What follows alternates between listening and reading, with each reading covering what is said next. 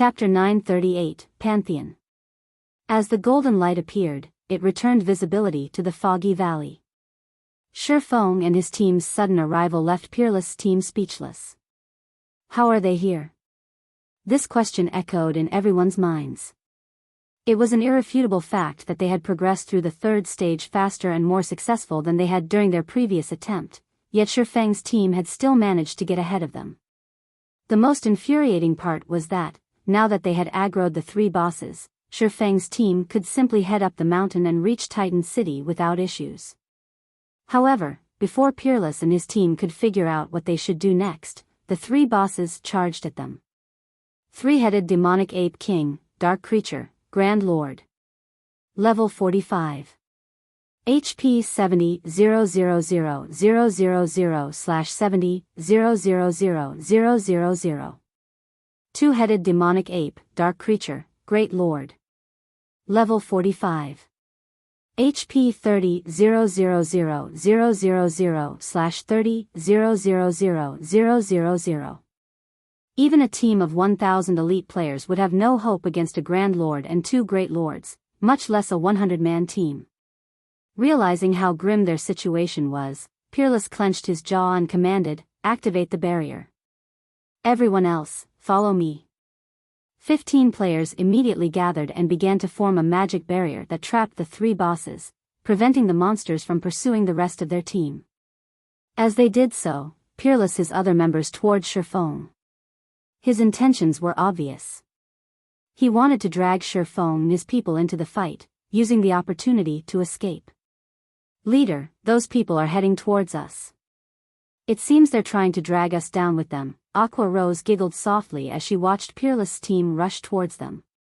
"Let's get rid of them, lest they hinder us later." Needless to say, Shi Feng also knew what Peerless and his team planned. Wait a minute, that is Peerless, one of Pantheon's elders. Initially, Yulan had agreed with Shi Feng's decision. However, upon taking a closer look and recognizing the other team's leader as Peerless, she hesitated. Pantheon was a super guild. Although Pantheon's headquarters was nowhere near Star Moon Kingdom and it couldn't affect the kingdom's affairs, a few of Underworld's upper echelons had been buttering up the super guild. If they killed Pantheon's members now, a simple inquiry would reveal her as a member of Underworld. When that happened, she would invoke her upper echelon's ire. This was also why she was so desperately trying to strengthen her foundations. With a powerful team, her position in Underworld would not be at risk if she angered a few of the organization's upper echelons. "Will it inconvenience you?" Noticing Yulan's hesitation, Shi Feng, more or less, understood how much influence a super guild had. "It will impact the organization's plans," Yulan replied honestly. Feebly, she continued, "If team leader Yi Feng attacks that team, I'm afraid that my side can't help." "That's fine. You guys can stay here and watch." Shi Feng dismissed Yulan's concerns. Following which, Shi Feng led his team to welcome Peerless and the others. Zero Wing sure is ruthless. They don't even hesitate against a super guild. It seems like the rumors of Zero Wing provoking King's return are true. Overwhelming smiles members watched with admiration. Everyone had been dumbfounded when Zero Wing had provoked the Dragon Phoenix Pavilion. Afterward, the guild had picked a fight with King's return. Now, Zero Wing's members had, without hesitation, decided to strike against Pantheon's members. If they were any other first-rate guild, they would have already cowered in fear. The Titan City Pass was extremely valuable. Based on how prepared Peerless and the other Pantheon members appeared to be, it was obvious how much the Super Guild valued the holy city of Titan. If Shi Feng and his players killed Peerless' team, Pantheon would undoubtedly hold a grudge against Zero Wing. "Boss Peerless, those people are heading this way. From the looks of it, I think they're trying to block our path." "Perfect. They've ruined my plans once already. Now, I'll teach them to fear Pantheon. When the bosses get here, head up the mountain." Joy fluttered in Peerless' eyes as he watched Shi Feng's team approach. Had Shi Feng led his team up the mountain, he would have escaped the looming disaster of the three bosses. However, now that they were coming to him, he could use this chance to relieve some stress. Both teams fell into formation and prepared for battle. Boss Peerless, I think I've seen those players before. The swordsman leading the charge looks like Yi Feng from the Azura battle team. Those are Zero Wings members. Yi Feng? Didn't he defeat that old monster from the Battle Wolves? When only 100 yards separated the two teams, Pantheon's members realized who they were facing. Tension sang through them as they prepared for a gruesome battle, no longer taking this fight so lightly. They also discovered something shocking: Shi Feng and his team's levels. Every player was above level 40, while some had even reached level 43.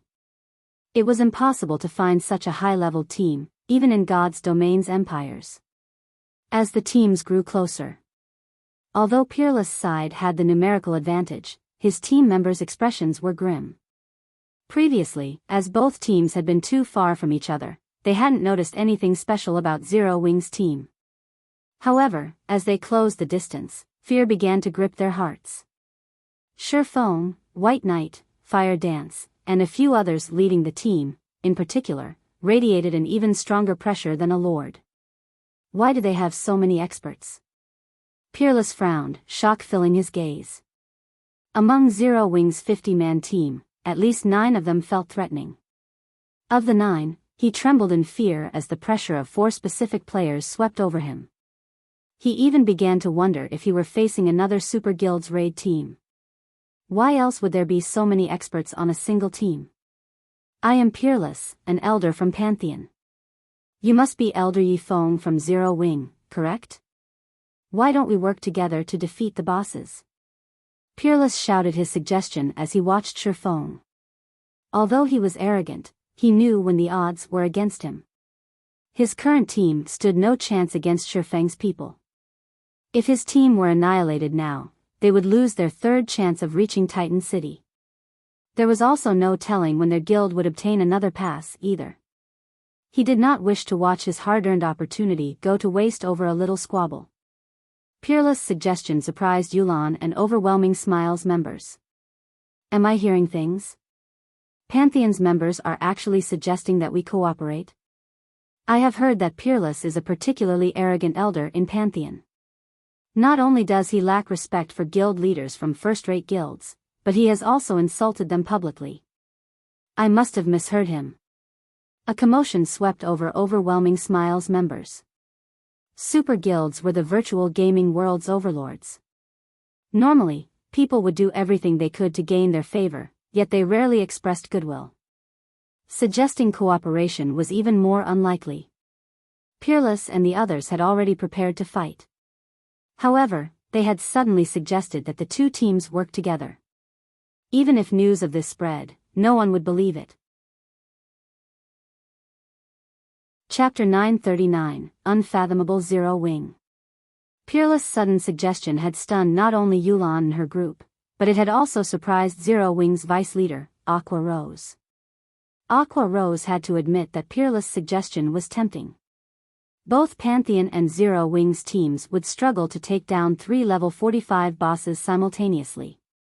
If not dealt with properly, a team wipe would not be surprising. If the two teams joined hands, however, their chances of defeating the 3 bosses would increase tremendously. Although Aqua Rose was not at all familiar with the strength of Pantheon's team, the fact that they had made it this far proved that it should not be underestimated. Peerless also firmly believed that his proposal would interest Shi Feng.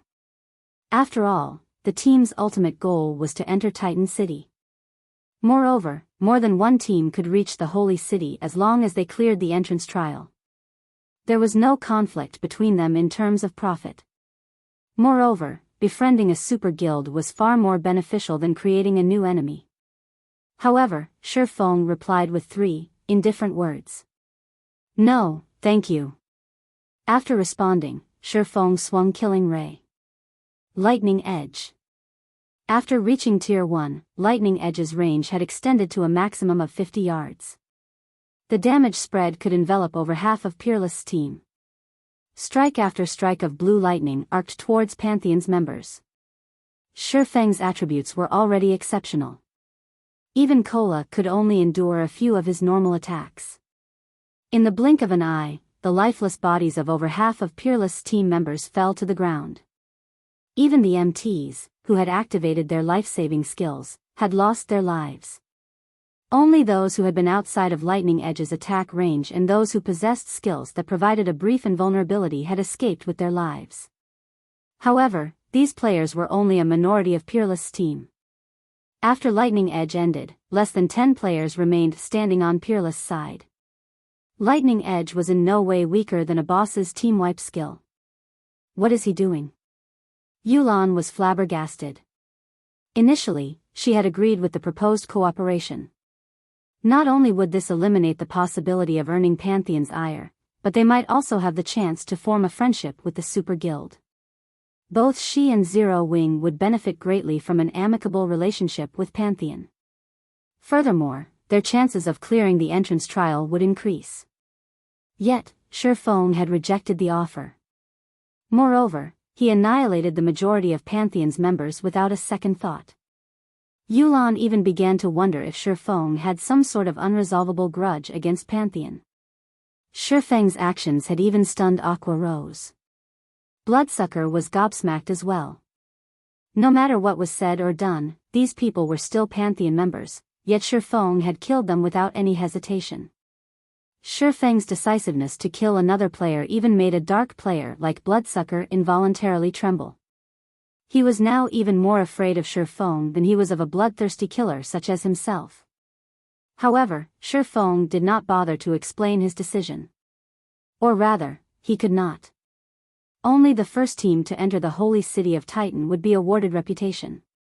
He would not give up the guarantee of gaining the holy city's reputation just to gain a dispensable partner, not to mention a partner that had initially planned to use his team to distract the bosses. In God's domain, only one's strength mattered. Everything else was secondary. I'll butcher you. A vein popped in Peerless' eyes when he saw his dead companions. If hatred were tangible, his would have drowned Shifeng. These players were the capital he needed to clear the entrance trial. Now, Shifeng had annihilated them. Peerless then activated his berserk skill. He raised his silver greatsword and charged at Shifeng. However, before Peerless, whose body had grown slightly, could reach Shifeng, a figure appeared between them and forcibly stopped the berserker's charge. This person was none other than the Guardian Knight Turtledove. Scram! Peerless boiled with rage. He swore to himself that he would fight Shifeng to the end. Without hesitation, he sent a horizontal slash at the Guardian Knight in his way, intending to take advantage of his enhanced strength to send Turtledove flying. In response to the vicious attack, Turtledove swung her long sword to meet the berserker's blade, activating steel impact before the two weapons collided. Pung! The counterattack sent Peerless flying 10 yards away. It had also forced him into a fainted state. His 26,600 HP dropped by more than 3,000 as well. Turtledove's immense strength stunned Pantheon's members. They all knew just how powerful Peerless was. Although he could not compare to the battle wolf Sirius, he was one of Pantheon's apex experts who had reached the Void Realm. He even wore a piece of epic equipment, while the rest of his gear consisted of level 40 dark gold equipment. In terms of basic attributes, few people were capable of matching the berserker. The berserk skill Peerless had activated also boosted his strength, agility, and endurance. In this state, he could even stand against a high lord of the same level without giving way, yet a tall, slender female guardian knight had sent him flying. Their shock was indescribable. "Boss Peerless, I'll help you."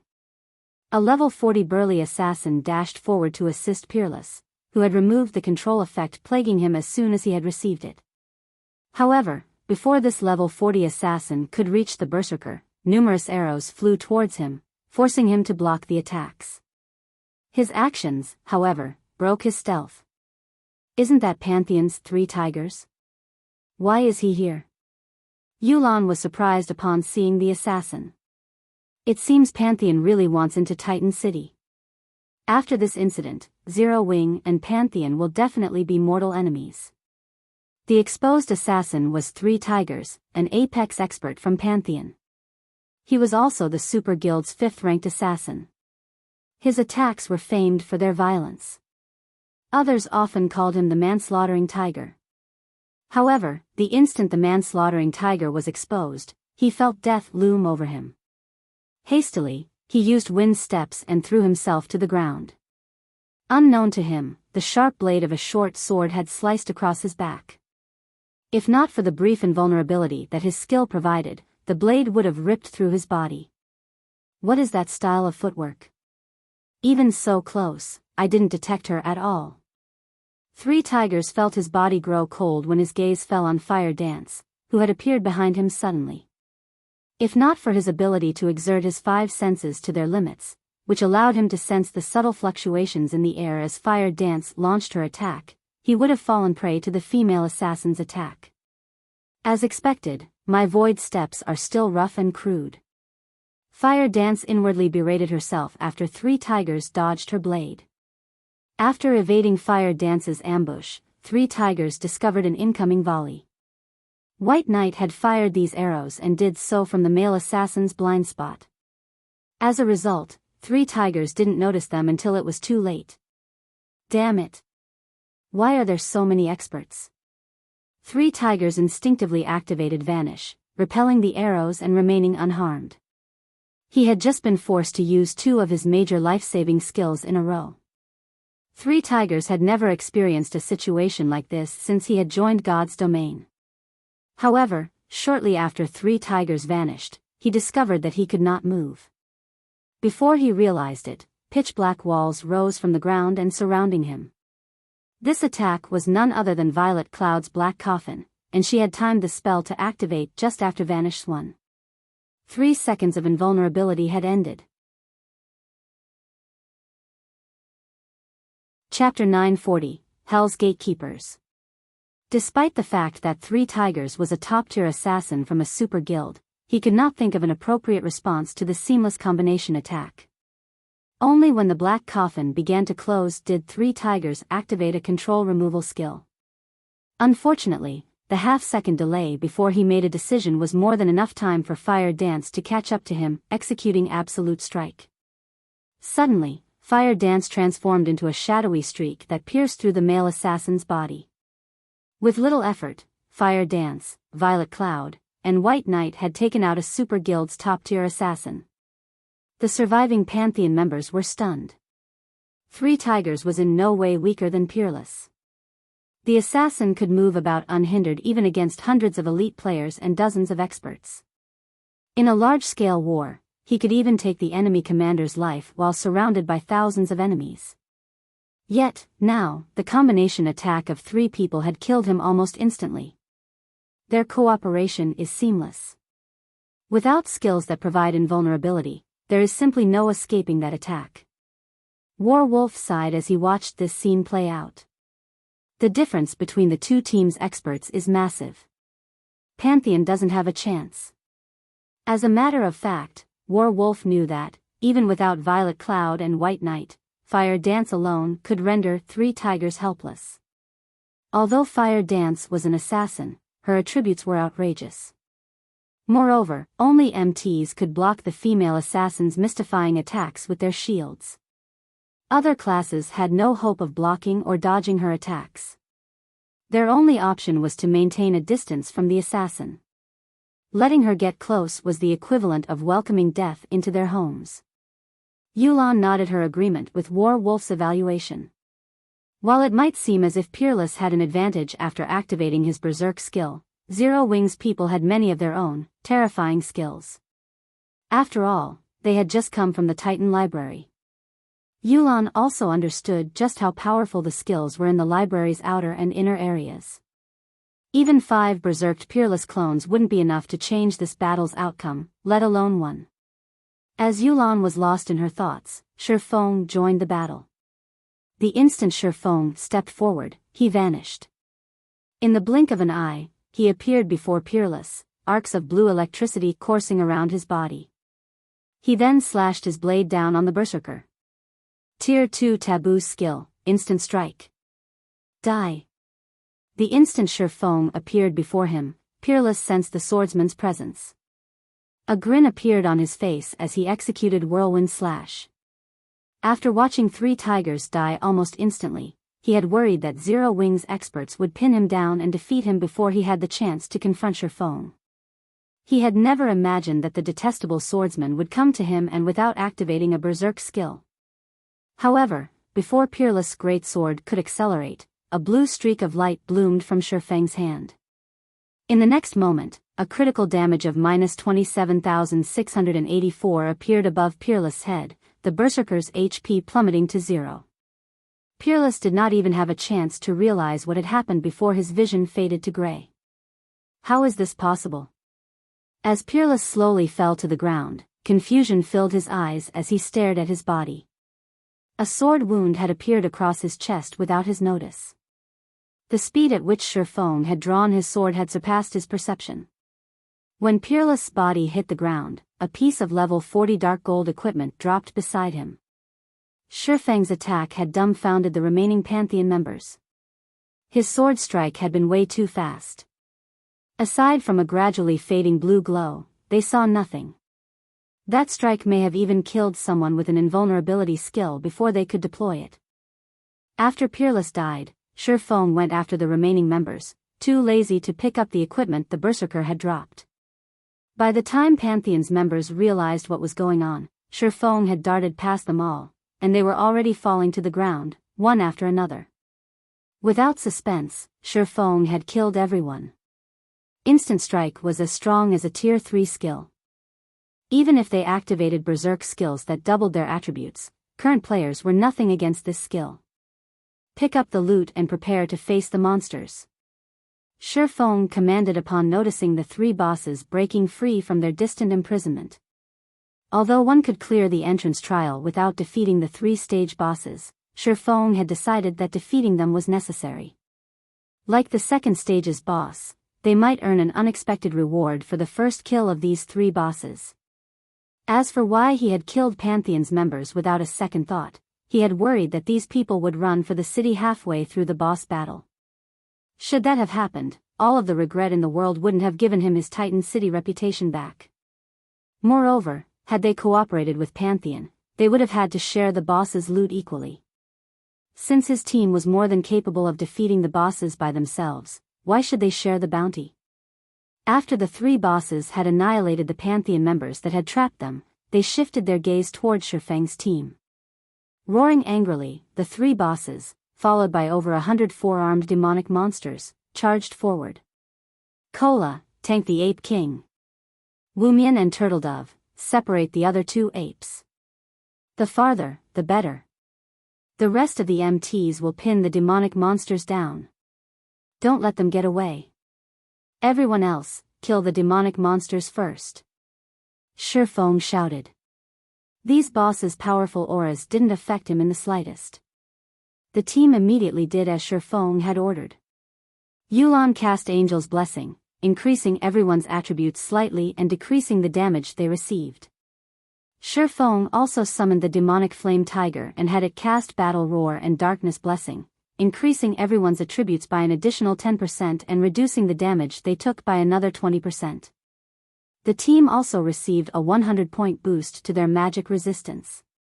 These buffs immediately rose the team's strength to a whole new level.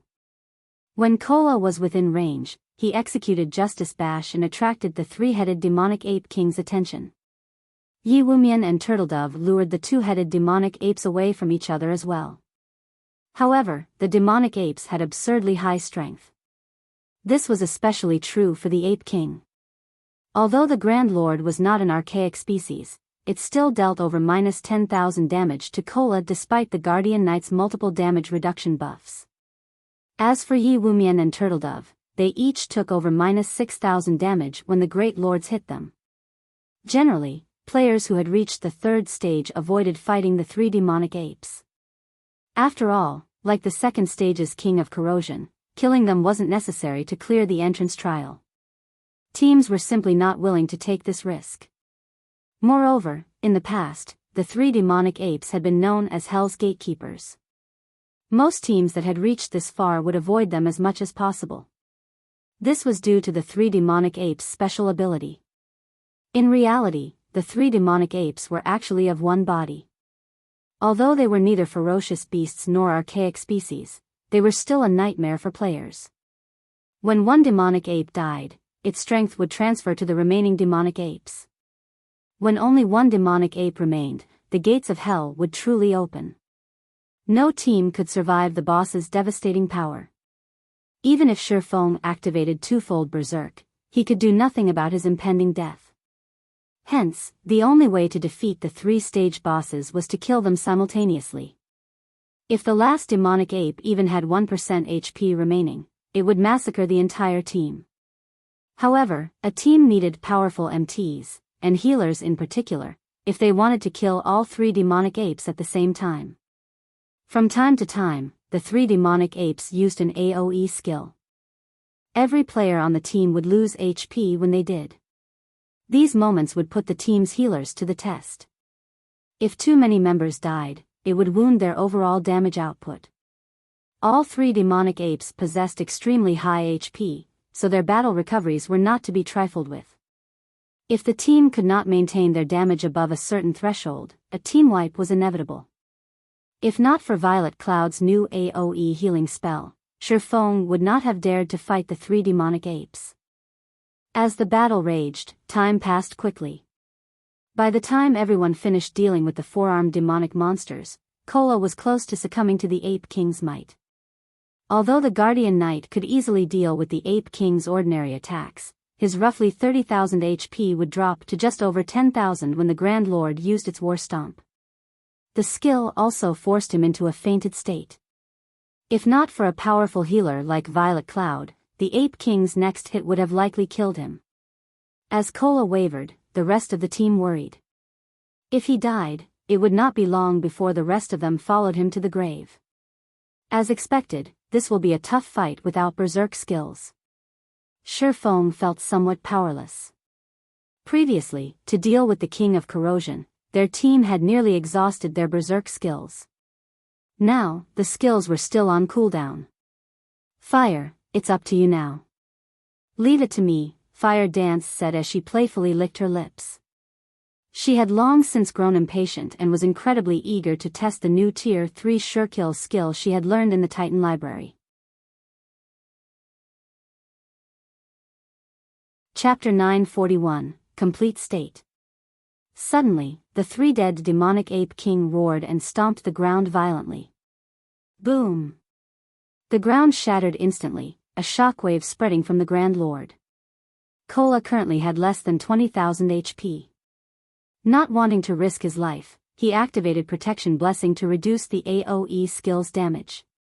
Even so, he still received close to -8,000 damage from the attack. Other players who stood within 60 yards of the three bosses also received varying damages, with the farthest players receiving the least amount of damage. Even so, the team's ranged players still received nearly -6,000 damage each. Immediately after using the skill, the Ape King slapped at Kola. The Guardian Knight hurriedly raised his shield to block the attack. The impact forced him back 3 steps before he stabilized himself. His HP dropped by almost another 5,000 points. In the blink of an eye, Kola had less than 5,000 HP remaining. If not for Protection Blessing, he would have died already. However, after the Ape King's attack, several heals blanketed Kola, one after another, raising his HP to just over 20,000. Meanwhile, Fire Dance had already circled to the Grand Lord's back. She then thrust 1,000 transformations into the dirt. Suddenly, water began to spew from the ground. Go! Fire Dance smoothly swung 1,000 transformations at the demonic Ape King. Water binding. The water that had pooled around the Ape King's feet transformed into a rope, binding the Grand Lord's limbs and body tightly. No matter how many times the Ape King broke the water rope, the latter always reformed around the Grand Lord's body, slowing the boss so much that it couldn't hit Kola properly. Even when the Ape King's attacks struck Kola, it only dealt around 70% of its normal damage due to the watery restrictions. The Ape King was no longer a threat to Kola. What a powerful skill. It can even affect a great lord. Everyone was stunned when they saw the demonic Ape King's combat power decrease significantly. While everyone was still dazed, Fire Dance executed an even more surprising move. As Fire Dance swung her short sword through the air, a water whip emerged from the ground and lashed at the Ape King's fist. Boom! Although the whip shattered upon impact, the Ape King's attack had also stopped. Following which, Fire Dance swung again, summoning another water whip that lashed at the Ape King's back. A damage of over -10,000 points immediately appeared above the Grand Lord's head, stupefying her teammates. What skill is that? Yolan's mouth twitched involuntarily as she watched Fire Dance's attacks. Fire Dance stood still as she swung her two blades, yet she had restrained the demonic Ape King without help. Oddly enough, no one on the battlefield was more surprised than Fire Dance. She had never imagined that the skill she had learned in the Titan Library would be this powerful. She had only upgraded water binding to Tier 1, Level 1, yet the skill could already partially subdue a Grand Lord. If the skill were upgraded to Tier 2, it could suppress a Grand Lord completely. Good. Everyone, focus your full power on the Ape King. Shi Feng excitedly ordered after watching Fire Dance's performance with her new skill. In God's domain, skills generally fell into three categories: attack skills, healing skills, and control skills. However, there were also domain skills. However, this type of skill was extremely rare, and players usually only discovered them after reaching Tier 4. This was also one of the reasons that there was such a huge strength gap between Tier 3 and Tier 4 classes. However, the domain skill Fire Dance had learned also had a glaring flaw: the skill's user could not move while using skill. Moreover, the skill's duration wasn't very long. Based on Shi Feng's guess, it would be a miracle if the skill lasted 10 minutes. Hence, they needed to deplete the Ape King's HP while Fire Dance was engaged with her skill. With Fire Dance's assistance, fighting the demonic Ape King became much easier. The Ape King's defense could not compare to the King of Corrosions. It was also a dark creature. As a result, even without activating a Berserk skill, Shi Feng's attacks easily dealt around 20,000 to 30,000 damage. When Fire Dance's water binding ended, the demonic Ape King only had 50% of its HP remaining. As the Grand Lord's HP had dropped to 50%, Shi Feng commanded, "All DPS, distance yourselves from the Ape King and attack the other two-headed apes. Healers, focus on your mana. Use a potion as soon as the cooldown is over. Don't try to conserve them." When the demonic Ape King's HP fell to 50%, it would target a random player, executing charge and forcing the player into a fainted state before launching a barrage of rapid attacks. The Grand Lord's charge was far more powerful than a Berserker's, and even an MT with an active life-saving skill had little hope of survival against such a vicious assault. Unless the targeted player had a skill such as the Elementalist's Ice Barrier that could grant them a long period of damage immunity, or they managed to dodge the Ape King before it reached them, only death awaited the Grand Lord's victim. However, if players dealt with the two-headed demonic apes first, when the two Great Lords' HPs fell below the 70% threshold while the Grand Lord's HP was above that, the Great Lords would enter a Berserk state, their damage and attack speed increasing by 30%. Hence, for safety's sake, after reducing the Ape King's HP to nearly 50%, he shifted the team's attention towards the two-headed apes. Once the two Great Lords were almost dead, they would then return to deal with the Grand Lord. However, to achieve all of this, the team's positioning and coordination needed to be precise. Moreover, as this would be a long battle, the healer's mana usage would be put to the test. As for the three-headed demonic Ape King's situation, Shi Feng had 4 other Guardian Knights support Cola. At Tier 1, Level 1, Protection Blessing had a cooldown of 3 minutes, 30 seconds. At higher levels, that cooldown would drop. As every member of the team was an expert, their skill levels were very high. Including Cola, all 5 of the team's Guardian Knight had roughly a 3-minute cooldown on their protection blessings. When Cola had taken on the demonic Ape King, Shi Feng had used Life Bloom on the Guardian Knight. Life Bloom had a duration of 40 seconds and a cooldown of 1 minute, 30 seconds. After including the healing from 3 healers, Cola had been practically invincible during Life Bloom's duration. Once Life Bloom's cooldown ended, the other 4 Guardian Knights would take turns casting Protection Blessing on Cola. Protection Blessing had a duration of 20 seconds, so Cola only needed 3 to tide him over until Life Bloom was ready once more. With Protection Blessing, even without Shifeng's Life Bloom, Cola would not die. If necessary, Shifeng was also prepared to activate a life-saving skill to help Cola survive the Ape King's attacks, reducing the pressure on the Guardian Knight. With this, they formed a solid defensive cycle. Time passed quickly. The 3-headed demonic Ape King had been pinned down during the entire battle. As for the 2 level 45 Great Lords, they weren't a challenge for Shifeng's team in the least. Very quickly, the 2 Great Lords' HPs had dropped below the 5% threshold. Shifeng then delegated one party to pin the Great Lords while everyone else attacked the Ape King. When the demonic Ape King's HP fell below 50%, it finally activated its charge. Despite Shifeng's warning, the Ape King was simply too fast. In the end, the Ape King's targeted assassin had died instantly. During its charge, the Ape King also collided into 3 others, 2 of which died and 1 had been gravely injured. Unfortunately, the injured player was a shield warrior. Chills ran down the players' spines as they received a blow to their morale. As the Ape King's HP gradually decreased, the team lost members. By the time the Ape King had 10% HP remaining, only 64 team members were standing. Fortunately, the survivors familiarized themselves with the Ape King's charge, decreasing the number of fatalities with each subsequent charge. Roar! As these players wondered if victory were within sight, the demonic Ape King hammered on its chest as its entire body turned red. It was entering its berserk state. Its fist then slammed into Cola's shield, instantly burying Cola up to his waist in the ground. Even with Protection Blessing, Cola still received close to -9,000 damage. As a healing beam struck Cola from one side, the Ape King's next punch struck from the other. This time, the rest of Cola's body sunk into the ground, his HP instantly falling below 50%.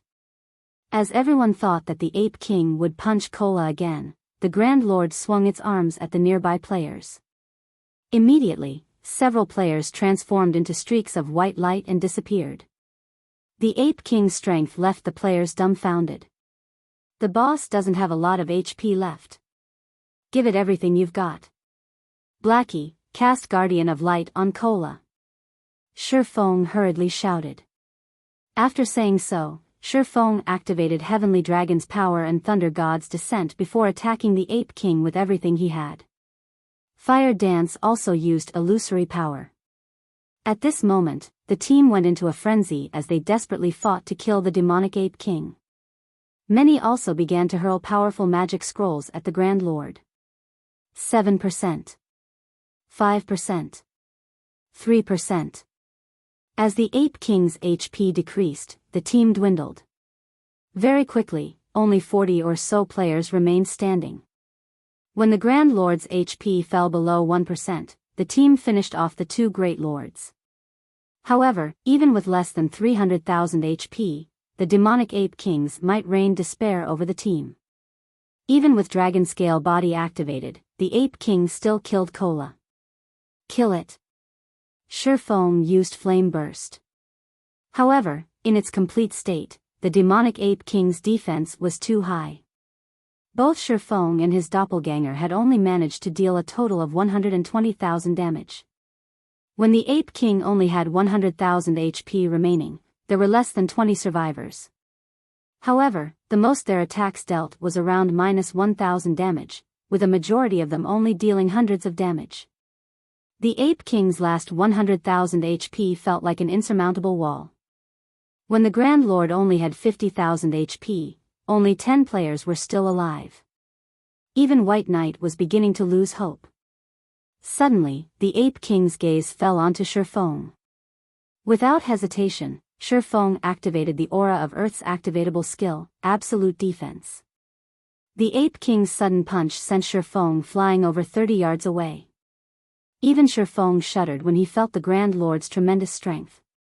Fortunately, the Ape King could not penetrate Absolute Defense. Seeing Shifeng survive its attack, the Ape King grew furious. It charged at Shifeng before wailing on the swordsman. However, throughout Absolute Defense's 5-second duration, the Ape King could do nothing to Shifeng. All its rage-fueled attack did was buy more time for the team's other survivors. Suddenly, Shifeng retrieved a pitch-black magic scroll from his bag.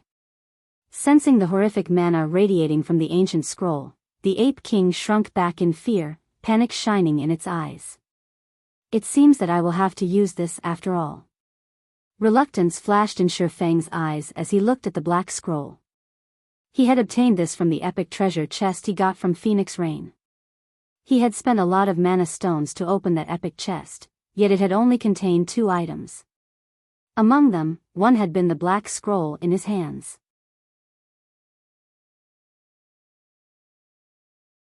Chapter 942, Beastmaster's Compendium. The remaining team members noticed the scroll the moment Shifeng took it from his bag. What's that? Why is it radiating so much mana? The instant the black scroll appeared, it released a daunting pressure. The flow of mana around them froze under this pressure. If it could display such power before its activation, it was hard to imagine just what kind of magic scroll it was. Even Yulan, Bloodsucker, and White Knight, people who knew a lot about God's domain, had never seen anything like this. In the end, we still have to use it. Aqua Rose sighed, clearly reluctant when she saw the scroll. In Zero Wing, only she and Shifeng knew what items he had obtained from the epic treasure chest. In God's domain, even fine gold treasure chests were extremely rare. Generally, they were only found in special, hidden locations.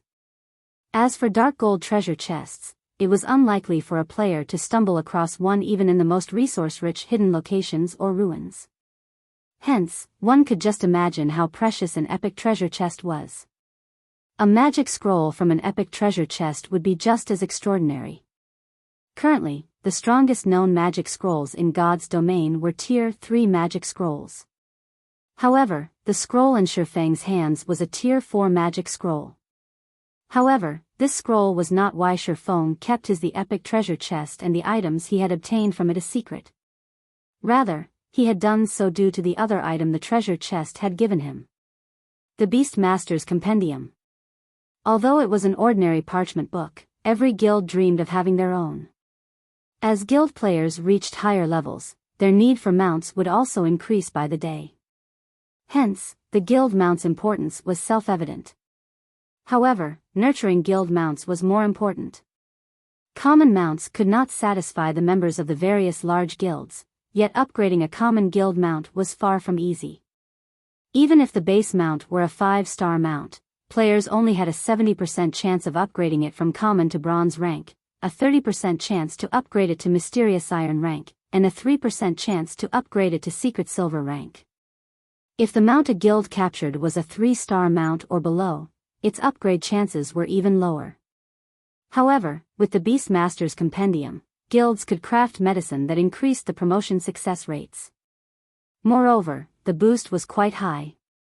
Even a basic Beastmaster's potion could increase the success rate of upgrading a mount to bronze rank by 10%, mysterious iron rank by 5%, and secret silver rank by 1%.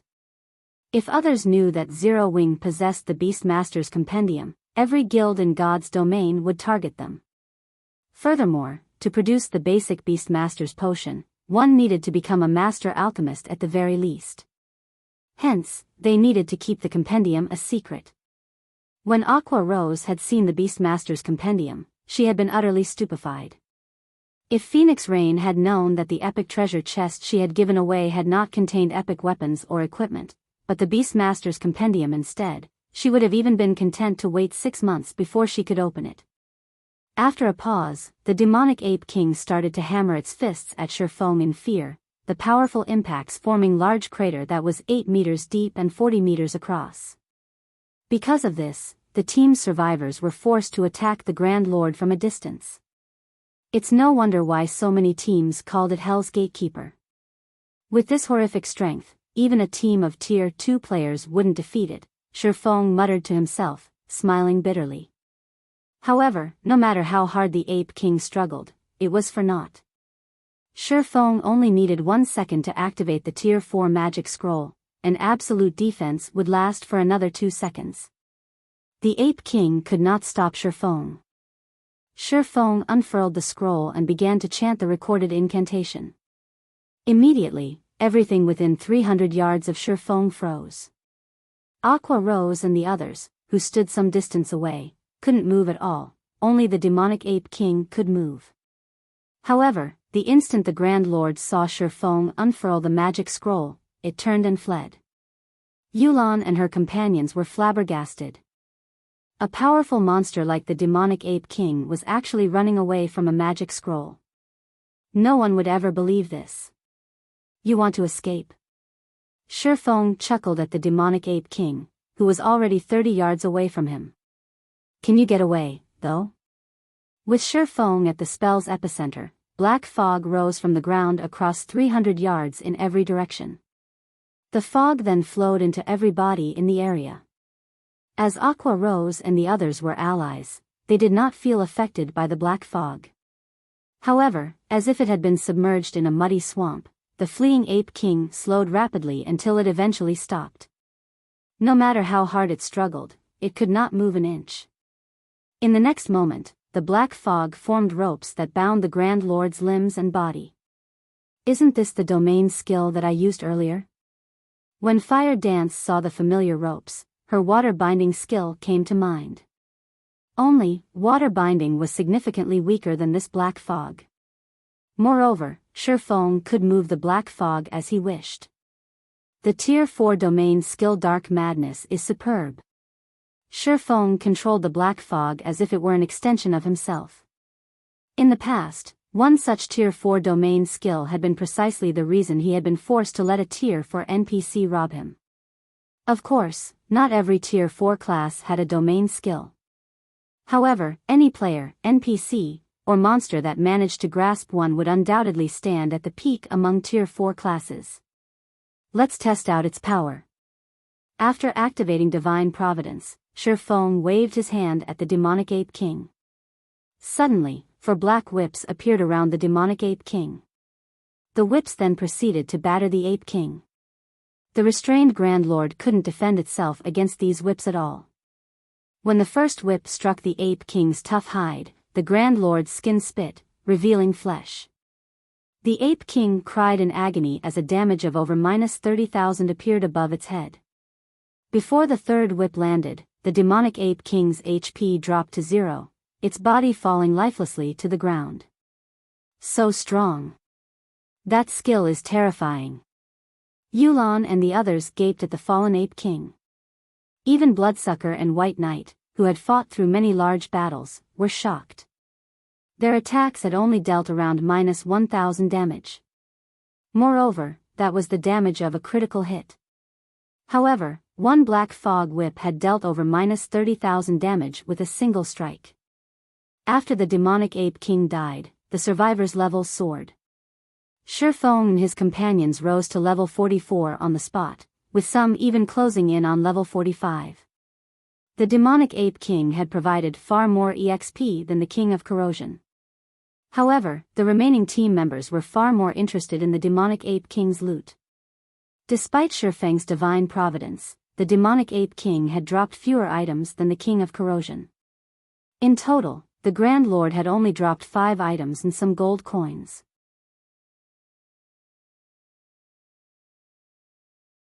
Chapter 943, Holy Weapon. After the demonic Ape King died, the sound of a system notification entered the ears of the survivors simultaneously. System, congratulations. You have obtained the first kill of the 3-headed demonic Ape King. Rewarding, Trials Hero, title. This is the reward for getting the demonic Ape King's first kill. This was the first time Shifeng heard of the title. He then clicked to check its information. Trials Hero, title. When title is in use, reputation with the Holy City of Titan increased by 10%. Movement speed and all basic attributes increased by 20% while within the area of Titan City. A pity. Shifeng could not help but sigh as he swept a glance at the 9 remaining players on the team. Including himself, only 4 of the survivors were Zero-Wing members. The third stage of the entrance trial was different from the previous 2. The system directly disqualified any players killed here and sent them out of the trial. Hence, only the survivors received this title. Moreover, this was the reward for getting the first kill of the demonic ape king. In the future, others wouldn't be able to obtain this title even if they killed the Grand Lord. With this title, they would have a much easier time should they attempt the entrance trial again in the future. A 20% increase in attributes was already equivalent to a mini berserk skill. Excluding the effects of skills and equipment, even MTs like Yi Wumian and Turtledove could surpass Cola if they received such a huge boost. Unfortunately, only Fire Dance, Aqua Rose, and Violet Cloud had managed to reach this point. There were no MTs among the survivors of Zero-Wing. Even so, this was still a good outcome. The Trials Hero title increased its user's reputation by 10%. In Titan City, there was nothing that could be better than this reward. Following which, Shifeng shifted his attention to the loot dropped by the demonic ape king. As he appraised the items dropped one after another, he could not help but sigh repeatedly. "Leader, how is it?" Aqua Rose could not help but ask curiously. The demonic ape king in its complete state was definitely the most horrific boss she had ever gone up against. Even the king of corrosion they faced before was no comparison to it. If not for Shifeng using the tier 4 magic scroll in the end, they would have team-wiped for sure. They wouldn't have the luxury of sitting down and resting here right now. Much better than the king of corrosions. Of the 5 items, 2 are growth-type equipment. Shifeng chuckled. Life Talisman, Necklace, Bronze rank. Level 40, Level 90. Equipment requirement, Intelligence 300, Vitality 200. Intelligence plus 21, Vitality plus 27, Endurance plus 22, Level 40. Casting speed increased by 10%. Healing effects increased by 15%. Additional passive skill dash. Light of Life, select up to 8 allies within a 30-yard radius and heal them for 30% of players' intelligence once every 3 seconds. Additional active skill dash.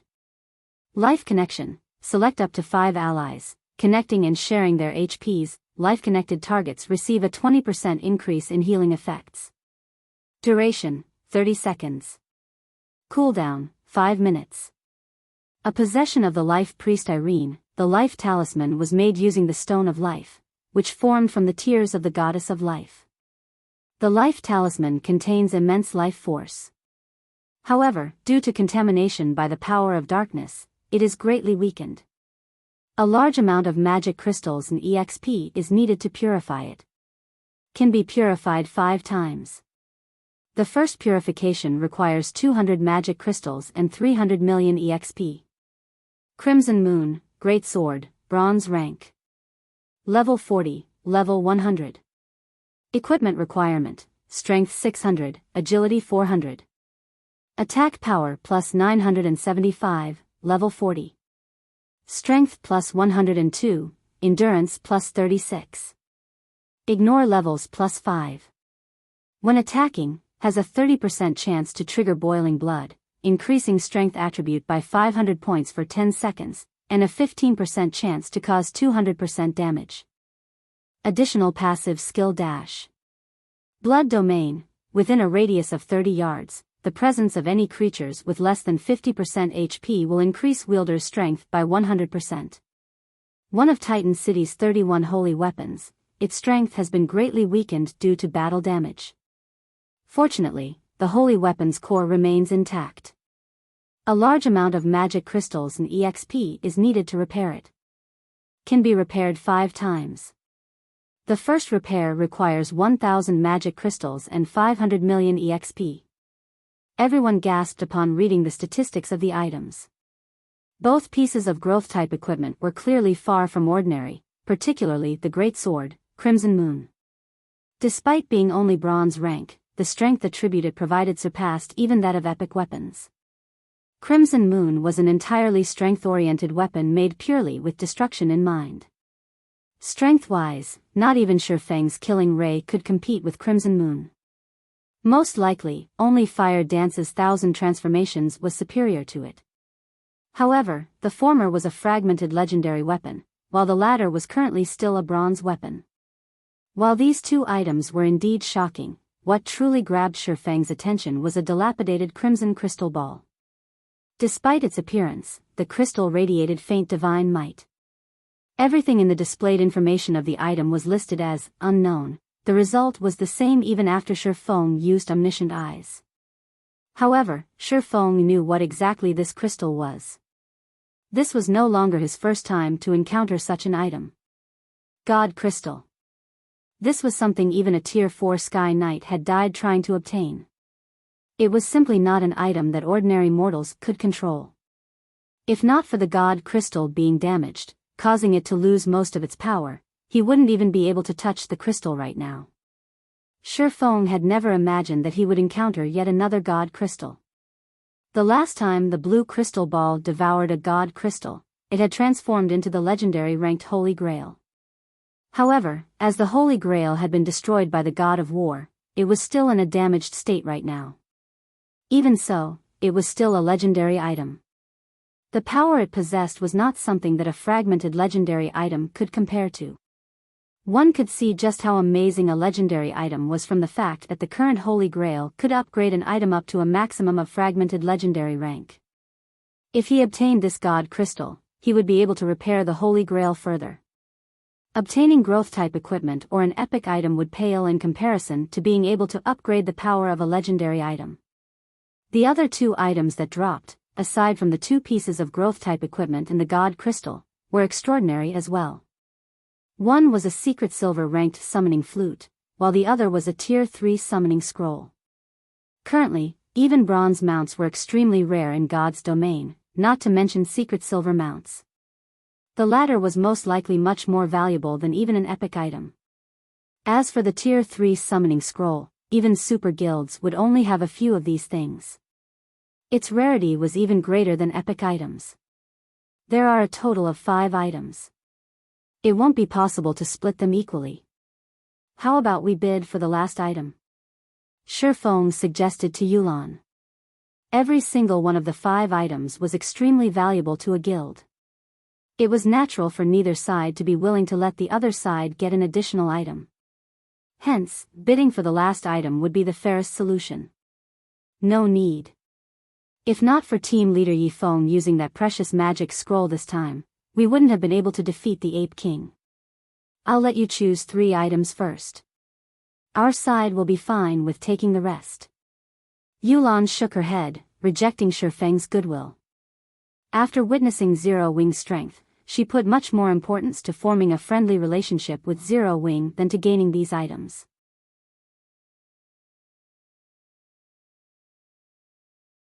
Chapter 944. Honorary Citizen. Yulan's determined answer slightly surprised Bloodsucker. Of the 5 items, aside from the unknown, dilapidated crystal, the other 4 were priceless. One would be hard-pressed to find these items in Raven. The secret silver mount, in particular, was extraordinarily rare. Only super guilds or super first-rate guilds had any chance of getting their hands on 1 or 2. He had never imagined that Yulan would actually be so generous as to give Shifeng first pick of 3 items. While he could understand Yulan's train of thought, if the choice were his, letting Shifeng choose up to 3 items, rather than giving the swordsman the first 3 picks, would be the limit of his generosity. Among the 5 items, it went without saying which 3 were the most important. The 3 included the 2 pieces of growth-type equipment and the secret silver mount. They had no information on the dilapidated crystal whatsoever. One could not use it even if they obtained it. As for the Tier 3 summoning scroll, while it was very valuable, there was no guarantee that it could help defeat a boss or to obtain a growth type or epic equipment. At best, it could aid in team battles between guilds or when raiding a town. However, Yulan's decision had not surprised Warwolf, who had also survived the tough battle. Outsiders had no idea about Underworld's internal situation or Yulan's current position within it. However, after witnessing Zero Wing's power, Werewolf was even more certain that they needed to strengthen their relationship with the guild. To elevate their fame and position in Underworld, many upper echelons had spent a lot of effort to curry favor with various super guilds. For example, the numerous Underworld upper echelons were trying to get close to Pantheon. Unfortunately, the guild wouldn't give Underworld the time of day. After all, Underworld was only a coalition of organizations with some influence and capital. It was slightly stronger than an ordinary first-rate guild. However, the organization's authority was scattered, and it was much harder to unite its members under one banner than it was in a first-rate guild. Every upper echelon in the organization had their own motives, each trying to nurture their own forces and guilds. Overwhelming Smile was the combined effort of 4 Underworld upper echelons. Although Zero Wing could not compete with Pantheon in terms of background, the same could not be said for its main force. With such a powerful team, they could acquire top-tier weapons and equipment just as fast as any super guild. This was clear based on the equipment Zero Wing's members wore. Moreover, Zero Wing was situated in Star Moon Kingdom. If Overwhelming Smile could improve its relationship with Zero Wing, they might be able to ask Zero Wing's members for some help in the future. Perhaps they could assist each other when raiding monsters that one alone could not handle or trade raid information. After all, weren't Underworld's upper echelons trying to do the same with Pantheon for those very reasons? I'll take you up on that offer. Shifeng also understood Yolan's intentions. Without hesitation, he chose the God Crystal and the 2 pieces of growth-type equipment. As for the secret silver mount, it wasn't nearly as valuable as the growth-type equipment to Zero Wing. Moreover, he had the Beastmaster's Compendium. As long as he had a sufficiently skillful master alchemist, it was only a matter of time before he nurtured the guild mount to secret silver rank. The Tier 3 summoning scroll held even less appeal to him. He had the Bible of Darkness. Once he was promoted to his Tier 2 class, he could easily summon Tier 3 demons. Even now, it was possible to summon a Tier 3 demon with Aqua Rose's Song of Beatrice. Although this Tier 3 demon would be weakened, they could use it as a meat shield. After both sides finished splitting the loot, Shifeng passed the life talisman to Violet Cloud. Violet Cloud was already a powerful healer, and after equipping the necklace, her healing abilities would rise further. Once the remaining team members had rested, Shifeng led them up the mountain. Although the group encountered many monsters on their way into Titan City, these monsters were no threat to Shifeng's team. After only 3 hours, these players arrived at the Holy City's entrance. Titan City's gates were 100 meters tall.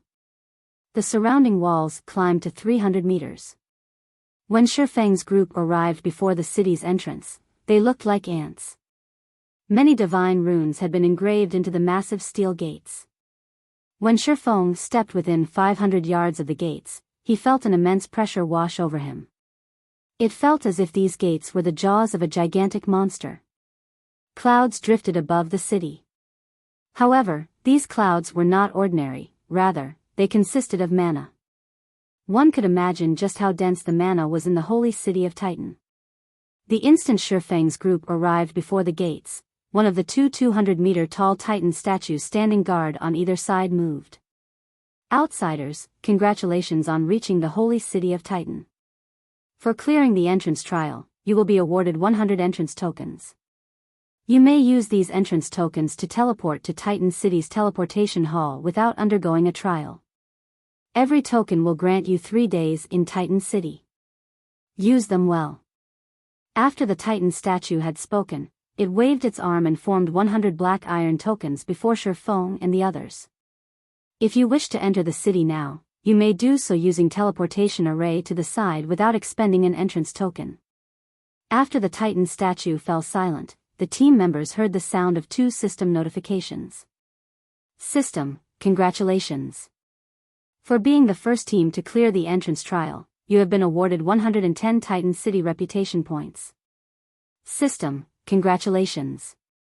Your Titan City reputation has reached 100 points. Your status in the Holy City has been upgraded to Honorary Citizen.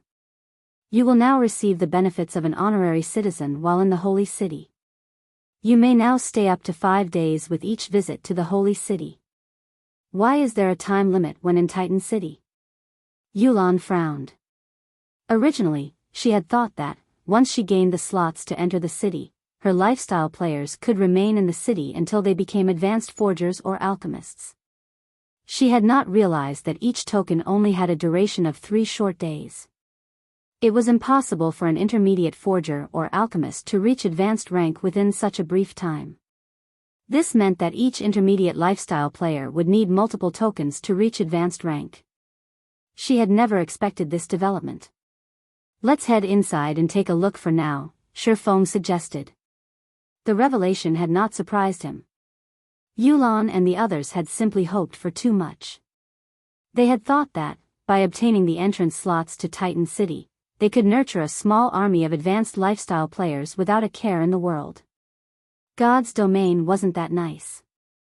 Otherwise, master lifestyle players wouldn't have been so rare in the past, even more exalted than Tier 4 players. This was also why he had prioritized the first clear. Only by becoming an honorary citizen could one prolong their stay by 2 days. If one's reputation rose further, their allotted stays would also be extended. Of course, the benefits of becoming an honorary citizen weren't limited to an extended stay. At Shifeng's words, Yulan quickly adjusted her mood and nodded before following Shifeng to the teleportation array. She wanted to know if the team's sacrifices had been worth the rumored benefits of Titan City.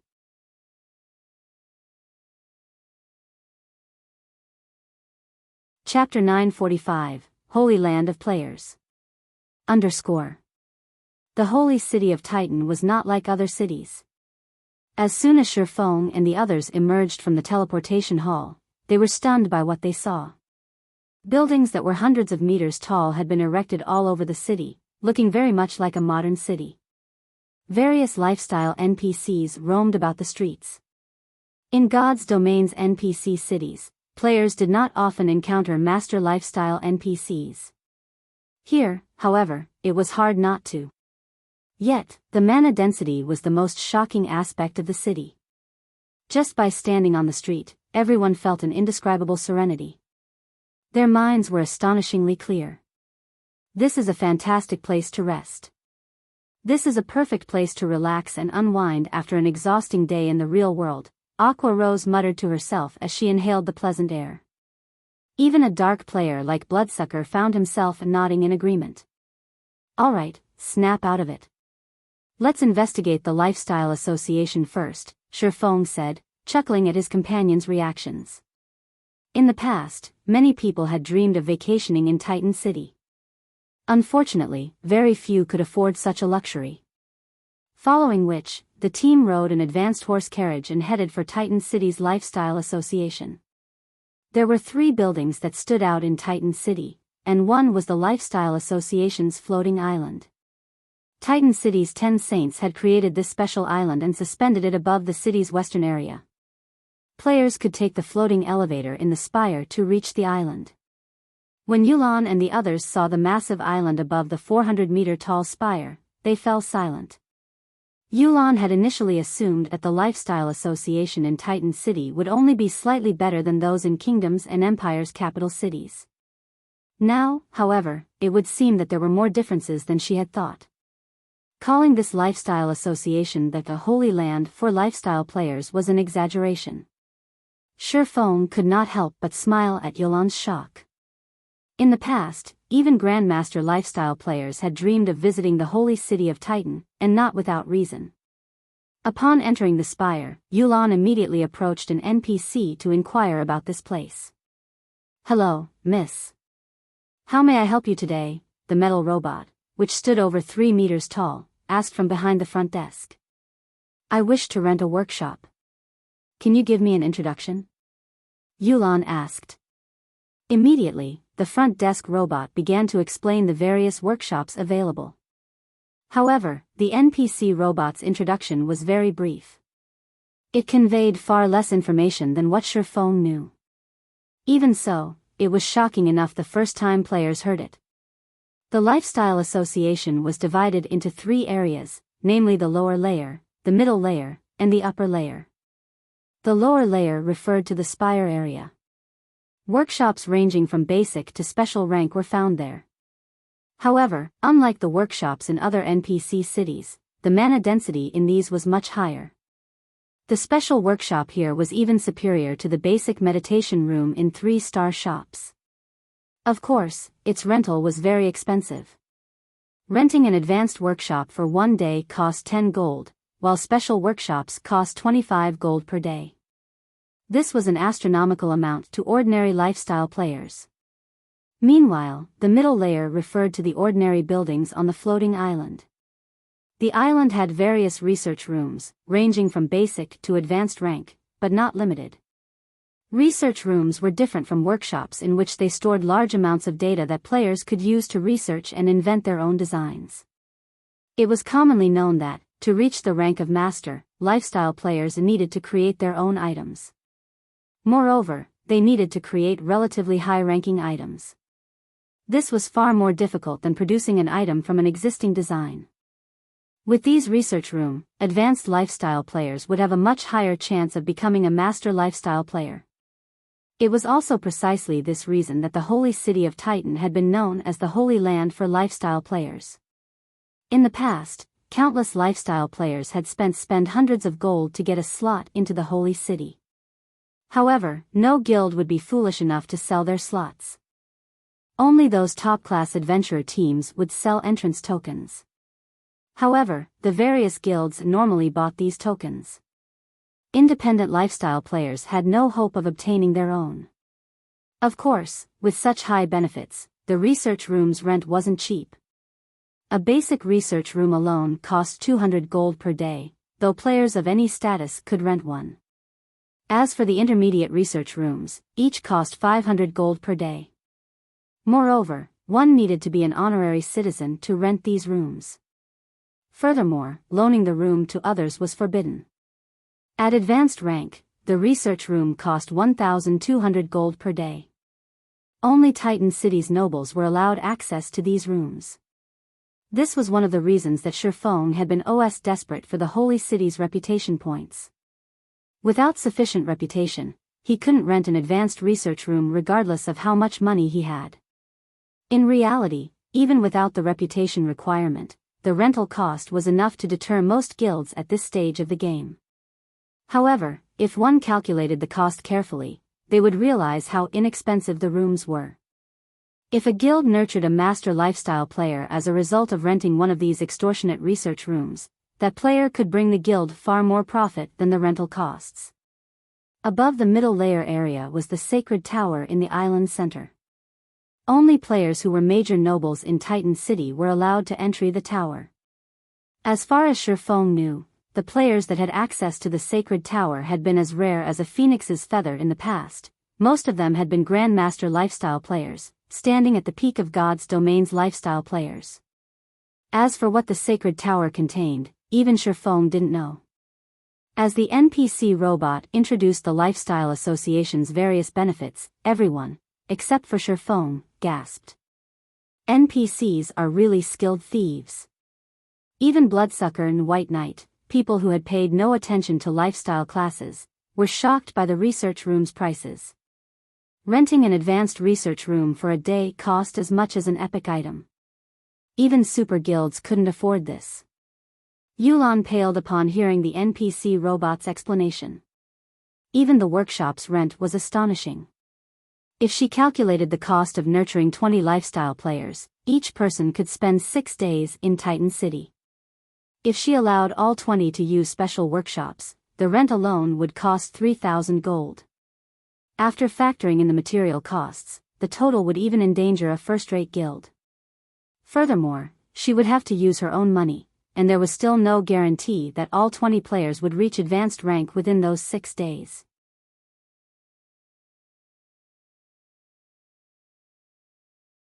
Chapter 946, Magic Light Set. While Yolan's head ached over how much it would cost to nurture advanced lifestyle players, Shifeng wandered to the sales counter.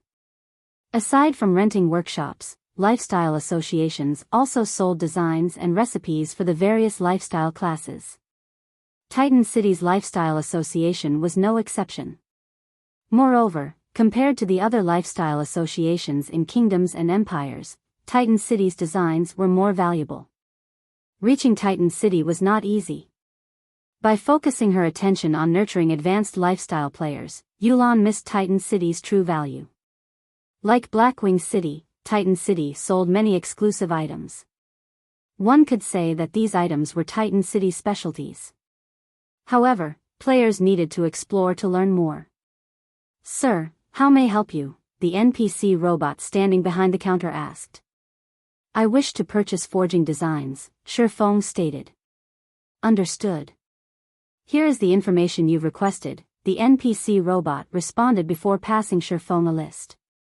It was a list of the available forging designs. Elsewhere, one would be hard-pressed to find an NPC selling secret silver equipment forging designs. Here, however, purchasing one was easy. Meanwhile, Shifeng eyed the Magic Light set equipment forging design, which was unique to Titan City. This was one of the top-ranking sets among level 50 set equipment. Due to the system's evolution, level 50 had become a great divide for players. Not only could players begin class-changing to their Tier 2 classes, but equipment would also receive huge attribute increases. Moreover, level 50 and above monsters had significantly reduced drop rates. Currently, even guild elite players strutted around in the latest fine gold equipment. However, once players reached level 50, this would no longer be possible. Even secret silver equipment would become a luxury, much less fine gold rank. As a result, forger's status would rise exponentially. The Magic Light set could be divided into 3 ranks: secret silver, fine gold, and dark gold. Titan City's Lifestyle Association sold the forging designs for all 3 ranks. This was a benefit that no other lifestyle association offered. Of course, their prices were maddeningly high. The secret silver rank forging design cost 300 gold, the fine gold design cost 900 gold, and the dark gold design cost 3,000 gold. The dark gold design cost as much as an epic weapon. Among the 3, any player could purchase the secret silver version, while honorary citizens or higher could buy the fine gold rank. As for the dark gold version, one needed to be a Titan City noble to buy their own. However, there was one detestable fact about the designs and recipes available in Titan City: they could neither be sold or traded to other players once they had been purchased. Hence, even if non-lifestyle players earned sufficient Titan City reputation, they would not be able to profit from the city's designs and recipes. Of course, Shifeng also had no intention of reselling the Magic Light set forging design. Even if he could, other forgers would struggle to craft the set. After all, the set's required core material was a mana stone. Even in 100-man large-scale team dungeons, mana stones rarely dropped. Producing weapons or equipment with one was incredibly expensive. Their production volume would also be limited. Furthermore, the set's forging success rate wasn't high. The Magic Light set had 6 set pieces. At secret silver rank, forging the set needed a minimum of 6 mana stones, with each set piece requiring 1. At fine gold rank, the amount of required mana stones tripled. At the dark gold rank, the cost rose to insane heights as the set required a minimum of 60 mana stones. The epic treasure chest that Phoenix Rain had obtained had only needed 88 mana stones to open. Even so, Phoenix Rain had given up on the treasure chest due to how much time and effort it would take to acquire 88 mana stones. As for Shifeng, even with the Philosopher's Stone, he needed to invest 50 magic crystals to synthesize 1 mana stone. Based on market value, each mana stone cost 10 gold to produce. Fortunately, magic crystals were not a problem for Shifeng. Shifeng only regretted that he couldn't purchase the dark gold rank design. If he could equip the plate armor classes of Zero Wing's main force with the level 50 dark gold ranked Magic Light set, the team would be invincible. Unfortunately, this dream would remain a dream. In his previous life, even after players had reached level 50, first-rate guilds' main forces had been lucky if they wore a few pieces of fine gold equipment. Level 50 fine gold set equipment was nothing more than a dream. Following which, Shi Feng spent 900 gold to purchase the fine gold-ranked magic light set equipment forging design. After the team had spent several hours strolling around Titan City, Yulan and War Wolf returned to White River City and started preparing their lifestyle players and required funds. Shi Feng did not linger either, as he also led his team back to White River City. Although Shi Feng had wanted to complete a few reputation quests before he left, the Candlelight trading firm could no longer wait. The trading firm desperately needed advanced lifestyle players. They also had to face the issue of manufacturing the bronze mounts. He could not afford to waste much time in the Holy City. While Shi Feng had been gone, many changes had occurred in White River City. Not only had the tension of the Abyss invasion alleviated, but more players had also gathered in the city. Currently, the city's streets were packed with players. This looked nothing like a city in decline. Why are there suddenly so many outsiders here? Aqua Rose was slightly surprised by the scene that had greeted her. Although Zero Wing and the Candlelight trading firm's recruitment campaigns had attracted quite a few of players to White River City, they hadn't attracted this many. She could even see guild players from other kingdoms and empires. Aqua Rose wasn't the only person surprised by this development. White Knight and Bloodsucker were also stunned. Players generally gathered in a city center, yet, rather than heading towards the central district, the players arriving through the teleportation hall rushed towards White River City slums. Regardless of which city, players avoided the slums. Yet, the opposite was occurring in White River City. While players flooded the city, White River City's guilds were in an uproar. They had all believed that White River City had been finished. Even if Zero Wing tried to utilize its recruitment campaign to increase the city's population, no one could change its fate. However, a new building had appeared in the city's slums, and it had changed everything.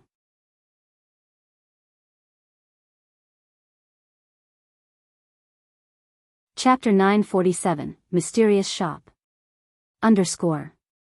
Chapter 947, Mysterious Shop. The moment Shi Feng left the teleportation hall, he saw dozens of 100-man teams rushing towards the slums. A few among them immediately attracted the attention of the surrounding players. The reason for such attention was these teams' all-female composition. There was not a single man among them. Such situations seldom occurred in the virtual gaming world. Moreover, the woman leading these teams was also extraordinary. The woman was dressed in a set of crimson mage robes that gave off a faint impression of scorching flames. In her hand, she held a silvery white crystal staff that constantly drew the ambient mana, causing illusions to appear around it. She was even level 40, a level which could rank her at the very top even in empires. However, compared to her dazzling equipment and level, her appearance and bearing held an even greater attraction for the surrounding players. She carried herself as if she was the empress of this space. One could not help but want to submit oneself to her rule. Huh! Doesn't that guild emblem belong to the 100 Flowers Palace of the Dark Knight Empire? Lucky! I actually got to see the Frostflame Goddess Cleansed Rue. This trip to White River City was definitely worth the money. When the male players on the streets saw Cleansed Rue, they all fell into a reverie.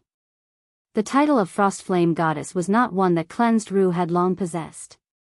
Cleansed Rue herself was a female player who had become famous in God's domain just recently. However, due to her superb combat power and beautiful appearance, many male players treated her as a goddess. The reason why Cleansed Rue was known as the Frostflame Goddess was her extreme skill in fire and ice spells, which she had used to defeat over a dozen well-known experts in the virtual gaming world. Recently, she had even triumphed over the guild leader of a first-rate guild, her victory instantly solidifying her guild's rule over Silver Pine City, the 7th most populous city in the Dark Knight Empire. After that famous battle, she received the rank of 173rd in the latest update of the God's Domain Experts list. Meanwhile, aside from the 100 Flowers Palace, Shi Feng also spotted many teams belonging to other first-rate guilds. With just a single glance, he already noted 4 first-rate guilds, an impossible sight even in Starmoon City. Guild leader, I'll carry out an investigation right away, Aqua Rose hurriedly whispered to Shi Feng. She, too, found this situation perplexing.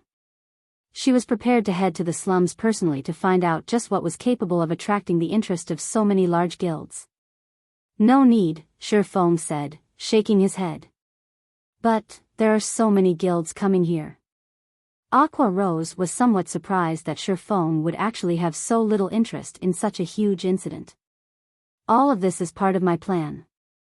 Zero Wings members just need to watch from the sidelines, Shi Feng explained secretly. Don't let others know of this matter.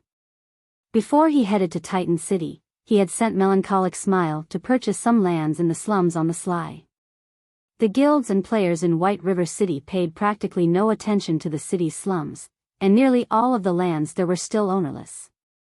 Hence, these lands were very cheap and easy to purchase. After purchasing the lands, he had constructed a shop there. He then had Melancholic Smile set up the teleportation magic array inside the shop. The location tied to the magic array was the teleportation point he had previously set up at the Twin Towers Kingdom. After that was done, he had hired a group of high-intelligence NPCs to manage the shop as well as ordered them to keep any information regarding the shop an absolute secret. To outsiders, all information regarding the shop would only appear as unknown, preventing players from finding out if an NPC or a player owned the shop. Afterwards, he had Melancholic Smile spread rumors of a shop that had appeared in the slums of White River City, a shop with a teleportation array that could send players directly to the Twin Towers Kingdom where players could freely kill low-level abyssal monsters to earn honor points. After that was done, he just needed to wait patiently for things to develop on their own. The ancient abyssal book was simply too dangerous. He absolutely could not allow others to find out he possessed the book. It would be very easy for others to make a connection between the teleportation array and the ancient abyssal book. Although not many should know about the secret of the abyssal book at the moment, Shi Feng did not wish to take any risks. Keeping his identity hidden while earning money through the collection of teleportation fees would be much safer. As an extra precaution, he didn't set up a teleportation shop in just White River City. Cities in the Black Dragon Empire and the Purple Thorns Kingdom also had them. All countries affected by the Abyss invasion had such shops set up in them. Only the teleportation fees charged in these two countries were much higher than White River cities. As a result, ordinary players who could not afford frequent teleportations would choose to come to White River City, instead. However, Shi Feng never expected that, in less than a day's time, so many people would have already come to White River City. Moreover, everyone was highly interested in killing the abyssal monsters in the Twin Towers Kingdom. Aqua Rose was briefly stunned when she heard Shi Feng's explanation. She was very curious about what method Shi Feng had used to attract so many players and guilds. Although she did not investigate, she still managed to catch the gist of the situation from conversations of players on the streets. This sudden development greatly tempted the members of Shi Feng's team. Currently, if one were to point out what the players of God's Domain were most interested in, the first would have to be mounts, while coming in second would be the new class. Although the official game developers had only given a brief introduction of the new class, the strength of this new class was simply unbelievable.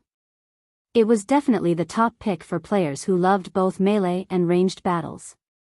Growing impatient, White Knight and his group said their goodbyes to Shi Feng and directly rushed towards the slums. However, before White Knight left, he also sent Shi Feng a friend request. Through this trip to Titan City, Owl's relationship with Zero Wing had deepened further. After White Knight's group left, Bloodsucker's group also grew hesitant. Originally, they had planned to awe Zero Wing with their ability, making Zero Wing aware of the Raven Guild's power, so that they could negotiate from a stronger position later on. However, after seeing Zero Wing's performance today, Bloodsucker's confidence was severely shaken. It would have been fine if their party was inferior to Shi Feng alone, yet the ones that surpassed them in damage dealing were not just 2 or 3 people. After such an unsightly performance, Bloodsucker would find it very difficult to negotiate for a higher price. However, he was also somewhat reluctant to settle for just 20%. If he returned to the guild with such a poor result, the upper echelon would no doubt hold him accountable for it. Had he known that Zero Wing's main force was actually this strong, he never would have chosen to have his party perform alongside Zero Wing's main force. After arriving at the reception room of Zero Wing's residence, the assassin Kirin could not help but look at Bloodsucker and ask, "Boss Blood, what should we do now?" As a member of Raven, he always held the guild in high esteem. He looked down on even super guilds. However, after witnessing Shifeng's horrific strength, for the first time ever, he felt an overwhelming sense of defeat. Before, they had confidently declared their strength to Shifeng.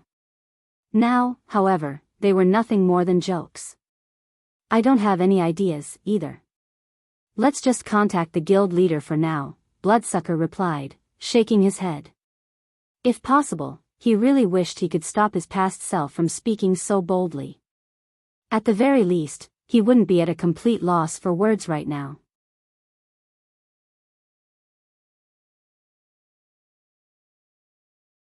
Chapter 948, Rapid Development. Updated by Novel Full. Due to the presence of the teleportation shop, a large number of players had gathered at White River City. In less than a day, White River City's player population skyrocketed past Star Moon cities, becoming the most populous city in Star Moon Kingdom.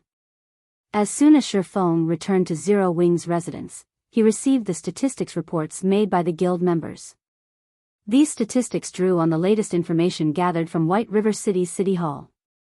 Just recently, White River City's player population broke past 6 million. A large majority of the capital cities of the kingdoms in God's domain did not even possess such a large population. In reality, though, most of these newcomers had migrated from various cities in Star Moon Kingdom. Meanwhile, as a byproduct of the flood of players, the Candlelight trading firm's business flourished. Even the quality of the players Zero Wing recruited continued to rise. Originally, the guild had lowered its recruitment criteria significantly in consideration of its expansion plans towards the Black Dragon Empire and the Twin Towers Kingdom. However, with the player population of White River City skyrocketing, Zero Wing had no choice but to gradually raise its recruitment criteria again. Even so, Zero Wing still managed to recruit over 10,000 players in less than a day. Such a number might not be a lot to large guilds, but Zero Wing walked the path of the elite. The overall strength of these 10,000 new recruits could easily surpass the 50,000 new recruits of other guilds. Due to this sudden increase in members, Aqua Rose was swamped with work as soon as she returned to the residence. She needed to arrange these newcomers right away into parties and teams as well as assign them dungeons to raid. Unlike independent players, guild players could not raid dungeons as they wished. Their team members would also change frequently. Generally, Zero Wing's guild teams consisted of a mix of veterans and new members. Such a combination allowed newcomers to get their equipment up to standards and integrate themselves into the guild quickly. Having veteran members guiding newcomers also gave Aqua Rose a better grasp of the strengths and weaknesses of these newcomers. After gaining a sufficient understanding, she would then have to assign them to more appropriate teams. Guild leader, at our current recruitment rate, if we don't move some members to other cities soon, our guild members' levels will lag behind other first-rate guilds before long. Aqua Rose had a huge headache when she looked at the report in her hands. Due to the Abyss invasion, abyssal monsters now occupied many high-resource areas in Star Moon Kingdom. This situation had severely affected the leveling speed of Zero Wing's guild members. The recruitment of so many players meant that leveling speed would become even slower. I understand. Start making the necessary arrangements to send 50,000 members to develop at the Black Dragon Empire's Lakeheart City. During this period, I'll try to have the guild residence at Lakeheart City constructed as quickly as possible. Once it's ready, they can use the guild transfer scroll to teleport there directly. Shifeng also understood Zero Wing's current predicament. However, he also did not have a better solution. This was the problem with an upstart guild without any foundations. It was especially so for a guild that had developed as rapidly as Zero Wing had.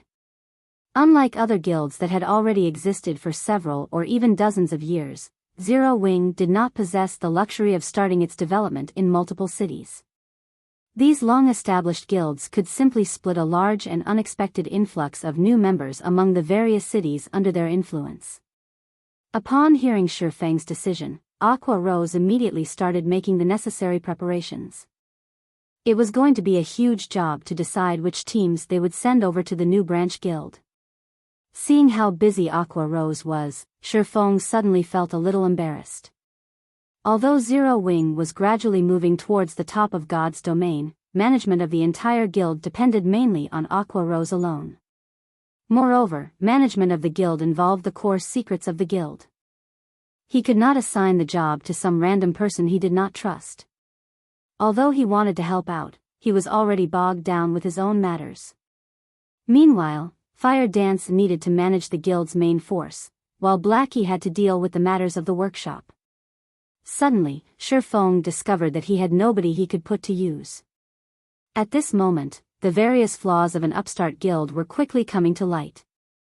It seems that I'll need to find some trustworthy managers. Shifeng had already considered this matter before. Although he had thought of having some of the core members manage the guild, none of them were particularly suited for the role.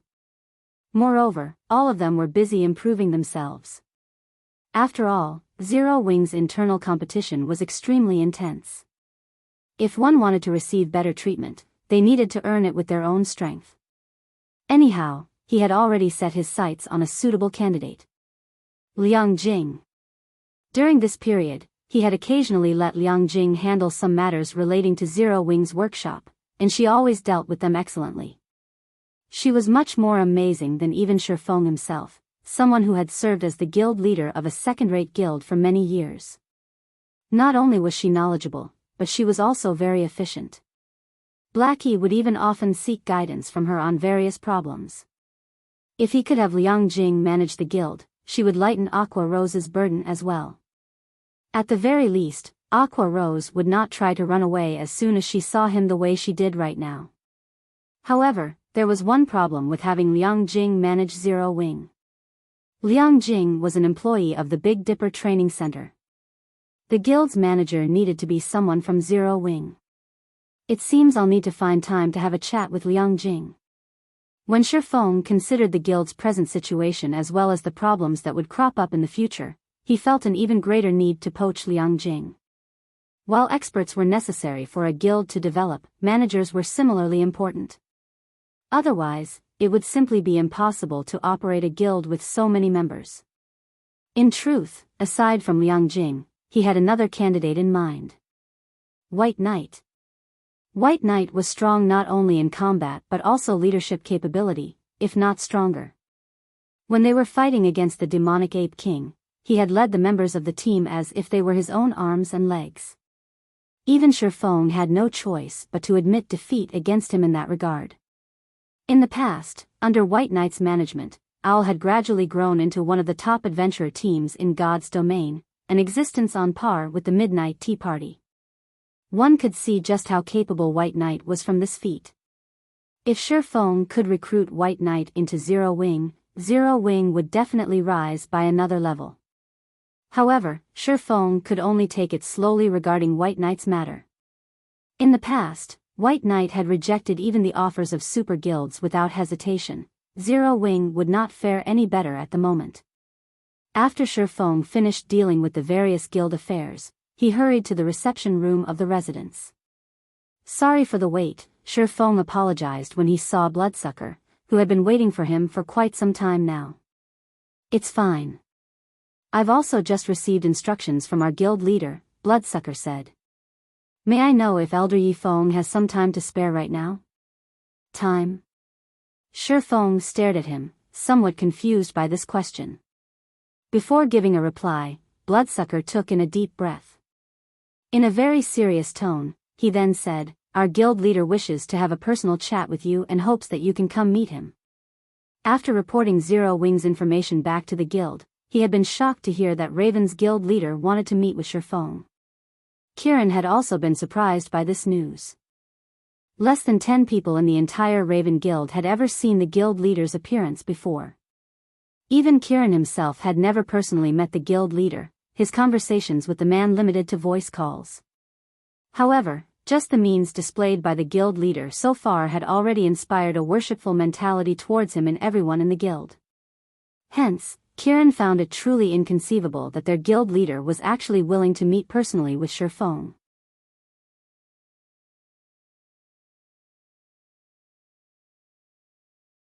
Chapter 949, Entrance Token. _ Updated by Novel Full. Come right now? Shifeng asked, feeling somewhat curious as he looked at Bloodsucker. The guild leader of Raven, Bloodfang, was a mysterious existence in God's domain. Even in the past, Shifeng had only heard of the man's name. He had never seen a picture of the man. Yet, now, the high and mighty guild leader Bloodfang had suddenly asked to meet him. If this situation had happened in the past, it would definitely trigger a huge commotion. Yes. Our guild leader has said that some things cannot be expressed in words. It will be more convincing if you see them with your own eyes, Bloodsucker explained, nodding. Back when Bloodsucker heard guild leader Bloodfang's request to meet, he himself had been shocked. As a top-tier expert of the Raven Guild as well as an upper manager of Raven, he had only ever spoken with the mysterious guild leader of Raven through voice calls. To date, he had never personally met the man. For an outsider like Shifeng to actually receive an invitation to meet for a discussion, one could see just how much importance the guild leader placed on Zero Wing. This situation made even Bloodsucker envy Shifeng slightly. Alright, then. This reason is indeed tempting. Shifeng was also very curious as to what Bloodfang wanted to show him. However, I still need to deal with some matters first, before I can follow you all. It'll take me a few hours, roughly, to finish. No problem. Guild leader has already said that he is willing to wait for Elder Yifeng's visit. Bloodsucker unconsciously breathed out a sigh of relief when he heard Shifeng agreeing to the meeting. The guild leader had already stated that he wanted to meet with Shifeng no matter what. Moreover, the sooner, the better. It would be best if they could meet before the match between the Azura battle team and the Evil Dragons battle team. Although he did not understand why guild leader Bloodfang was in such a hurry, he did not try to delve into the man's thoughts. Following which, Bloodsucker left Zero Wing's residence, intending to stroll around the city while waiting for Shifeng to tie up his matters. Meanwhile, at the slums of White River City, the originally desolate streets of the area were currently packed with a sea of players. Well-equipped 100-man teams loitered everywhere, the members of these teams all wearing discontented expressions. Just how long are we supposed to wait?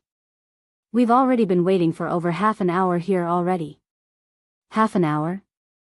Our team has already been waiting for nearly an hour already. The various teams gazed helplessly at the simple house in the distance. While this house looked very simple, it contained the teleportation array that could send players straight to the heart of the Twin Towers Kingdom. However, the number of players this teleportation array could accommodate at a single time was limited, while the number of players wishing to earn honor points was a lot. Before long, the queue to use the teleportation array had already meandered through several streets. Among the teams waiting to use the teleportation array, a beautiful woman riding atop a black panther looked towards the level 39 female assassin who had just run up to her, and asked, "Frozen, what did you manage to find out?" This black panther was over 2 meters tall and looked just like a large-scale jeep. It was a very eye-catching sight on the street. However, compared to this black panther, its owner commanded even more respect. The beauty riding atop the Black Panther was none other than the vice guild leader of the 100 Flowers Palace, Cleansed Rue. I've already checked everything. All nearby lands suitable for constructing a guild residence have already been bought by someone. In addition, the few strategic locations that can be used to set up a store have similarly been bought by someone, the assassin named Frozen Pearl reported softly. These people sure move quickly. Have you found out who bought them? Cleansed Rue frowned slightly. After receiving news of this teleportation shop, she had immediately gathered a team and hurried over. She had even prepared a large sum of money to construct a guild residence in White River City. This way, their guild members would not have to waste money on exorbitant teleportation fees and could simply teleport to White River City using the guild transfer scroll. The new class would be very beneficial to their guild in future struggles. Hence, they need to nurture a large number of this new class. Moreover, aside from exchanging for a new class, honor points also had other uses. There were only benefits to be had from grinding abyssal monsters. The only problem was the teleportation fee. The Dark Knight Empire where their guild was based was somewhat distant from Star Moon Kingdom. They had spent several hundred gold just to transport 300 players to White River City. If their guild were to send thousands of players over, the expenditure would definitely reach frightening proportions. Nevertheless, if their guild wished to have an advantage at the Twin Towers Kingdom, it was naturally better to send as many members over as possible. Hence, it was imperative for them to establish a guild residence in White River City. I have yet to find out. The buyers have all kept their identities hidden, Frozen Pearl replied, shaking her head. They've hidden their identities? Cleansed Rue smiled. Send some people to these locations to leave a message saying that our Hundred Flowers Palace sincerely wishes to purchase guild residence land and that we hope they can contact us. If there are any movements from those landowners, notify me immediately. Generally speaking, any guild that managed to secure these lands would be more than eager to boast about their successful acquisitions. They definitely would not conceal it. Since the owners of these lands chose to keep their identities a secret, that meant that they had purchased these lands and not for personal use but for resale. Their silence also showed that they were still waiting for the right price. Although Cleansed Rue did not know who would possess such great insight to actually discern the value of these lands so quickly, she had no intention of wasting time waiting for these landowners to sell these lands. Currently, the sooner they obtained nearby guild land, the sooner they would be able to dispatch more guild members to the Twin Towers Kingdom. Even if the price was astronomical, she needed to purchase the land as expeditiously as possible. Understood. Frozen Pearl nodded. She then led her subordinates to the nearby lands that were suitable for constructing a guild residence. Inside one of the basic meditation rooms of the Candlelight trading firm, all intermediate and advanced lifestyle players of the firm were currently gathered. Several hundred players were present in the room. These players made up a large portion of the intermediate and advanced lifestyle players in the entire Star Moon Kingdom. This was especially true for the advanced lifestyle players. Nowadays, the various large guilds throughout God's domain were placing more and more importance on lifestyle players. Currently, the treatment an advanced lifestyle player received was already on the level of core members. At this moment, however, all these advanced lifestyle players were quietly seated at one side, all of them unconsciously holding their breaths as they looked with yearning at the black iron tokens placed on the table. These tokens were none other than the entrance tokens Shifeng had obtained from Titan City.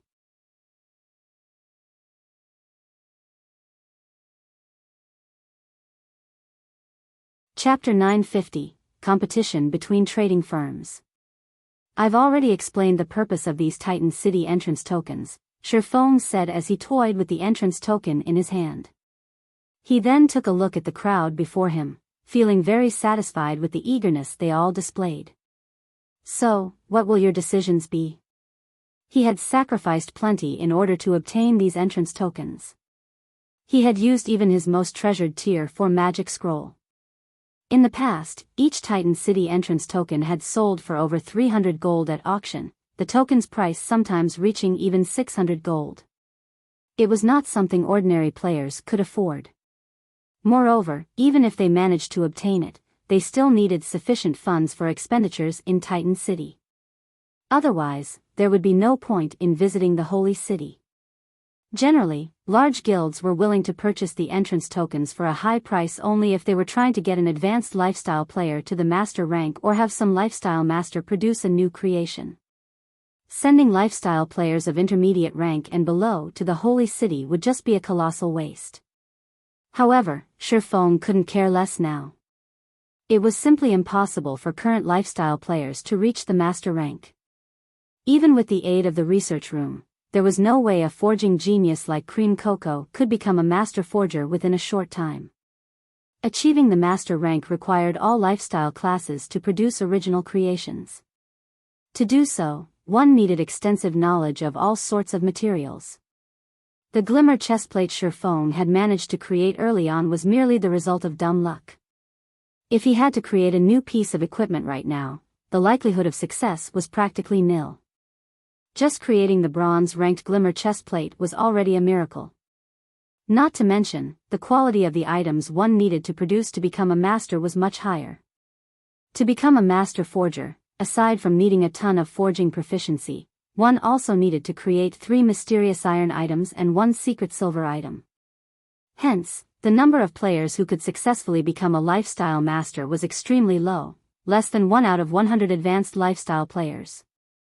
It was precisely because of this reason that the holy city of Titan had become holy ground for lifestyle players in the past.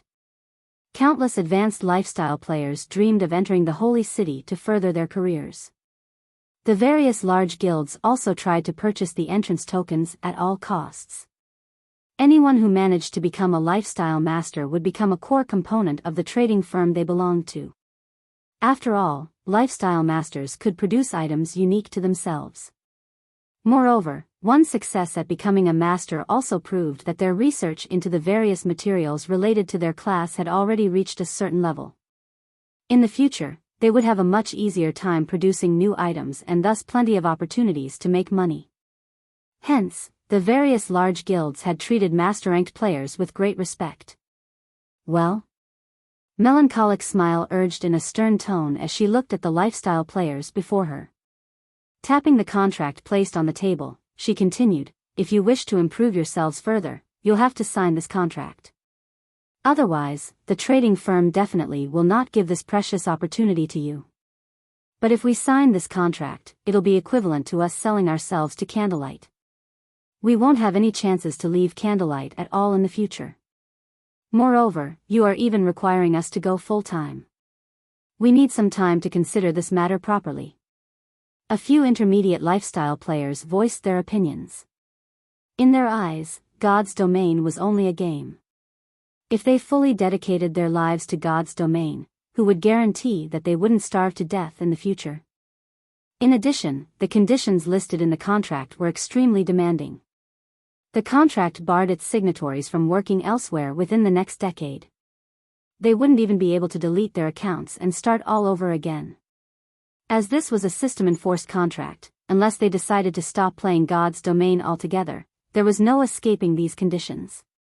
Moreover, even if they chose to work elsewhere a decade later, they needed to first delete their accounts before doing so. I won't force you. However, you all must understand that it was extremely difficult to obtain these tokens. If you spend only half a day's time in God's domain, you will simply be wasting these tokens. Not to mention, if you suddenly decide to just up and leave later on, wouldn't all those resources I have invested into you go to waste? You all should know that any resource capable of helping you further advance your skills is priceless in God's domain. There might not be another opportunity after it is used up. The contract already states very clearly that after you go full-time, you will enjoy benefits equivalent to the core members of Zero Wing. Aside from a monthly salary of 10,000 credits, you will also receive commissions for the items you produce. I believe that you all aren't signing this contract just for that little bit of income, right? You should know very well that the treatment offered by Candlelight is also at the very top of the industry. I am a busy person. 10 minutes. I will only give you all 10 minutes to consider. Shifeng also understood the concerns these people had.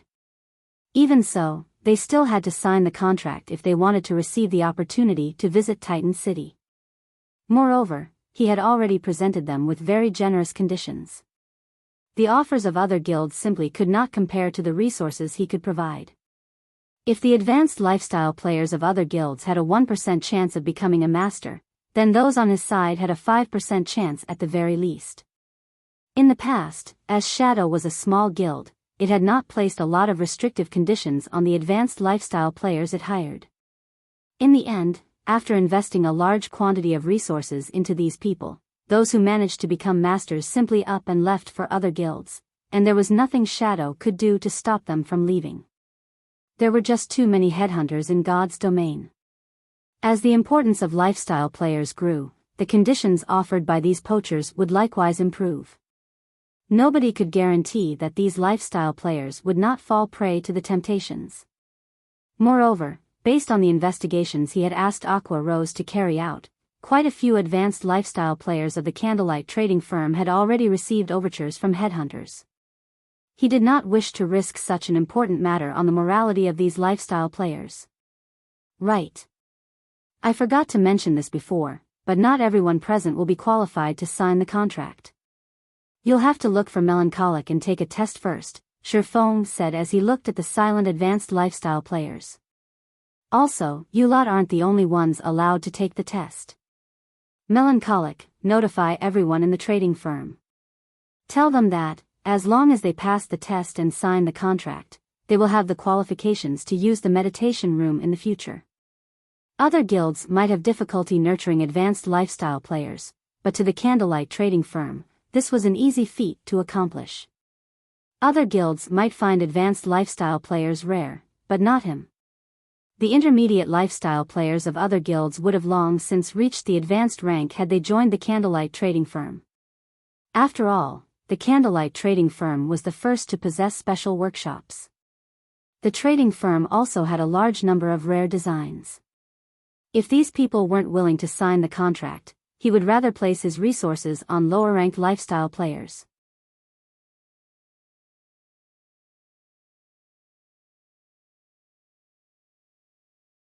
Chapter 951, Super First-Rate Forger. While Shifeng was holding a meeting with the lifestyle players of the Candlelight trading firm, Heaven's Burial was also having a meeting at Starmoon City. Among the participants of the meeting were several middle-aged people dressed in plain clothing, aside from a large group of well-equipped expert players. The levels of these middle-aged people were only in the low 30s. The aura that combat experts usually exuded was also absent from these people. On the contrary, they gave off a dull and strict feeling. However, nobody present in the venue looked down on these people. Rather, everyone looked at them with deep reverence. Uncle Seven, you are simply too amazing. I never thought that you would actually manage to recruit these people, the cleric Flame Blood said in admiration as he looked at the middle-aged man named Seven Treasures. With this, our guild will definitely rise rapidly. You're giving me too much credit. I simply followed the guild leader's orders to bring them here. Seven Treasures chuckled as he waved his hand. It was guild leader who managed to persuade them. I heard that these people had rejected even the invitations of super guilds, Flame Blood said, a look of surprise appearing on his face. While he had known that Singular Burial had been secretly trying to poach the advanced lifestyle players of various guilds before, he had considered it a futile effort.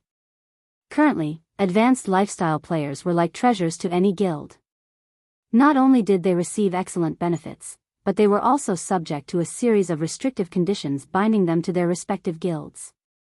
These players would not easily defect to Heaven's Burial. However, after seeing these few middle-aged men and women sitting before him, he now realized he had assumed wrong. The virtual gaming world had developed for over 100 years already. Aside from well-known experts and super guilds leaving their names behind in the annals of history, there were also plenty of amazing lifestyle players. These people had relied on lifestyle classes to become famous in the virtual gaming world, and their fame was not one bit inferior to that of top-tier experts. Although there would be some differences between the lifestyle classes of different virtual reality games, those capable of domination in a virtual reality game would perform mainly the same even if they switched to a different game. Aside from that, the middle-aged men and women present were among the best lifestyle players in multiple virtual reality games, and any professional gamer who walked the path of lifestyle classes would know of them. Now that lifestyle classes were becoming increasingly important in God's domain, these several masters had become even more difficult to hire than top-tier experts, yet Heaven's Burial had managed to recruit these people. With them aboard, Flame Blood was certain of one thing. From today onwards, things were going to change in Starmoon Kingdom. The Candlelight trading firm, which had remained the dominant trading firm within the kingdom all this time, would soon be history. Heaven's Burial had an abundance of capital. In addition, they also had a steady source of magic crystals. Just the number of cities the Heavenly trading firm covered right now already surpassed the Candlelight trading firms greatly. Currently, it was only lacking in advanced lifestyle players and popular exclusive products when compared to Candlelight. Once the Heavenly trading firm dealt with these problems, becoming the #1 trading firm in Starmoon Kingdom would be a piece of cake. Daybreak, how is the progress of the quest on your side? Asked Singular Burial, who was seated on the guild leader's throne. We're almost done. At most, we'll need another 2 days' time to obtain the shop promotion order, Daybreak Fog said confidently. Good. As long as we obtain this promotion order, the heavenly trading firm will be able to secure its foothold in Starmoon Kingdom. When the time comes, we'll be relying on you several masters, Singular Burial said, turning to look at the middle-aged men and women seated at a corner. As long as you accomplish what you've promised, we naturally won't disappoint you, the bespectacled middle-aged man seated in the lead of the group said very casually. At that time, not only will the heavenly trading firm become the #1 trading firm in Starmoon Kingdom, but it will also become the #1 in the Black Dragon Empire and the surrounding countries. Although the words of the man sounded very arrogant, nobody present doubted his words. After all, this man was the super first-rate forger, Lava Heart, someone known as the forging lecturer in the virtual gaming world. In the real world, he was even a famous blacksmith who specialized in producing all sorts of weapons and defensive equipment for bigwigs and martial arts masters. Please rest assured on this point. I am a man of my word, Singular Burial laughed. Inside the Candlelight trading firm. After Sherfone was done stating his demands, the intermediate lifestyle players, who had initially been hesitant to make a decision, started applying to take the test one after another. The basic meditation room was simply too tempting. Despite having entered the meditation room for only a short time, they could already clearly feel the benefits it provided. The mana released into the room allowed them to maintain their calm. Their concentration while inside this room was significantly better. Any player that produced items would know just how important concentration was. After the 4th evolution of God's domain, the procedures to manufacture items had become increasingly complex. The lack of fine control over one's movements when producing an item would easily result in failure. Meanwhile, having high concentration could allow players to carry out these fine movements with ease. The meditation room would definitely be able to help them further improve themselves. Are you guys really going to agree to these conditions? An advanced alchemist named Flying Fish could not help but ask as he looked at his fellow advanced lifestyle players. I believe that you guys should have received invitations from Heaven's Burial as well. The conditions they are offering are triple those of Candlelight's. Moreover, they've also promised to assign an exclusive special workshop to each of us in the future. We'll even get priority over choosing rare designs and recipes. We'll have a much better time there than at Candlelight. Why don't we all just move to Heaven's Burial's heavenly trading firm? Although the treatment Heaven's Burial is offering is indeed good, we get to learn extremely rare designs at the Candlelight trading firm. Moreover, there's even the basic meditation room available now. Not to mention, if we move to the heavenly trading firm, we'll have to start over from scratch, an advanced lifestyle player replied worriedly. What's there to worry about? Even if we start a new account, the technical skills we've accumulated will stay with us. Moreover, rare designs and recipes are becoming increasingly abundant. We'll be able to regain our lost development very quickly. Also, you shouldn't forget that the heavenly trading firm also has those several masters.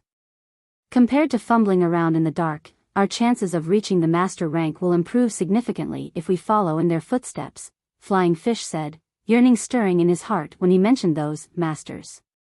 The only reason the Candlelight trading firm could become as strong as it was now was the rare designs it had managed to obtain early on. However, after the 4th evolution of God's domain, the difficulty of making items had increased significantly. It would be very difficult for them to improve further by relying on external factors. If they could receive the guidance of those several masters hired by the heavenly trading firm, their chances of becoming true lifestyle masters would be much higher than if they continued staying at the Candlelight trading firm. Burning, why don't you follow me as well? With those masters guiding us, I believe that you'll be able to become a lifestyle master very quickly. At that time, you might even get to join the upper echelons of Heaven's Burial, Flying Fish urged the tall and thin youth standing beside him. Burning Abyss had entered the Candlelight trading firm just recently. Back then, he had only been an advanced apprentice. However, due to his great talent, he quickly managed to become an advanced engineer. In contrast, Flying Fish became an advanced alchemist only after striving for a long time. However, Burning Abyss shook his head in reply. Usually, aside from making items inside his workshop, the thing he liked doing the most was reading in libraries. In addition, he would also take a look at the information gathered by Zero Wing. From reading the gathered information, he had obtained many secrets that others did not know about, which was also one of the reasons why he had managed to improve so quickly in engineering. Previously, when he saw Shifeng take out the Titan City entrance tokens, his legs had nearly gone limp from shock. Although Shifeng had kept his explanation of the function of the entrance tokens brief, only stating that those who use it would get to train in special workshops as well as learn some rare designs and recipes, Burning Abyss knew exactly what kind of place the Holy City of Titan was. That was a place known as the Holy Land. Titan City even had the research rooms that all lifestyle masters dreamed of entering. The help the research materials there could provide was many times more accurate and detailed than any guidance from a bunch of players. Are you really planning to defect to the Heavenly Trading Firm? Burning Abyss asked seriously as he looked at Flying Fish. Of course, Flying Fish replied in a determined tone. At Flying Fish's reply, Burning Abyss could not help but sigh as he said, I advise you not to go. If you defect to the Heavenly Trading Firm, you will definitely regret your decision today.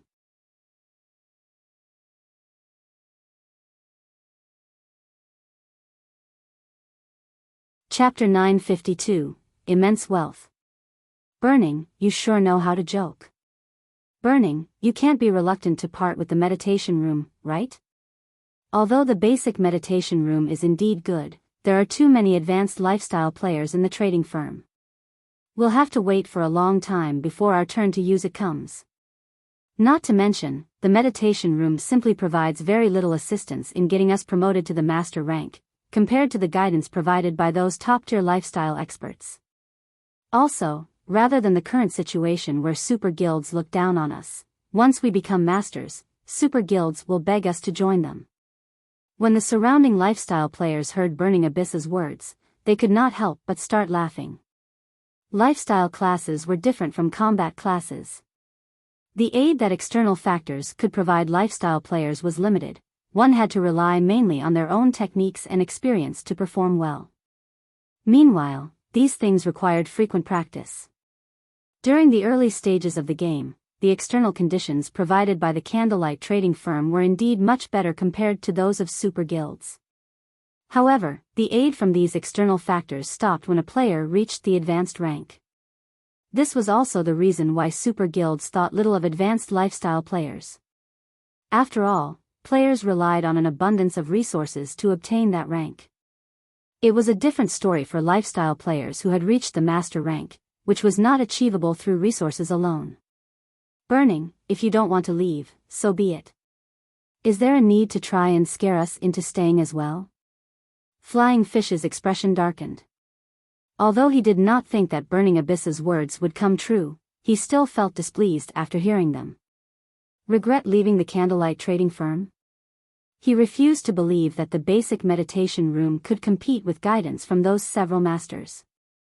Moreover, he would receive much more attention and better treatment at the Heavenly Trading Firm.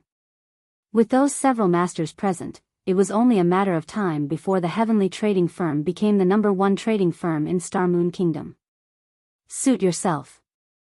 After saying so, Burning Abyss walked towards Melancholic Smile to apply for the test. The only reason he had cautioned Flying Fish was the good relationship they usually had. The Titan City entrance tokens were extremely limited. In order to nurture talents, the guild would no doubt prioritize sending intermediate lifestyle players to Titan City. The number of slots reserved for advanced lifestyle players would definitely be very few. If Flying Fish and the other advanced lifestyle players left, he would have a much better chance of getting selected to visit the Holy City. Guild leader, just like you've speculated, for advanced classes and over 20 intermediate classes are requesting the termination of their contracts with us, Melancholic Smile said as she handed a stack of withdrawal applications to Shifeng. Frowning slightly, she asked, Guild leader, are we really going to let them go? Currently, the Candlelight trading firm had a dearth of advanced lifestyle players. If they let these people go now, it would only serve to undermine the trading firm's competitiveness. Don't worry about it.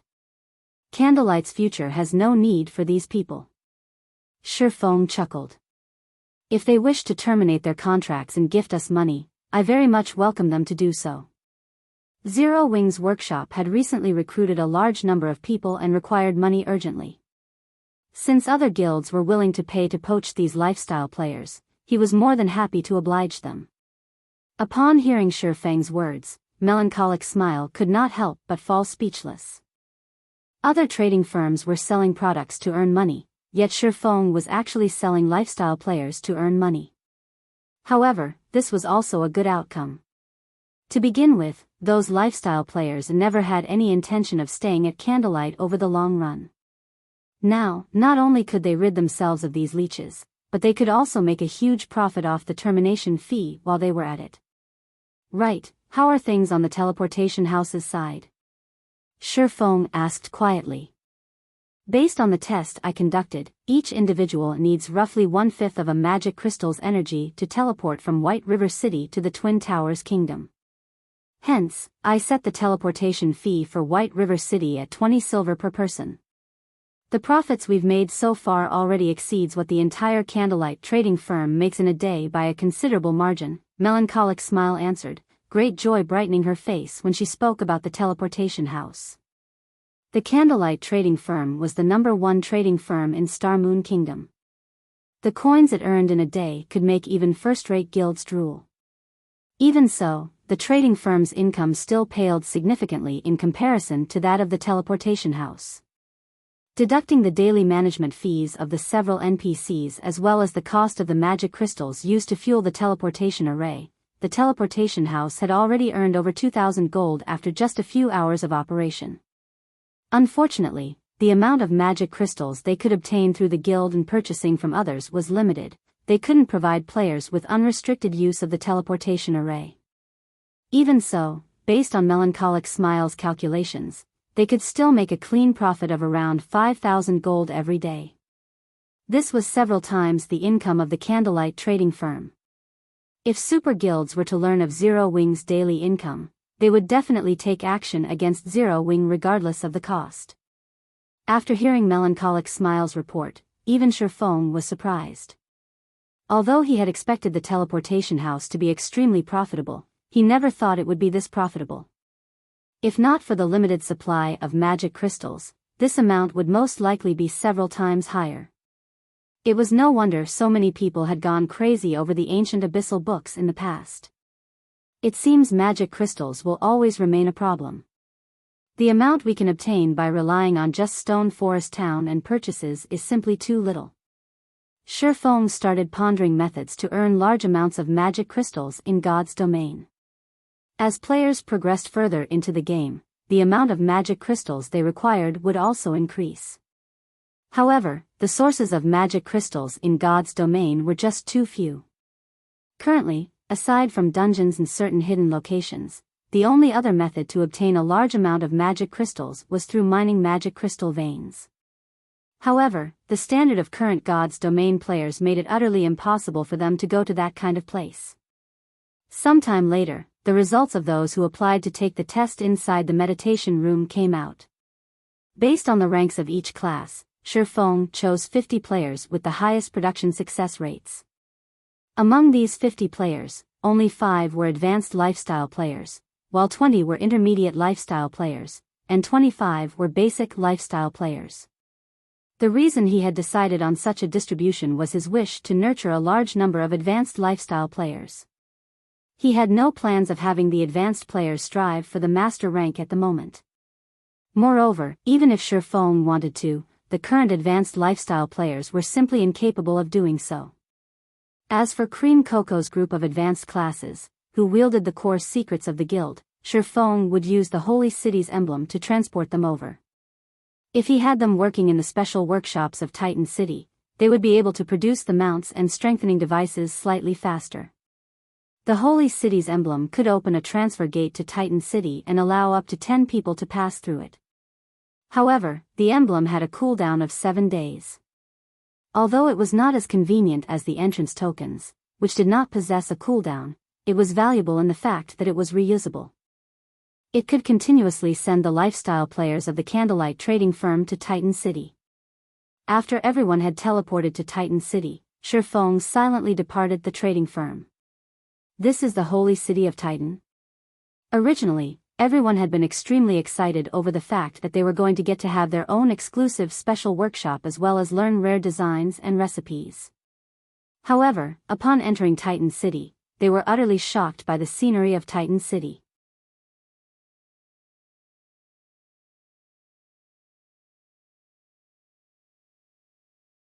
Chapter 953, Holy Space. Inside Heaven's Burial's residence in Starmoon City. Guild leader, I've just been notified that those 4 advanced lifestyle players from Candlelight have agreed to our conditions. Moreover, Candlelight isn't forcing them to stay. As long as we send the money, they'll let those 4 go, Flame Blood reported excitedly upon receiving the news. Advanced lifestyle players were currently a rare commodity to any guild. They were precious resources for guilds in the war over market dominance. Hence, the various guilds held onto their lifestyle players tightly, preventing other guilds from poaching. If a guild wanted advanced lifestyle players, it would have to start by nurturing complete novices. However, doing so was time-consuming, and it would be very hard for a trading firm to gain a competitive edge in a short time. Hence, Singular Burial had used those several masters and offered irresistible benefits. Flame Blood had not expected Singular Burial's strategy to be effective enough to poach 4 advanced lifestyle players. This would significantly weaken the Candlelight trading firm. Moreover, even though these advanced lifestyle players' proficiency had been reset and they had lost the designs and recipes they had learned, they still retained their experience and technical skills.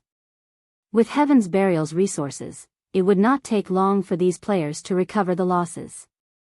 This was far more cost-efficient than simply nurturing advanced lifestyle players from scratch. Black Flame really is quite interesting. While other guilds are keeping a tight leash on their advanced lifestyle players, he generously allowed 4 to walk away. It seems he is relatively confident in the Candlelight trading firm.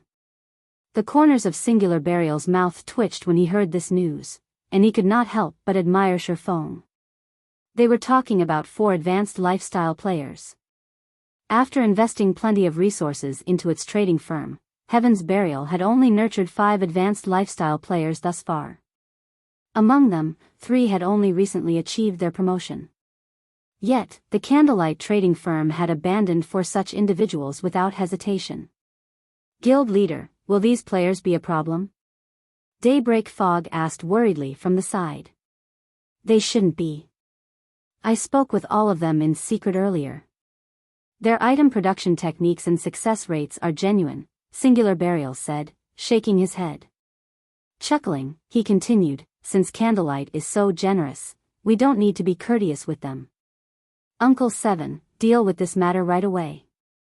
We can't let another guild steal these people from us.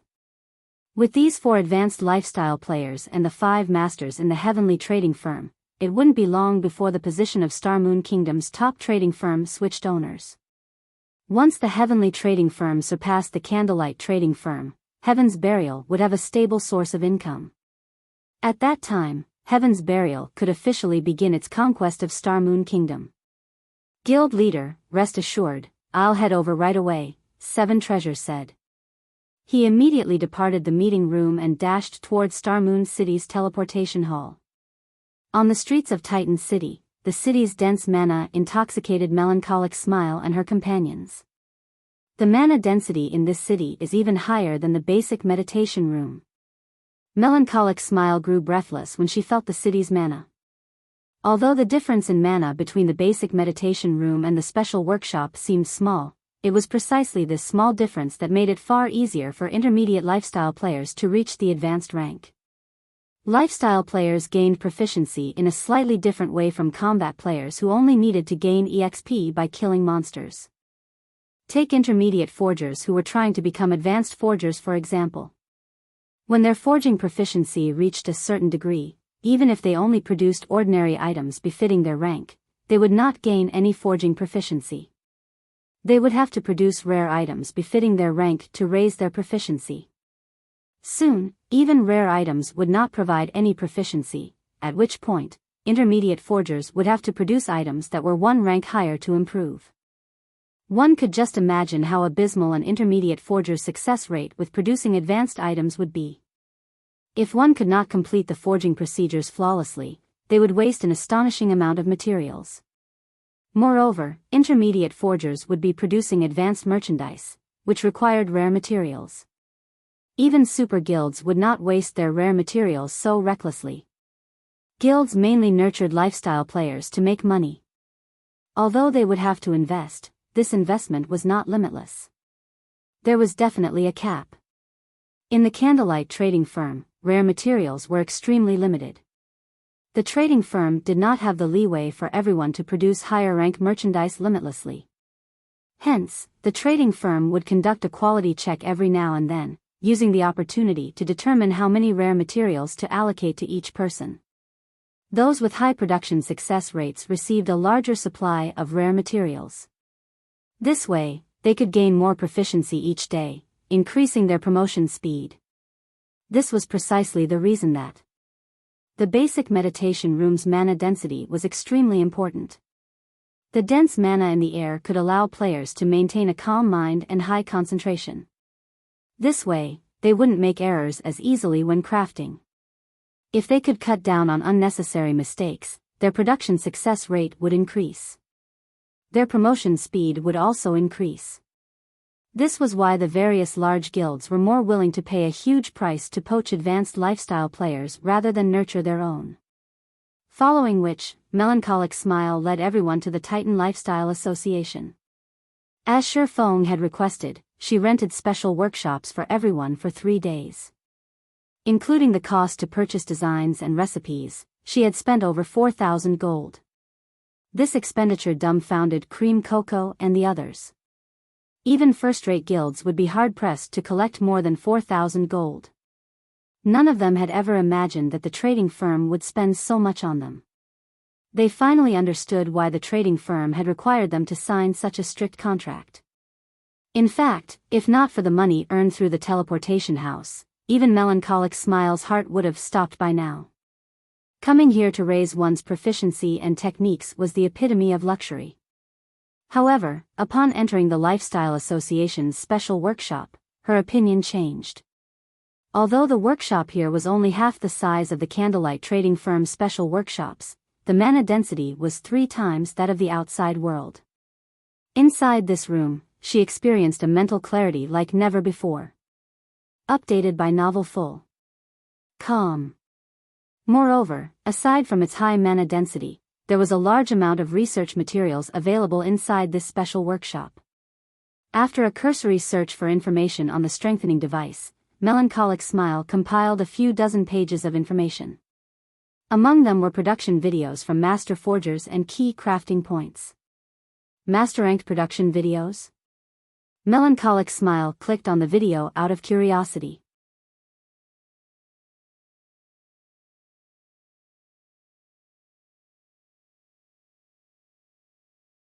Chapter 954, New World. _ The moment Melancholic Smile clicked on one of the master's production videos, a tall, robust figure appeared inside the room, which was the size of a basketball court. The man had tanned skin and a long beard.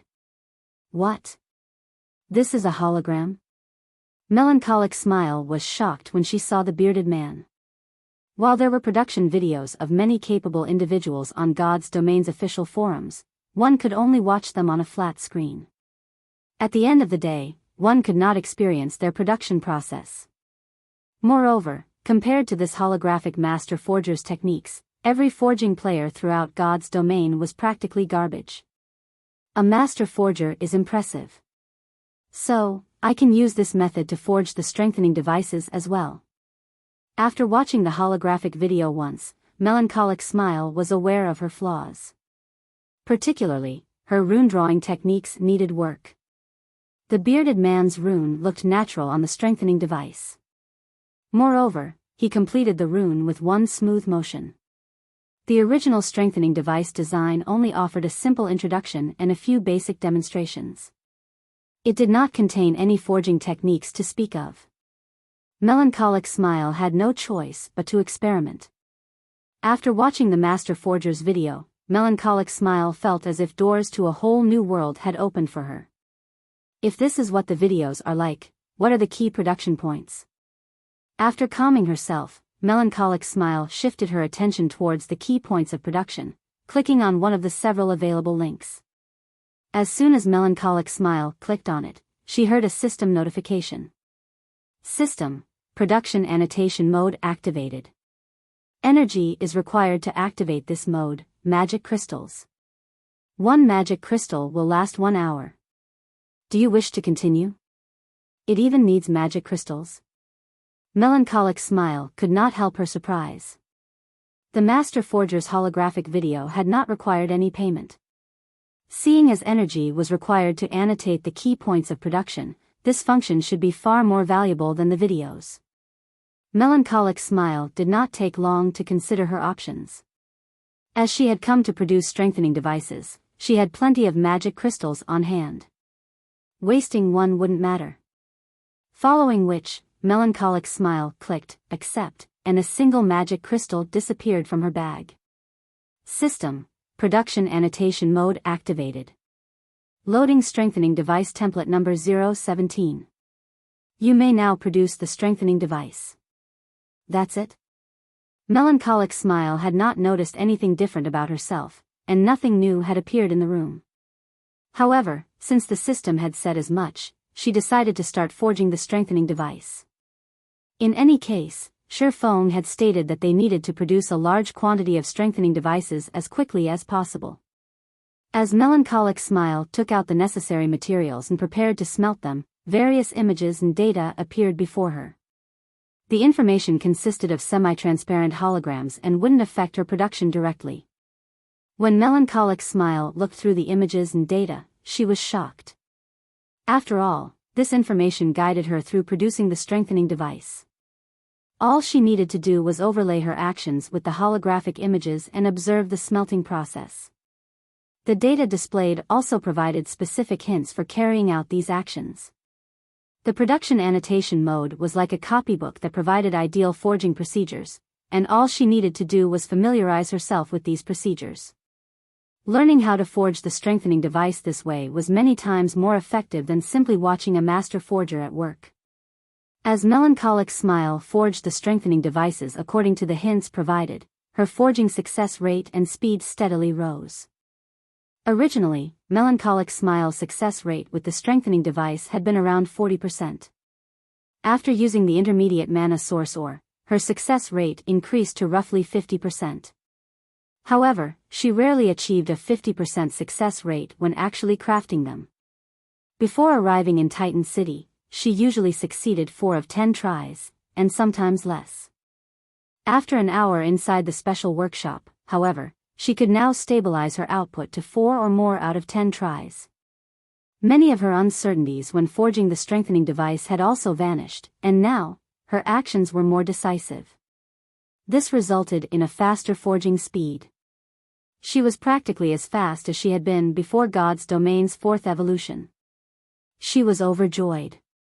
With the videos of the master forgers and the key production points, her forging techniques improved with each second she spent in the room.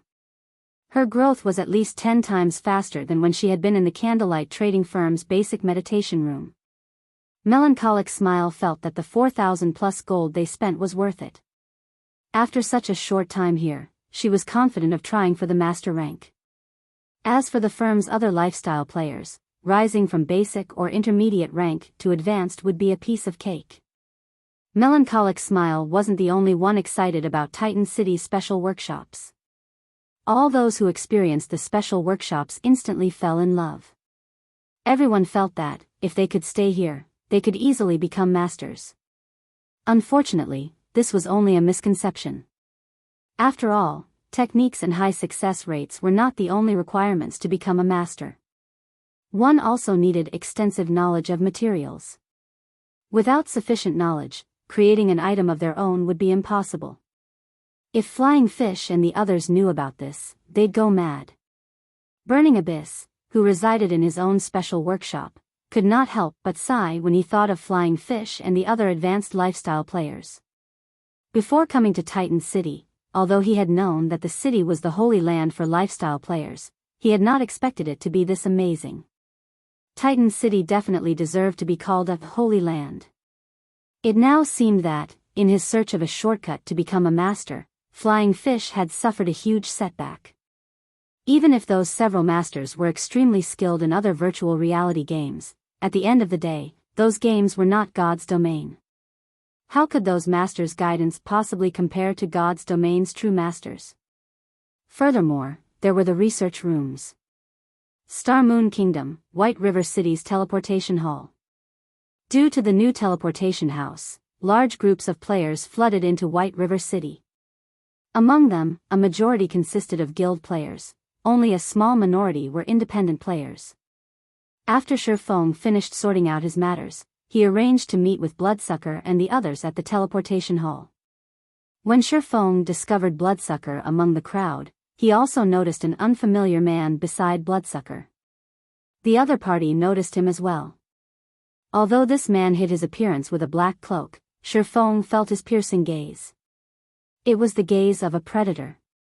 Shifeng was not comfortable being its target. Meanwhile, Bloodsucker and the others obviously treated this man with great respect. Kirin and Masked Angel, who stood beside the man, did not even dare to breathe loudly. Updated by Novel Full. Calm. You must be Yifeng, right? The unfamiliar man said after looking at Shifeng.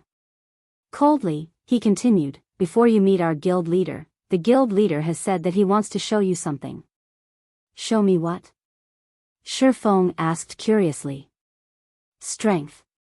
The man laughed.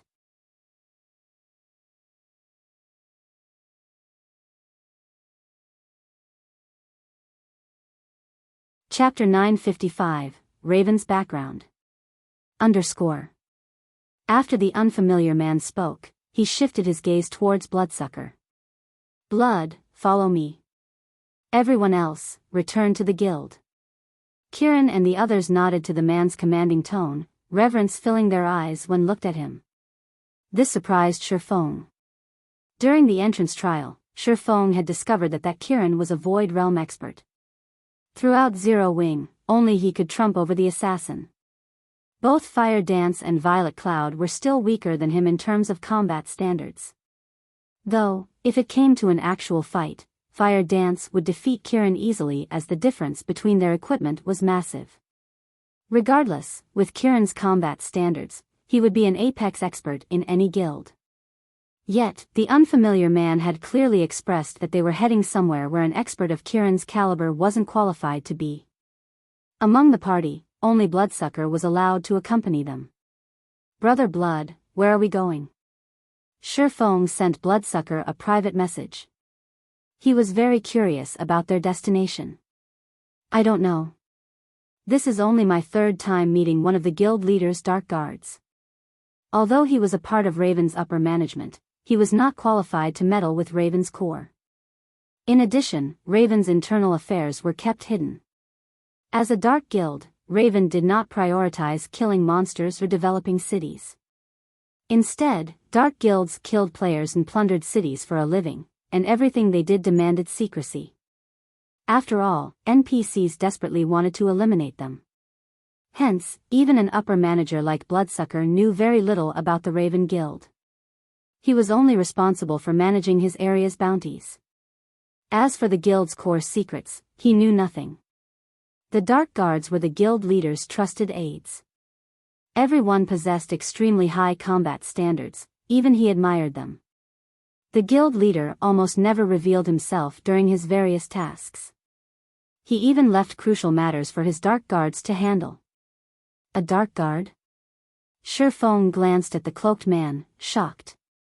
He had heard about Raven's Dark Guards before. Raven had become one of the 6 great dark guilds in God's domain due to its Dark Guards. These Dark Guards possessed inhuman combat standards. There were also many of them. Moreover, as they constantly covered themselves with black cloaks, nobody outside of Raven knew of their identities. Initially, many people had wondered if a super guild had established Raven. However, facts had proven that Raven was not related to any super guild in God's domain.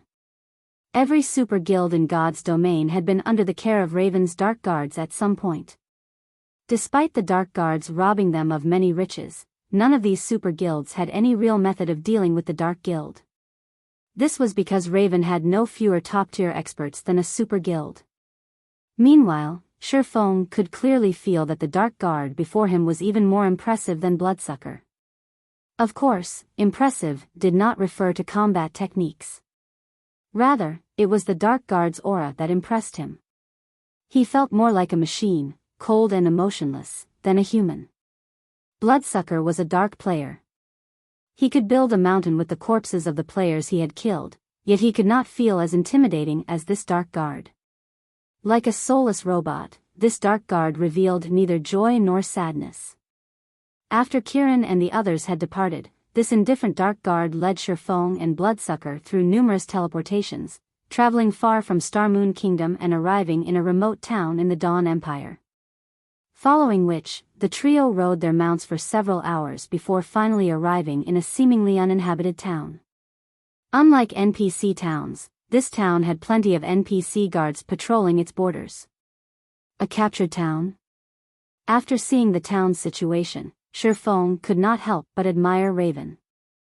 Various large guilds hungered to capture their own town. However, capturing a town was easier said than done. He had only managed to capture Stone Forest Town because the town was slightly unique. He had also been able to use hundreds of thousands of players as bait. Although players had reached higher levels and their attributes had increased significantly, capturing a town was still very difficult. Even super guilds needed to plan long-term to do so. They couldn't afford any mistakes. Otherwise, the consequences would be extremely dire. There was even less need to mention other guilds. On his way here, Shifeng had noticed that the surrounding monsters were all above level 40. With this, the town's original NPCs should have been level 60 at least. It was no longer possible to capture a town by relying on players' strength. One needed powerful external assistance such as Tier 3 summoning scrolls or a small army of personal guards. They could also use siege weapons. However, without any of that, capturing a town of this level was impossible. As for Bloodsucker, who was a member of Raven, he wore a dumbfounded expression. He could not believe his eyes.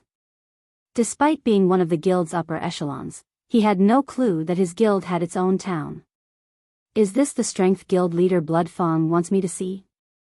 Shifeng asked the Dark Guard leading them. Currently, among God's domain's various powers, those capable of capturing a town of this caliber could be counted with one's fingers. However, after entering the town, Shifeng realized something. The town was extremely poor. Aside from a guild residence, the only other buildings were a hotel and a smithy. There was nothing else. Although the town was extremely poor, the several hundred players in the town were far from ordinary. Not only were they all level 38 or above, but they felt like ferocious beasts. The chill in their eyes was similar to the Dark Guards. There was not a shred of emotion in their gaze. They seemed even less human than high-intelligence NPCs. If not for the green, diamond marker above their heads, Shifeng would have wondered if these players were the town's NPCs. Updated by Novel Full. Calm.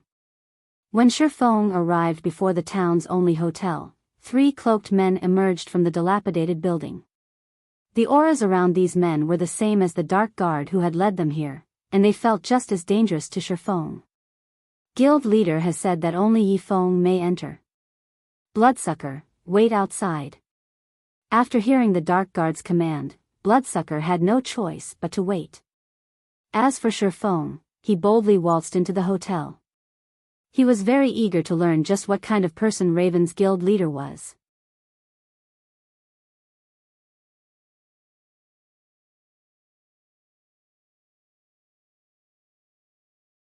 Chapter 956, Priceless Town.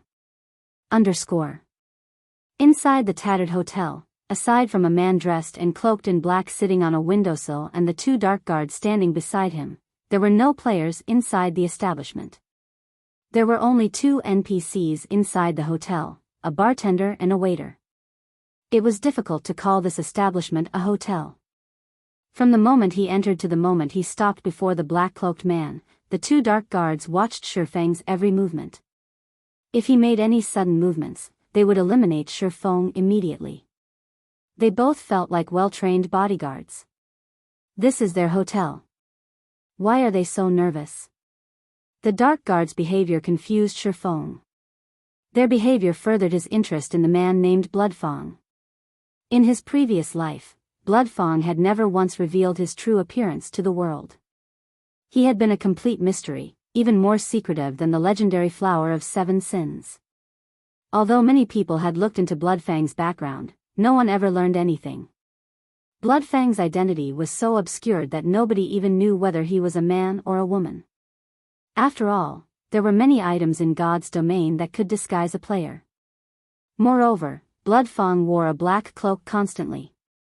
Even if one used an advanced identification skill, they would learn nothing. The only thing everyone knew was that Raven's members referred to their guild leader as Bloodfang. Care for a drink? Bloodfang asked after Shifeng's Saturday. The beverages here are very good. Unlike the dark guards, Bloodfang's voice was not void of emotion. Only, his tone was somewhat gravely.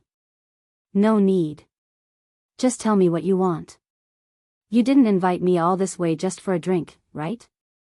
Shifeng declined, shaking his head.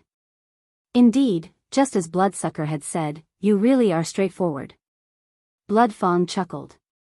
Pointing to the town outside the window, he continued, I'll just get straight to the point. What do you think of this town? It is very shabby. However, the fact that your guild has captured this town shows that there must be something of great interest to your guild here, Shifeng said honestly. The Dawn Empire was very far from Starmoon Kingdom. Teleporting from Starmoon Kingdom to the Dawn Empire cost 4 gold, 24 silver. Even current expert players would be reluctant to pay this price. In the past, Shifeng's activity had always remained centered in Starmoon Kingdom. Hence, other than knowing their general location, Shifeng did not know much about distant kingdoms and empires. Of course, he still had some knowledge of major incidents. Although he had never personally visited these countries, the secret pavilion often reported major incidents that occurred in God's domain's various kingdoms and empires. However, as far as he could remember, nothing significant had occurred in the Dawn Empire at this stage of the game. Your senses are sharp. Indeed, as you've said, this town is quite shabby. However, Raven has paid a huge price to capture it. We've almost invested everything we've accumulated since joining God's domain to do so, Bloodfang said, sighing. I'm ashamed to say this, but although Raven has accumulated a lot of resources so far, constructing this town is too expensive. Shifeng revealed a surprised expression as Bloodfang explained the situation. He was very familiar with the town's construction. The construction's early stages required a hefty investment. However, to a power like Raven, it should not pose a problem. I don't expect you to believe me. However, I am not lying. This town is somewhat special. Although it looks like this now, this town was initially flourishing. What you're seeing is our second reconstruction. Helplessness tinged Bloodfang's voice as he spoke. The second time? Had the town been destroyed? Shifeng's shock grew. It was common knowledge that a newly constructed city could hire NPC guards to protect it for 15 days. To current players, level 150 NPC guards were invincible. Even if the surrounding level 40+ monsters sought to cause trouble, Raven could take care of them easily. This town was indestructible. That's right. This town has been destroyed once before. Even after hiring so many guards, in the end, we failed to defend it. Raven has invested too much into this town during its early stages. As a result, we can't afford the reconstruction. Hence, I sought to cooperate with Zero Wing, hoping to convince your guild to invest into this town and develop it with us, Bloodfang said, nodding sternly. Confidently, he continued, no other guild knows about the town's true value. I only discovered it after reading through an ancient document. If Zero Wing invests 100,000 gold, your guild will receive 20% of the town's income. Guild leader Bloodfang, you're talking about 100,000 gold, not 100,000 copper. With that kind of money, you can rebuild this town 6 or 7 times over, or construct 6 or 7 other towns, yet you're only offering 20% of this town's earnings. Even if there were a literal gold mine here, this town would never be worth that much money, Shifeng said, shaking his head. After hearing Bloodfang mentioning the words ancient document, Shifeng more or less understood that this town was different. However, he could construct a city's basic structure with 100,000 gold, much less a town. Even if this place had a gold mine, harvesting the ore would require tons of resources and manpower. Furthermore, they would have to smelt the ore into actual gold before they could sell it. Even if the harvest were high, if he only got 20% of the profits, who knew how long he would have to wait just to earn back his initial investment? He could not afford to throw what coins he currently possessed at this town. Elder Yifeng, don't reject the offer so quickly. I have yet to explain why this town is so special. Shifeng's refusal did not seem to surprise Bloodfang. Special? What's special about this place? Shifeng asked. There is a manatite vein here. One can also obtain magic crystals alongside the manatite organ. Although the vein does not yield much, I believe that it does yield more than Stone Forest Town's daily income. This could certainly benefit the Candlelight trading firm, Bloodfang said, chuckling. How about it? Do you think my offer is worth consideration now? It's no wonder why guild leader Bloodfang is so confident. However, why Zero Wing? Wouldn't it be better to work with super guilds? With the financial strength and manpower of a super guild, you would have more than enough to develop the town, Shifeng said. He had to admit that the offer was tempting. Manatite was one of God's domain's particularly rare minerals. As manatite ore contained dense mana, magic crystals formed as a byproduct in a manatite vein. Although one could collect more mana crystals by grinding monsters in the Stoneclaw Mountains, there was one benefit to harvesting magic crystals from a mine: the absence of danger. As long as they had a sufficient mining level, any player could mine magic crystals. Moreover, the higher their mining level was, the greater their chances were of obtaining magic crystals.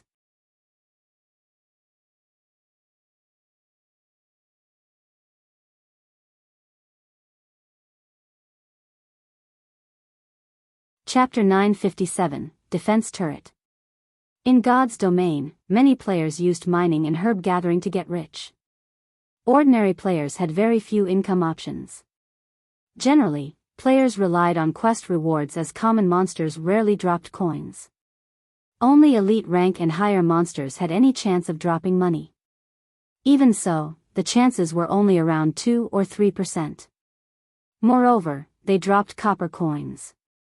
As for monsters dropping materials, the chances were even lower. After first joining God's domain, players could mostly afford their repair fees with their earnings from grinding common monsters. However, as their levels increased and the quality of their equipment rose, the money they earned from common monsters wouldn't be enough to maintain their items. Usually, they had to grind elite monsters to cover their costs. If they were lucky and obtained a bronze weapon or piece of equipment, not only could they afford a day's worth of repair fees, but they might also have something to save. Unfortunately, that had only been the case after God's domain had first launched. Every time God's domain evolved, the main God system lowered weapon and equipment drop rates. Now that the game had undergone its 4th evolution, even elite monsters rarely dropped bronze weapons and equipment. One usually had to obtain such items from field bosses or dungeons. It was precisely this reason that lifestyle classes had become popular. Meanwhile, the lifestyle class's development relied on various materials. As players moved through maps, they usually paid attention to their surroundings. However, they were not only doing so to avoid player or monster ambushes, but to find ores and herbs. A gathering player who was familiar with the environment could earn more money by selling the raw materials they gathered than what guild elite members could earn from fighting monsters. In the past, Shi Feng had frequently heard about gathering players obtaining excellent weapons and equipment solely by gathering ores and herbs. Many guilds and trading firms had signed contracts with expert gathering players. As long as these players fulfilled their monthly quota, not only could they sell their materials at market price, but they would also gain bonus credits. Hence, for players in God's domain, both mining and herb gathering were usually very high-leveled. If there truly were a manatite vein beneath this town, they only needed to hire players with high-level mining skills. They could certainly earn far more magic crystals than Stone Forest Town. After all, Stone Forest Town only earned magic crystals from players' repair and hotel fees. The town didn't earn nearly as much as players did in the Stoneclaw Mountains. My initial plan was to earn a large sum in the Dark Arena. However, Zero Wing's abilities have surpassed my expectations. While I have considered cooperating with super guilds before, they are simply too powerful. They might just take the town from Raven. Moreover, even if we form a partnership, with super guild's appetite, Raven won't obtain much.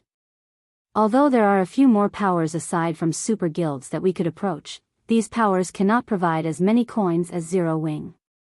How about it? By cooperating with Raven, not only would Zero Wing not lack magic crystals, but the Candlelight trading firm would also have plenty of manatite Oregon. You will certainly earn more than 100,000 gold. Bloodfang believed that the conditions he had proposed were quite generous. There was simply no reason for an upstart guild like Zero Wing to reject his offer. Currently, Zero Wing did not have many assets in God's domain. However, it was extremely difficult to invest in the real estate in other kingdoms and empires. The local guilds had long since claimed the available lands. As for kingdom and empire's main cities, although some golden lands were still available, without sufficient reputation in those cities, purchasing those lands was impossible. By the time someone from Zero Wing obtained the required reputation, others would have claimed those lands. In other words, Zero Wing should have a lot of money lying around right now, yet it could not effectively utilize the coins, spending money to make money. However, this could not be helped. After all, Zero Wing was merely an upstart guild. Its income couldn't even compare to a veteran second-rate guild, much less a super first-rate or super guild. If Zero Wing continued to hold on to its funds, it would eventually depreciate. This was also why, despite earning boatloads of gold, super guilds had very little liquid funds. This was because these super guilds had long since invested the money into something more valuable, particularly various cities' lands with high potential. If Zero Wing invested its excess coins into Raven, it could kill two birds with one stone. Guild leader Bloodfang, as I've said before, 100,000 gold coins are not 100,000 copper coins. Even super guilds can't hand over such a large amount, not to mention Zero Wing, Shi Feng said, shaking his head. And again, you're only offering 20%. It will take ages to earn back our initial investment. God's domain changes each day. Zero Wing cannot make such a huge gamble. Why don't we change our method of cooperation? Bloodfang shook his head, responding, if you wish to invest manpower, forget it. Current players cannot defend this town. With the number and level of monsters attacking this town, we can only rely on NPCs to defend it. In fact, we need a small army. We also need to construct extremely powerful magical arrays and defense turrets before the 15-day protection period is over, all of which requires a large sum of coins. If not for his urgent need for money, he wouldn't have considered cooperating with Zero Wing at all. He very much preferred to have the town's profits to himself. There was not a single power in God's domain that would complain about having too much money, not to mention an essential item like the magic crystal. As expected, these monsters must be unusual. Hearing Bloodfang's words, Shi Feng could faintly discern the true reason the town had been destroyed, and he could not help the corners of his lips curing up. In the past, towns with rare mineral and herb fields nearby were often harassed by the local monsters. Needless to say, a town with manatite would be assaulted once every few days. During God's domain's early stages, the various large guilds had headaches over these towns. After all, most of the money they earned had to be spent on the town's defense, with some towns needing additional investment. As Bloodfang had said, constructing one Tier 3 defensive magic array to defend a town would cost 32,000 gold. Although the magic array would block any monsters below Tier 4, level 200, it required a lot of mana to operate. As for the defense turret, each one cost 7,000 gold to construct. Generally, monsters would come from all directions when raiding a town. Even if they placed only one defense turret at each of the 4 cardinal points, they needed at least 4 defense turrets. Moreover, the turret's artillery shells were very expensive. At market price, each shell cost 5 gold, with higher quality ones costing dozens. Furthermore, a single defense turret at each corner wasn't nearly enough. They would need at least 2. With this, the total cost was around 88,000 gold. It was no wonder why Bloodfang wanted a 100,000 gold investment. However, players' wisdom was infinite. In the past, after the various large guilds had experimented countless times, they had finally found a method to not only save on the high construction cost, but also resist against the swarms of invading monsters.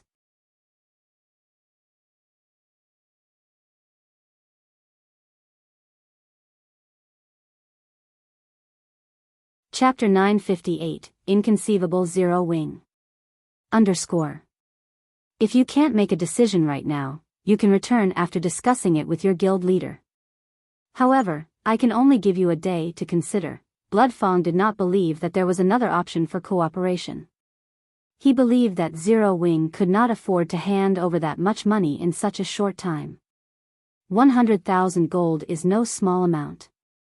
I do not believe that Zero Wing can collect that much money in so little time either. You can pay 40,000 gold up front and the remaining 60,000 in the next 5 days.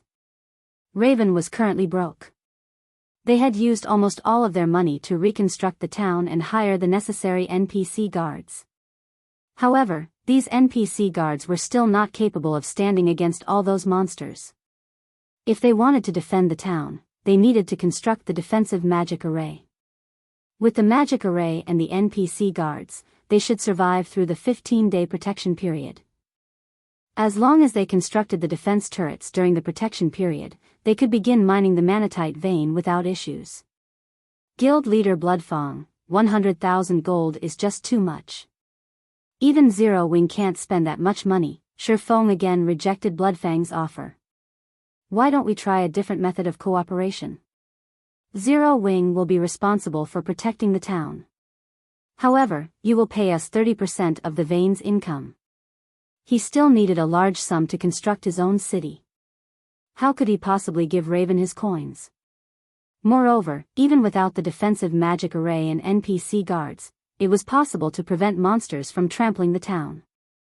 He could simply head to Blackwing City and purchase a monster repellent scroll. The monster repellent scroll was an item that could disperse monsters within a certain area, preventing low-intelligence monsters from actively approaching. Although the effect was temporary, the scroll was very cheap. Each scroll only cost 5 gold. It was much more cost-effective than constructing a defensive magic array or defense turrets. In God's domain, the defensive magic array and defense turrets were mainly used during monster raids. When dealing with players, however, they were not as effective as NPC guards, yet they cost far more. Rather than wasting money on that particular plan, Shifeng would be better off investing his money into his own guild or somewhere else. Generally, the monsters that raided towns and cities possessed very low intelligence, so the monster repellent scroll could chase them away. As for using the scroll against the Abyss invasion, very few abyssal monsters possessed low intelligence. Hence, the scroll wouldn't be as effective. Let Zero Wing defend the town. Bloodfang could not help but laugh at Shifeng's proposal. It's not that I am looking down on Zero Wing, but rather, these monsters are over level 100. There are thousands of them. With players' current strength, it is impossible to defend against such an onslaught. And even if you succeed, why should I give you 30% for defending the town when I can ensure its safety for 100,000 gold? Wouldn't that be more of a loss? If this is your offer, I would rather contact several other major powers. I believe that they will be more than willing to cooperate. Zero Wing was not Bloodfang's only option. The only problem was that none of the major powers could afford a 100,000 gold investment. However, he did not necessarily need 100,000 gold. As long as he had the initial 40,000 gold, he could construct a sufficient number of hotels during the 15-day protection period. With a place to replenish their stamina in, his subordinates could mine for magic crystals continuously. He could earn enough money to construct the required defense turrets before the protection period ended. However, Raven would have to be particularly frugal during this period. If so, I have another suggestion. For each monster raid Zero Wing stops, Raven will pay 6,000 magic crystals. What do you think of that? Shifeng casually suggested. Are you serious? Bloodfang asked in surprise. If they utilized this method, the town's income would belong to Raven fully. As long as they could begin their mining operation, Raven wouldn't have any financial problems. They could quickly construct a powerful defense. Only, the initial period would be the most difficult. He hadn't expected Shifeng to be interested in such an exchange. Had Shifeng simply handed over 100,000 gold, he could have received 20% of the town's income. As time passed, he would earn far more than 100,000 gold, yet for short-term profit, he had given up on a future gold mine. Bloodfang found it hard to believe that a large guild's upper echelon would make such a rash decision. Of course, I'm serious. I've already discussed this with my guild leader, and he has approved. Now, it is up to you whether or not to accept this condition. Shifeng chuckled. All right, I agree to work with Zero Wing. I just hope that you don't regret this decision, Bloodfang said. Even after watching Shifeng for a long time, he did not understand the man's thoughts. He could not figure out what Black Flame, Zero Wing's guild leader, was thinking either. The only reason he had agreed to offer Zero Wing a share of the town was because he had worried the guild would not be willing to fork over the money.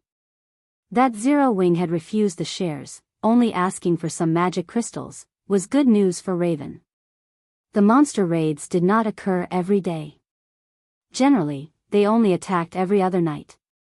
Even if Zero Wing defended the town from 10 attacks, he would only spend 60,000 magic crystals.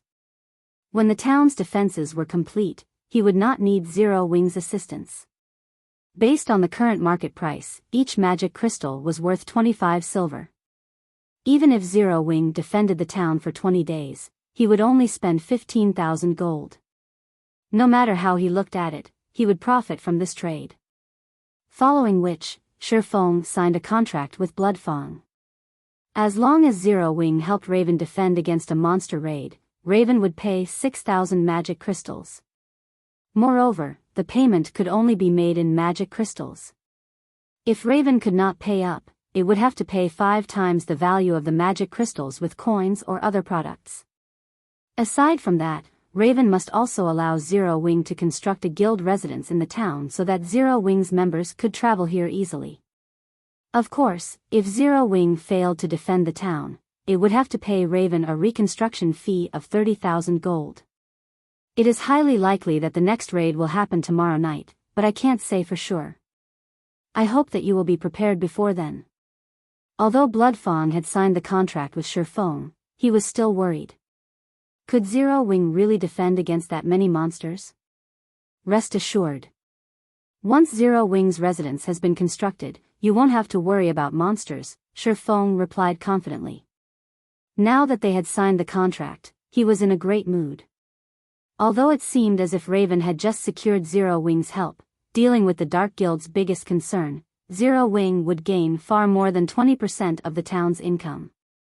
However, Bloodfang didn't know this. While the monster repellent scroll was very convenient, it also had a huge flaw. The scroll could only chase monsters away, not exterminate them. As they fled, the monster army would grow.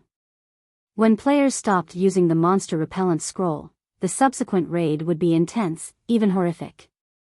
As long as the army grew 4 or 5 times, the town would fall even if they had 30 turrets.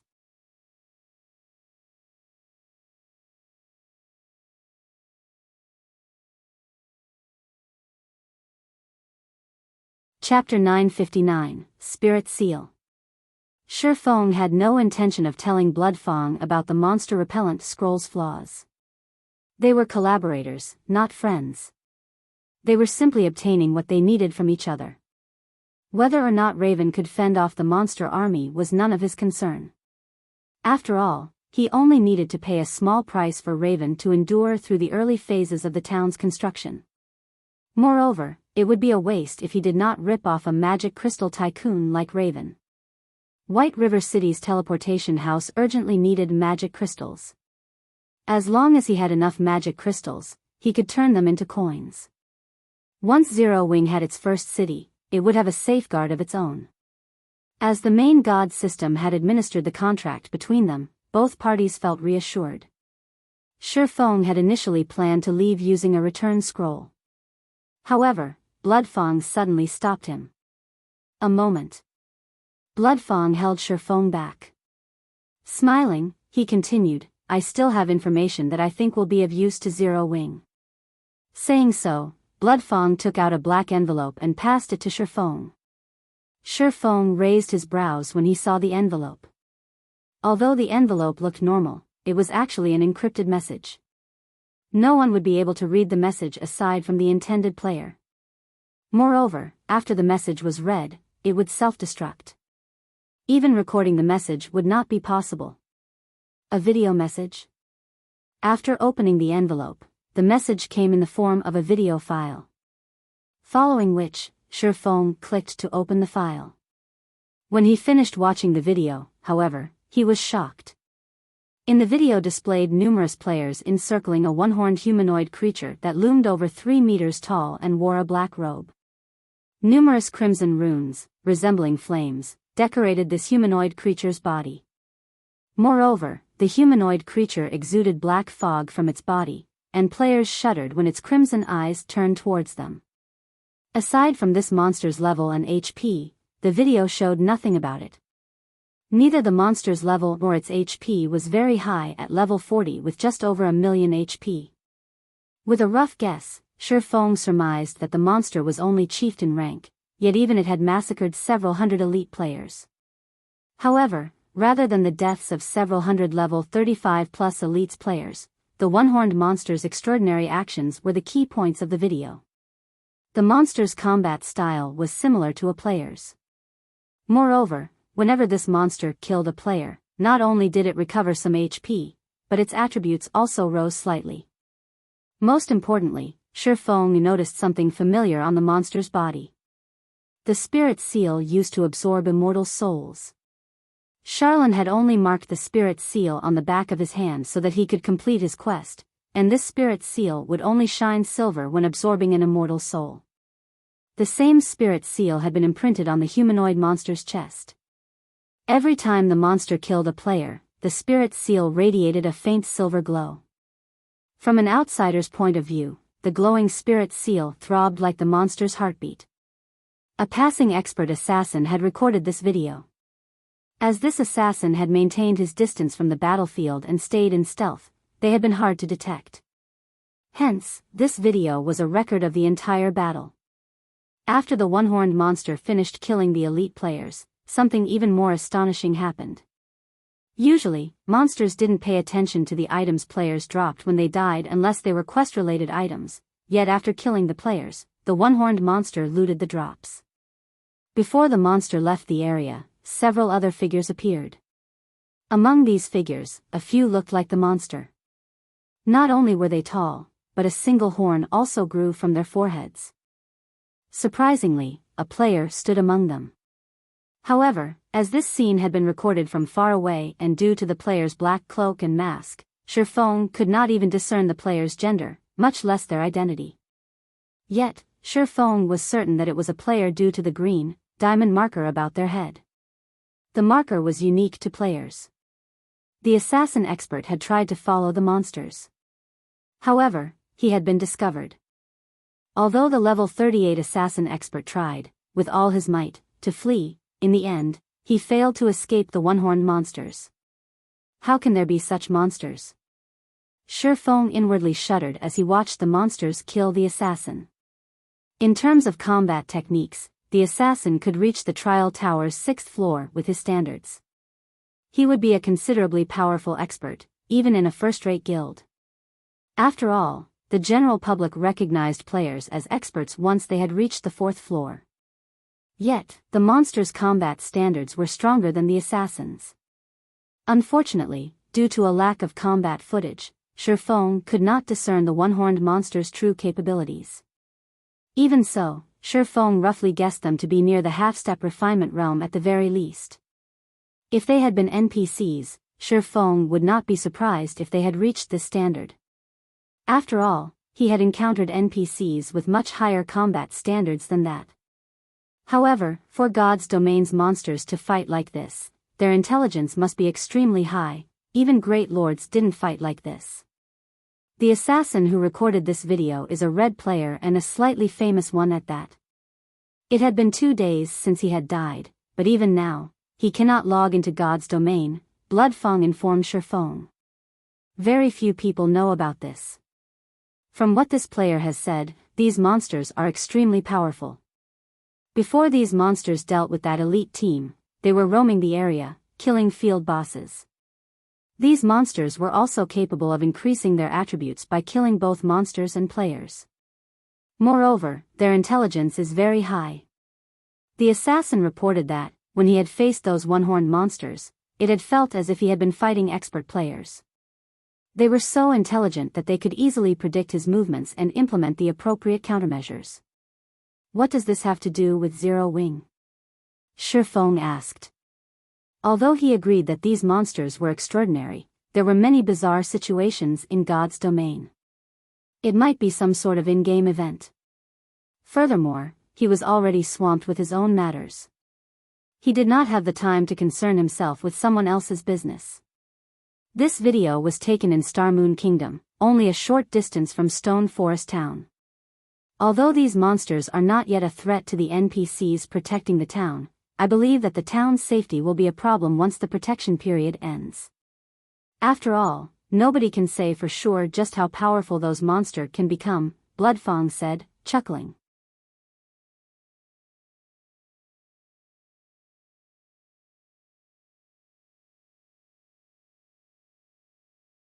Chapter 960, Evil God Appears. They are near Stone Forest Town. Shifeng fell quiet as he pondered the situation. He could not remember such monsters in Starmoon Kingdom in his previous life. This was the first time he had ever seen such a thing. If they were mutants, they wouldn't let any creature live. And they might allow a payer to tag along. They were somewhat similar to mutants in that they could grow stronger by killing other monsters and players. Indeed, just as Bloodfang had said, while there was nothing to worry about right now, as the monsters grew stronger, they would become very dangerous. Before I sent Bloodsucker to negotiate with you, I sent him to investigate. Based on Bloodsucker's report, not only was every field boss in the area dead, but he couldn't find a single common monster either. Moreover, he discovered a similar situation in the nearby level 60 map, Bloodfang said. He then shared several pictures with Shifeng. Bloodsucker took these images in the level 60 area. With the monster's growth rate, it won't be long before they're a threat to Stone Forest Town or NPC towns.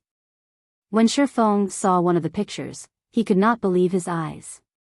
The originally lush forest had become a scorched land pocketed with craters. Bloodsucker had also captured the corpse of a level 63 Great Lord that had been over 30 meters tall. The corpse had withered like a mummy. What was more frightening was that common monsters stopped spawning in the locations the one-horned monsters had visited. This was the equivalent of crippling an entire map. Although the effects were barely noticeable right now, if this continued, there wouldn't be any leveling spots left in Starmoon Kingdom. Thank you for your information, Guild Leader Bloodfang. I have some matters to deal with, so I'll be leaving. Shifeng frowned deeply as he finished looking through the pictures.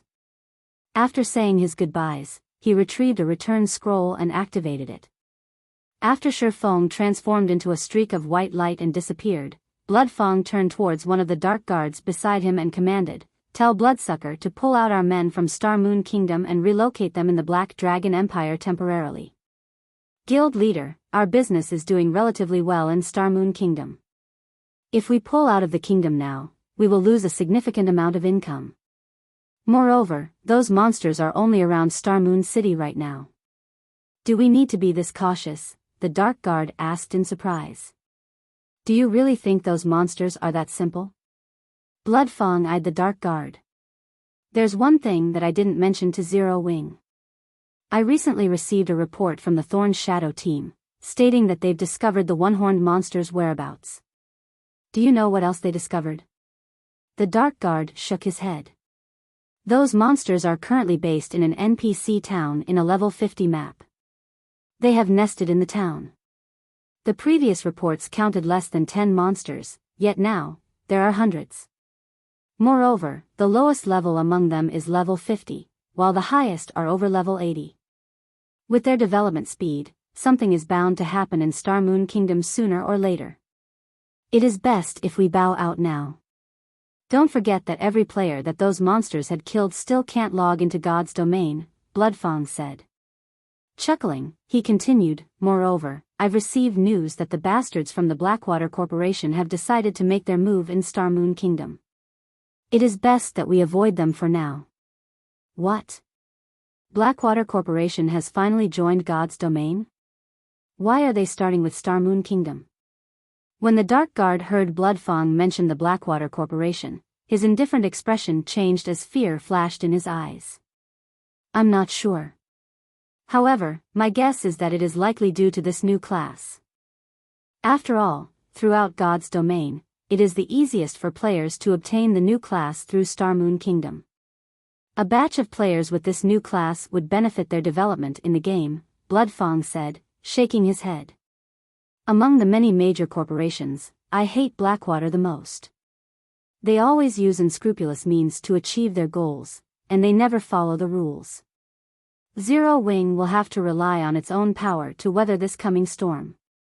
Shortly after Bloodfang issued his command, although the command confused Bloodsucker, he began to move the several hundred Raven members hidden throughout Star Moon Kingdom, shifting their operations to the Black Dragon Empire. As for Shifeng, rather than traveling to Blackwing City to purchase the monster repellent scrolls, he visited Star Moon City instead. Star Moon City had visibly changed over the past few days. Many of the players roaming the streets were from other kingdoms and empires, all hawking their weapons and equipment.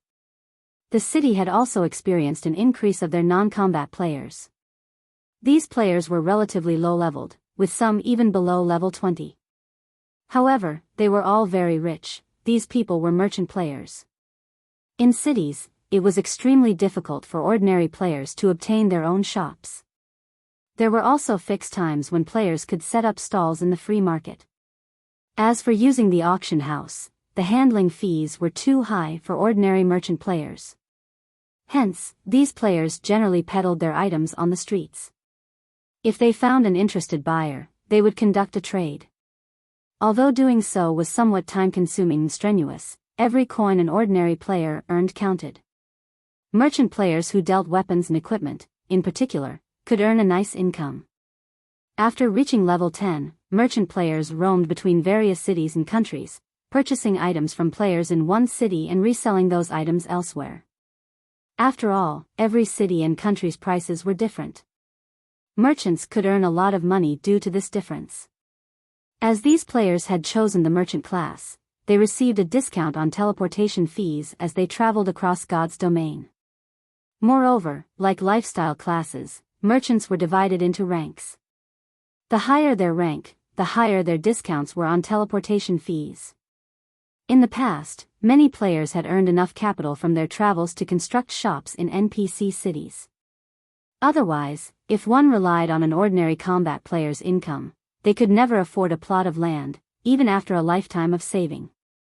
Following which, Shifeng followed the main street to Grand Duke Hartfield's mansion. The NPCs guarding the mansion didn't stop Shifeng, allowing him to enter the Grand Duke's home. However, Shifeng had not come here for the Twilight treasure chests this time, but for the one-horned monsters. Shifeng had not initially recognized the one-horned monster's origin. However, from what he had learned from the pictures and Blood Fang, he was certain of one thing. Those one-horned monsters were somehow related to the evil god's temple. Across the continent of God's domain, abyssal monsters weren't the only threat to humans. There were other dark powers at play. Among these dark powers, the most dangerous was the evil god's temple. Unlike the war god's temple, which specialized in resisting abyss invasions, the evil god's temple focused on destroying God's domain. Moreover, the temple thirsted for the destruction of all life, unlike the abyssal monsters, who only aimed to conquer.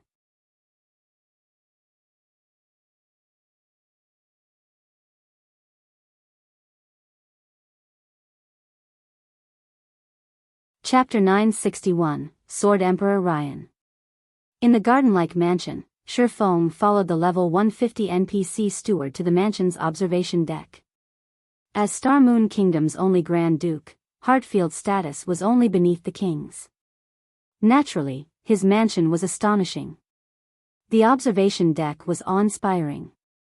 Not only did it float high in the air, but its floating elevator had also been crafted from 7 luminaries crystals. Even Star Moon Restaurant's rooftop view could not compare to the view from this observation deck.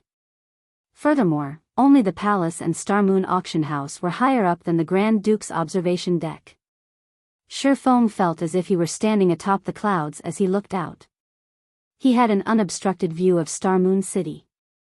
The gentle breeze touching his face relaxed him. Despite the relatively normal mana density, he felt utterly carefree. Enjoying a meal here would be the epitome of luxury. In the past, many major guilds had attempted to construct similar observation decks in their own cities, not excluding Shadow. However, only after the attempt did people realize how expensive it was. The floating deck required incomparably precious materials. Although they were not as rare as the 7 luminaries crystals, the floating stones were rare throughout God's domain. On the market, a fist-sized floating stone would sell for dozens of gold. One could imagine just how much it would cost to construct an observation deck the size of a basketball court. Crafting the necessary floating elevator also required 7 luminaries crystals. Those crystals were the core components of mind spaces, and players were more than reluctant to part with them. Very few people could afford to use them to craft a floating elevator. Moreover, the moment the floating elevator was complete, other players would likely attempt to steal it. Next to the level 200, Tier 3 Grand Duke Heartfield stood a middle-aged man in silver armor. A white mantle had been draped over the man's back, and a sword with a gem-encrusted hilt hung from his waist. Golden, divine runes had been engraved on the sword's scabbard, giving it both a sacred and magnificent appearance. Seeing this treasured sword, Shifeng had no doubt that, when this man walked down the street with that blade, he attracted a lot of attention.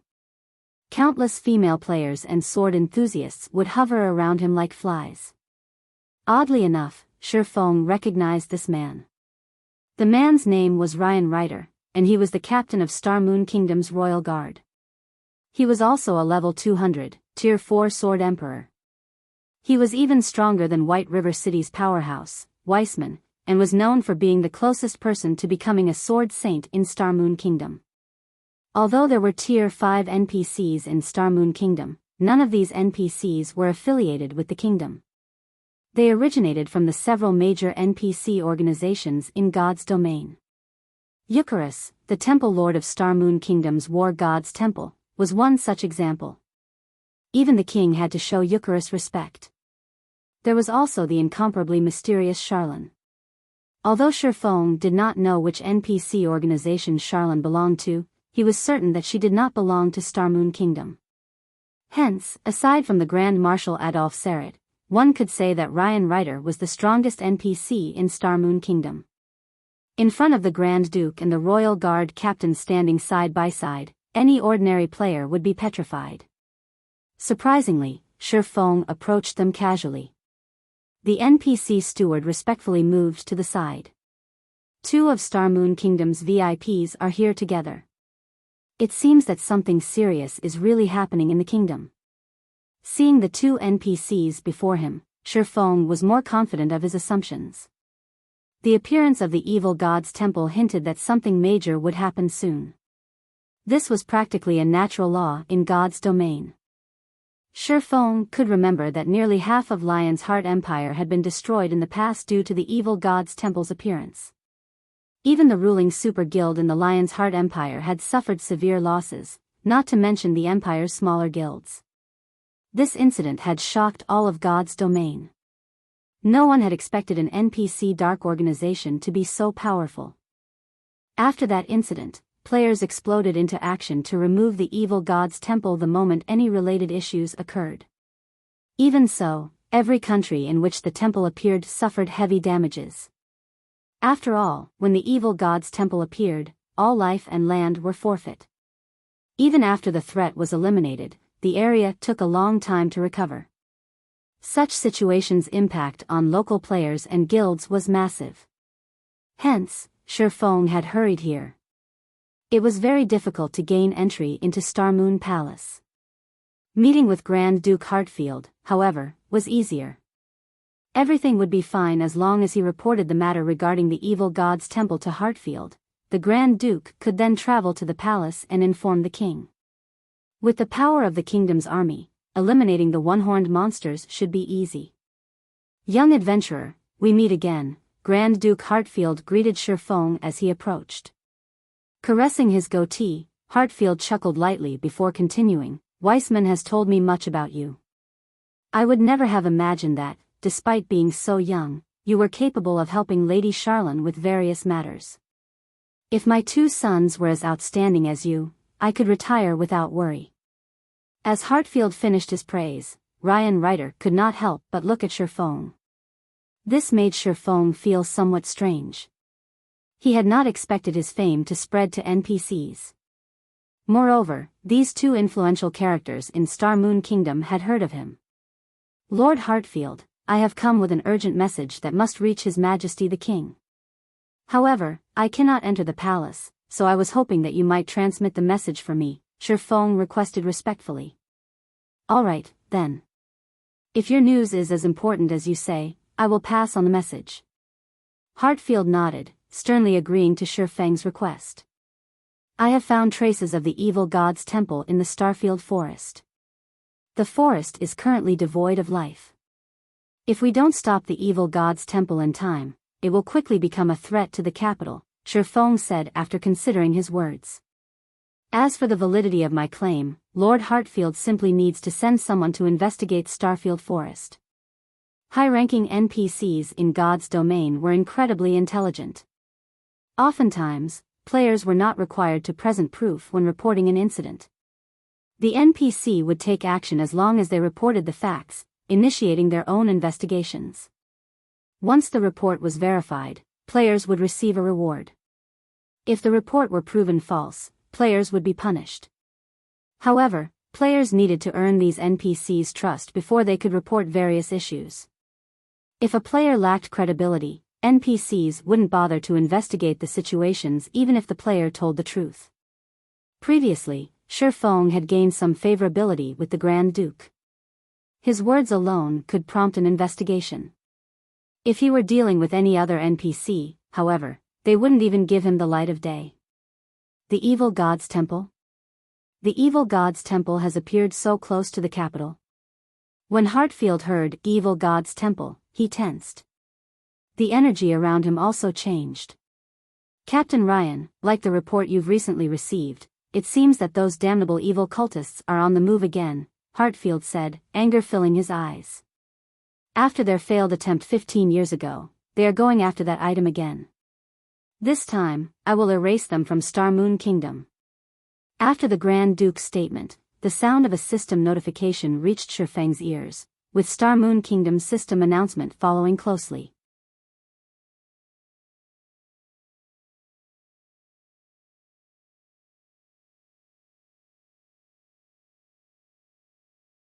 Chapter 962, Legendary Necromancer. System, congratulations. You have accepted the epic ranked main storyline quest, Evil God's Birth. Quest content: exterminate the evil gods' believers in the Star Moon Kingdom. If you fail to exterminate the evil gods' believers before they summon the evil god, Star Moon Kingdom will fall into ruin. As the system was notification repeated 3 times, Shifeng was momentarily stunned. He had only been the messenger, yet he had triggered an epic-ranked main storyline quest in Star Moon Kingdom. This was not good news for Zero Wing. Shortly after the system notifications, the system announcements followed. Star Moon Kingdom System Announcement: New Expansion Pack, Disaster of the Evil God, has been activated. Star Moon Kingdom System Announcement: Ruins of the Evil God's Temple has been discovered in the Undead Gorge. Azura Mode Regional Dungeon, the Undead Gorge, has been activated. Players level 35 and above may enter the dungeon. The system announcement also repeated 3 times, creating a stir in Star Moon Kingdom. Awesome! Who triggered the new expansion pack? An Azura Mode Regional Dungeon? The loot will be amazing. It's actually an Azura Mode Regional Dungeon. I bet the dungeon's monsters will drop magic crystals. I won't have to continue fighting for kills in the Stoneclaw Mountains. The majority of the kingdom's players were incredibly interested in the new regional dungeon. Originally, the only regional dungeon that offered magic crystals was the Stoneclaw Mountains. However, it had become a haunt for Star Moon Kingdom's various large guilds. Even though the area provided abundant resources, ordinary players' share was very small. Moreover, the competition for those resources grew with each day. The new Azura Mode Regional Dungeon's appearance was definitely a cause to celebrate for the majority of Star Moon Kingdom's players. At the very least, there was now another area in which they could obtain magic crystals. Moreover, the Undead Gorge was much closer to Star Moon City than the Stoneclaw Mountains. Only a single map separated the gorge and the capital. The only problem was that the monsters in said map were somewhat high-leveled, all above level 50. If one crossed the map without being strong enough, the risk of death would be quite high. However, this could also help disqualify some players, reducing the competition in the regional dungeon. The only downside was equipment repairs. Unlike in the Stoneclaw Mountains, none of the Undead Gorge's adjacent maps had a town. It would take 4 hours to run there from the nearest teleportation point. While this was a huge problem for independent players, the various large guilds found this acceptable. At the very least, they wouldn't have to pay Zero Wing with magic crystals if they grinded in the Undead Gorge. Moreover, once their guild members obtained mounts, they could save time when traveling. For a time, Star Moon Kingdom's various large guilds began to prepare to garrison troops in the Undead Gorge. A new regional dungeon hinted that there would be undiscovered resources. If they entered the Undead Gorge immediately, they could obtain more than their competition. "Young adventurer, I would like you to help me with something," Hartfield sternly told Shifeng. "Now that the evil god's believers have appeared, I suspect that Byrne, the legendary necromancer from 15 years ago, is up to something new. I want you to locate him for me. If Byrne is trying to hold a summoning ritual, he will need to slaughter many to gather enough power to summon the evil god's doppelganger. I have a tracking crystal that has recorded the evil god's power. It will help you search for the evil god's power within an area. If Byrne is absorbing the power of the area's creatures, the tracking crystal will detect him. Once you discover their nest, all you need to do is report back. However, be careful in your search. Byrne is a legendary necromancer, and with the aid of the evil god's power, he can summon extremely powerful monsters. Summoning the evil god's doppelganger will require a lot of power, so he will have certainly nurtured many powerful monsters to help him gather what he needs. If you want to deal with these monsters, you should head to the remains of the evil god's temple in the Undead Gorge. You might find some method of dealing with them." Once Hartfield finished speaking, he passed Shifeng a blue crystal block. Tracking crystal. When activated, will scan 5,000 yards in every direction for the evil god's power. Each use consumes 1 magic crystal. Cooldown, 30 minutes. What an inconvenient item. Shifeng said nothing as he stared at the crystal block in his hand. Fortunately, it would require time to gather the necessary power to summon the evil god.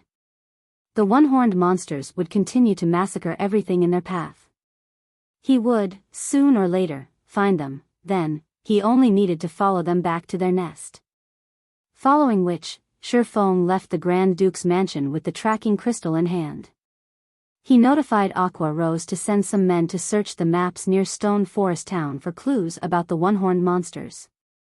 After completing that task, he teleported to Blackwing City.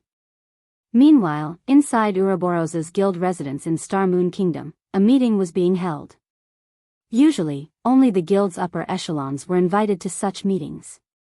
This meeting, however, included 3 outsiders. Guild leader Snow. There are many benefits to becoming one of the Blackwater Corporation's subordinate guilds. Won't you consider it? The gloomy, short-haired youth, who headed the group of outsiders, asked, smiling at gentle Snow. Many benefits? Zhao Yueru repeated from beside gentle Snow, anger tinging her words.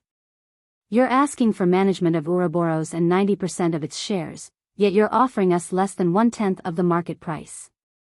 These are your so-called benefits? Oh, don't put it like that. With Blackwater Corporation's fame and influence, I am sure that you know how much our management will benefit Ouroboros. The guild will become immensely strong, the short-haired youth said, chuckling. Joining the Blackwater Corporation now is your best choice. Otherwise, you'll run into a dead end in the future. You won't get anything at all. Are you threatening me? Gentle Snow frowned. It is not a threat. I am simply offering a suggestion. I doubt that your investors will want to make an enemy of Blackwater, the youth said. He then turned to Ouroboros's elders, saying, your guild elders are aware of this. Did they not tell you yet? What is going on? Gentle Snow shifted her gaze towards the several guild elders beside her. Each elder represented one of Ouroboros's investors. Their words were the investors' will. Our companies have already reached a consensus and decided to join the Blackwater Corporation. Snow, please don't blame us. We don't have a choice. Blackwater has been putting pressure on our companies as of late, so our profits are in jeopardy. If this continues, our companies may go bankrupt. We had to compromise, an elder explained softly.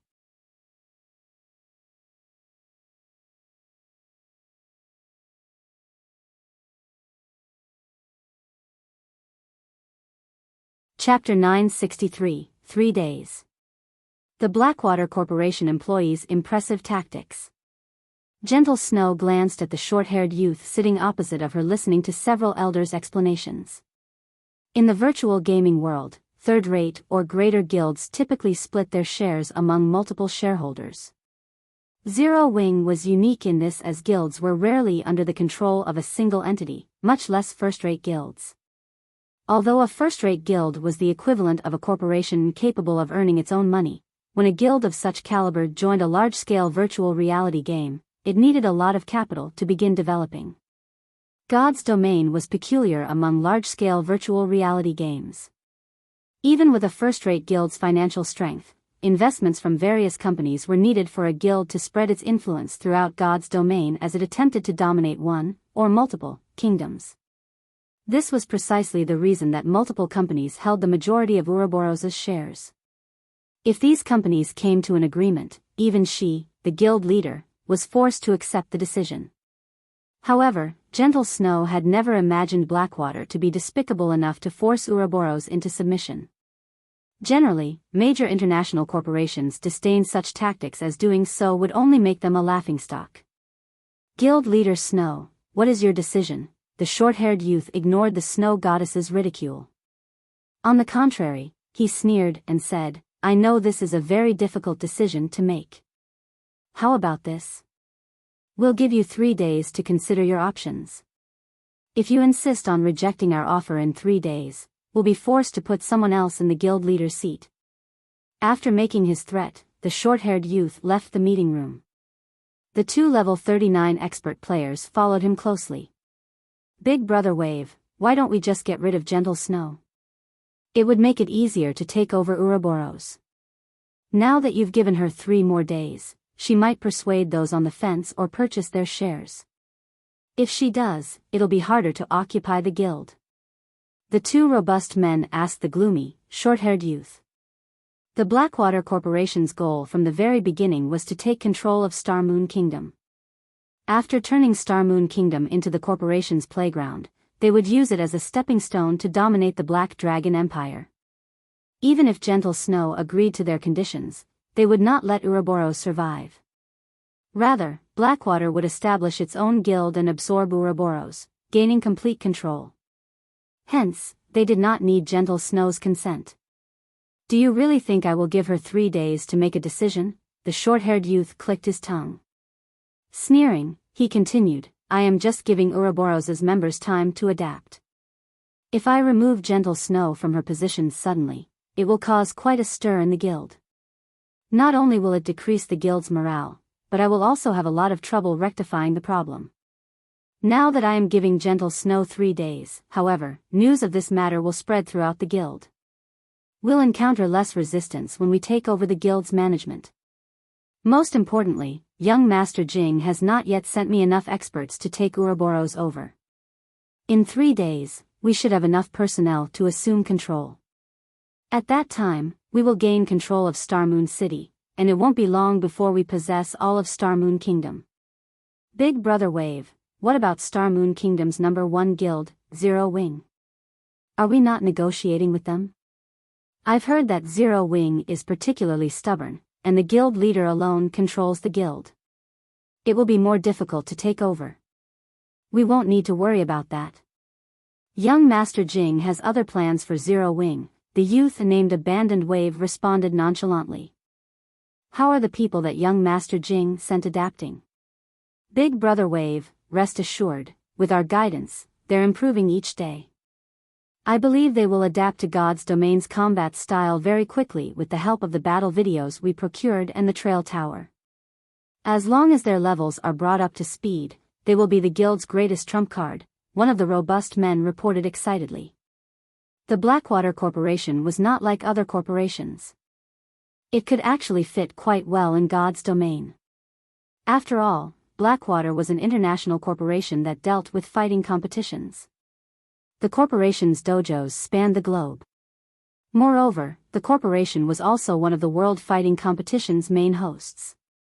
With the amateur fighters in God's domain, it would be a piece of cake for Blackwater to dominate the game. If not for the recent launch of the Mind Space System, the Blackwater Corporation wouldn't have harbored the slightest thought of investing in God's domain. Once Abandoned Wave's group left, pandemonium swept through Ouroboros. The guild was no longer focused on the new regional dungeon. Meanwhile, Shifeng had arrived in Blackwing City's magic district. Unlike ordinary NPC cities, which were generally divided into the Noble District and the Commoner District, the NPCs and players that reached Blackwing City were extraordinary. Moreover, even if other kingdoms and empires' nobles ventured to this city, they were ordinary here.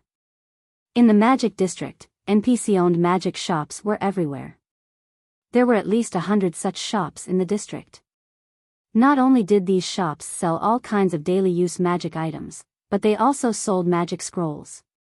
Some even sold rare magic scrolls that could not be found in ordinary NPC cities. The Monster Repellent Scroll was one such magic scroll. Initially, players had assumed that the Monster Repellent Scroll had no particular value. After all, it was only capable of driving off low-intelligence monsters. Moreover, as players reached higher levels and explored higher-leveled maps, they encountered fewer low-intelligence monsters. Hence, there was rarely a need for the Monster Repellent Scroll. Furthermore, the scroll was expensive. The Monster Repellent Scroll had only gained popularity after players discovered its ability to protect towns. However, as one of the rare magic scrolls sold in Blackwing City, the Monster Repellent Scroll was not infinitely available. Only a limited quantity could be purchased each day. Moreover, only one magic shop sold the scroll, so it wasn't easy to obtain. Overall, only 20 Monster Repellent Scrolls were available in Blackwing City each day. When Shifeng entered the magic shop that sold the Monster Repellent Scrolls, he discovered numerous waiting players. These players turned toward Shifeng. Why are people from the sacred temple here? Shifeng was somewhat surprised when he saw these players.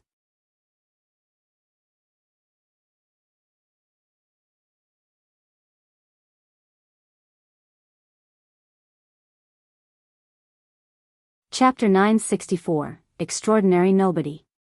Connor's magic shop was an unassuming shop in Blackwing City.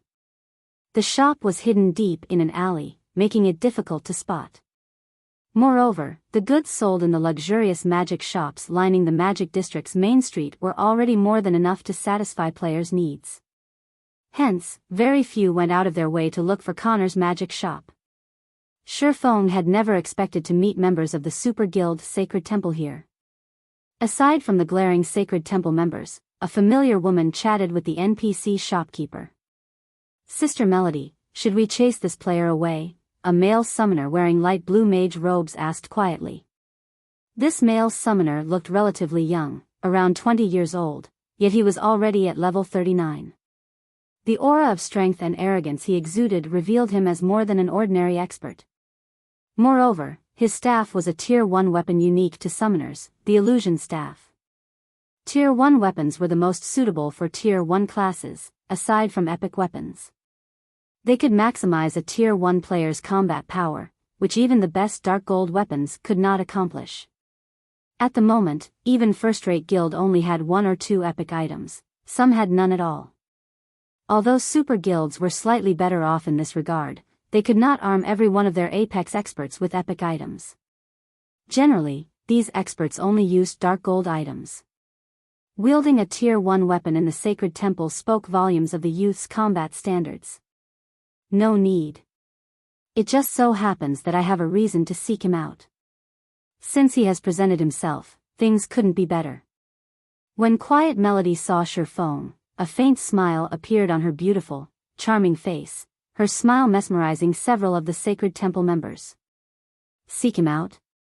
The summoner youth was slightly stunned.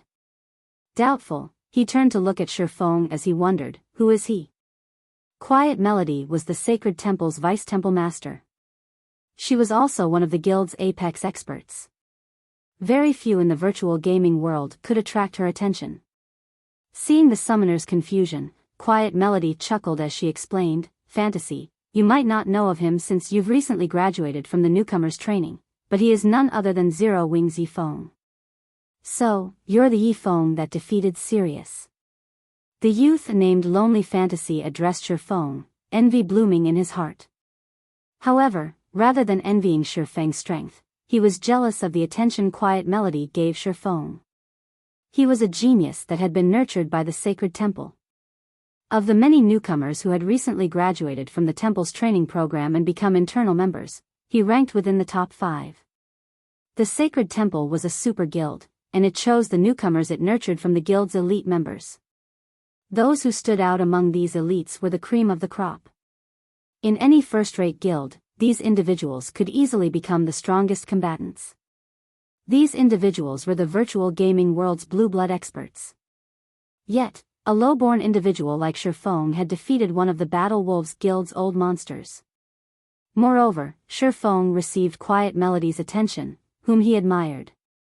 Why wouldn't he be jealous? Unknowingly, a hunger for battle filled Lonely Fantasy's gaze as he watched Shifeng.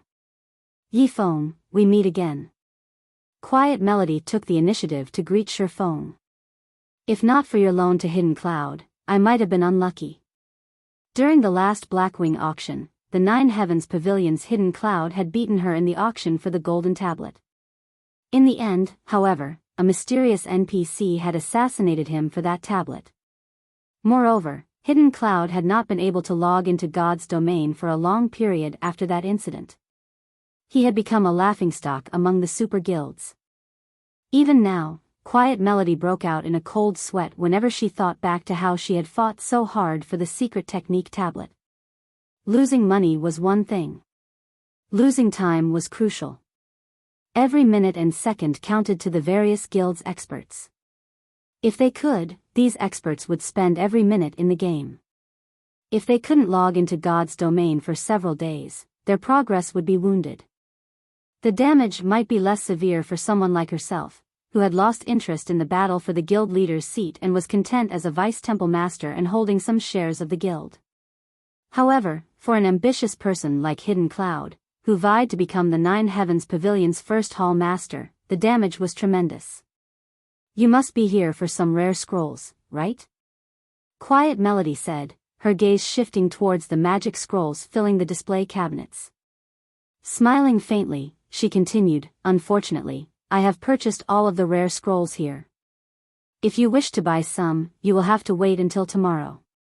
Temple Master Melody is quite impressive.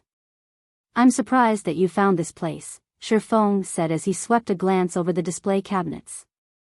Indeed, just as Quiet Melody had said, the rare scrolls were gone. Even the monster repellent scrolls, which had no apparent use at this stage of the game, were sold out. It's nothing. I just stumbled upon this shop, Quiet Melody replied casually. She then revealed a few of the rare scrolls she had purchased. Looking at Shifeng, she said softly, which scroll are you looking for? If you are in a hurry, I can sell a few to you at cost. The Sacred Temple members were shocked. They thought that they were hallucinating. Quiet Melody was the Sacred Temple's vice-temple master. Even if one disregarded her status, her appearance was enough to make countless men and women swoon.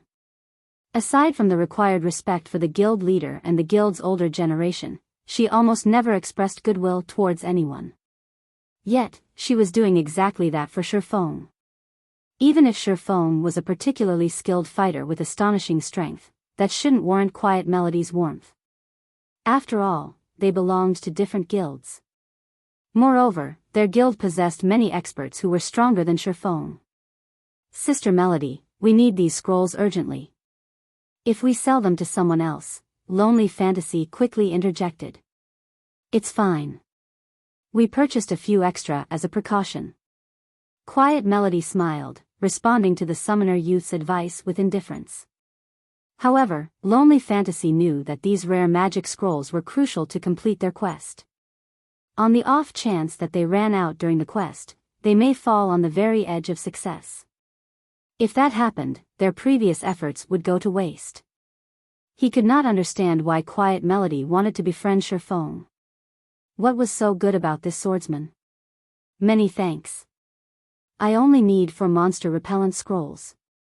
Shifeng stated, not beating around the bush. His agreement with Bloodfang was extremely important. If the monsters raided the town before he was prepared, without the monster repellent scroll, he would have to pay 30,000 gold. Moreover, a person of Quiet Melody's status had no reason to trick him and no need to use this opportunity to learn why he had come to this shop. Since the woman wanted to befriend him and there was no enmity between him and the Sacred Temple, he saw no reason to reject her offer. Afterward, Quiet Melody gave Shifeng 4 monster repellent scrolls in exchange for 20 gold. After receiving the scrolls, Shifeng turned to look at Quiet Melody, who had been smiling all this time. Sighing, he said, Temple Master Melody, just state your business. I'm assuming that you didn't waste so much time talking to a nobody like me just to sell a few unprofitable scrolls.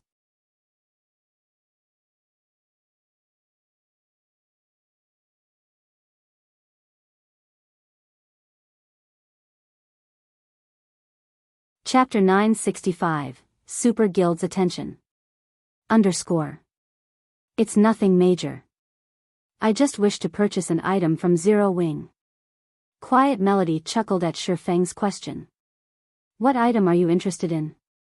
Shifeng began to grow curious. Generally, any items that Zero Wing sold could be purchased from the Candlelight trading firm. With the Sacred Temple's capabilities, Quiet Melody could even easily afford the limited intermediate mana armor kits.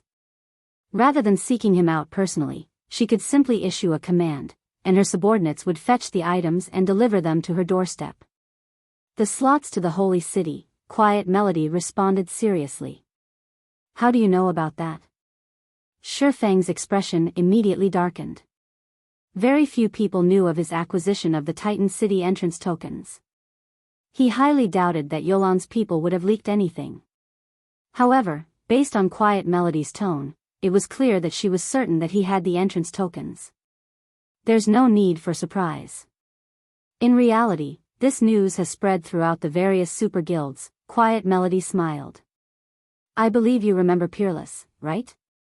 As a result of his major loss at your hands, Peerless advertised your deeds. He even revealed the secret about Titan City. Moreover, he is very certain that you obtained slots to the Holy City. Before this incident, I never knew that God's domain had such a holy land. Many super guilds are now watching Zero Wing. It is only a matter of time before they contact your guild. I had intended to visit White River City after I had finished shopping here. However, it seems that won't be necessary. Hearing Quiet Melody's explanation, the Sacred Temple members were stunned.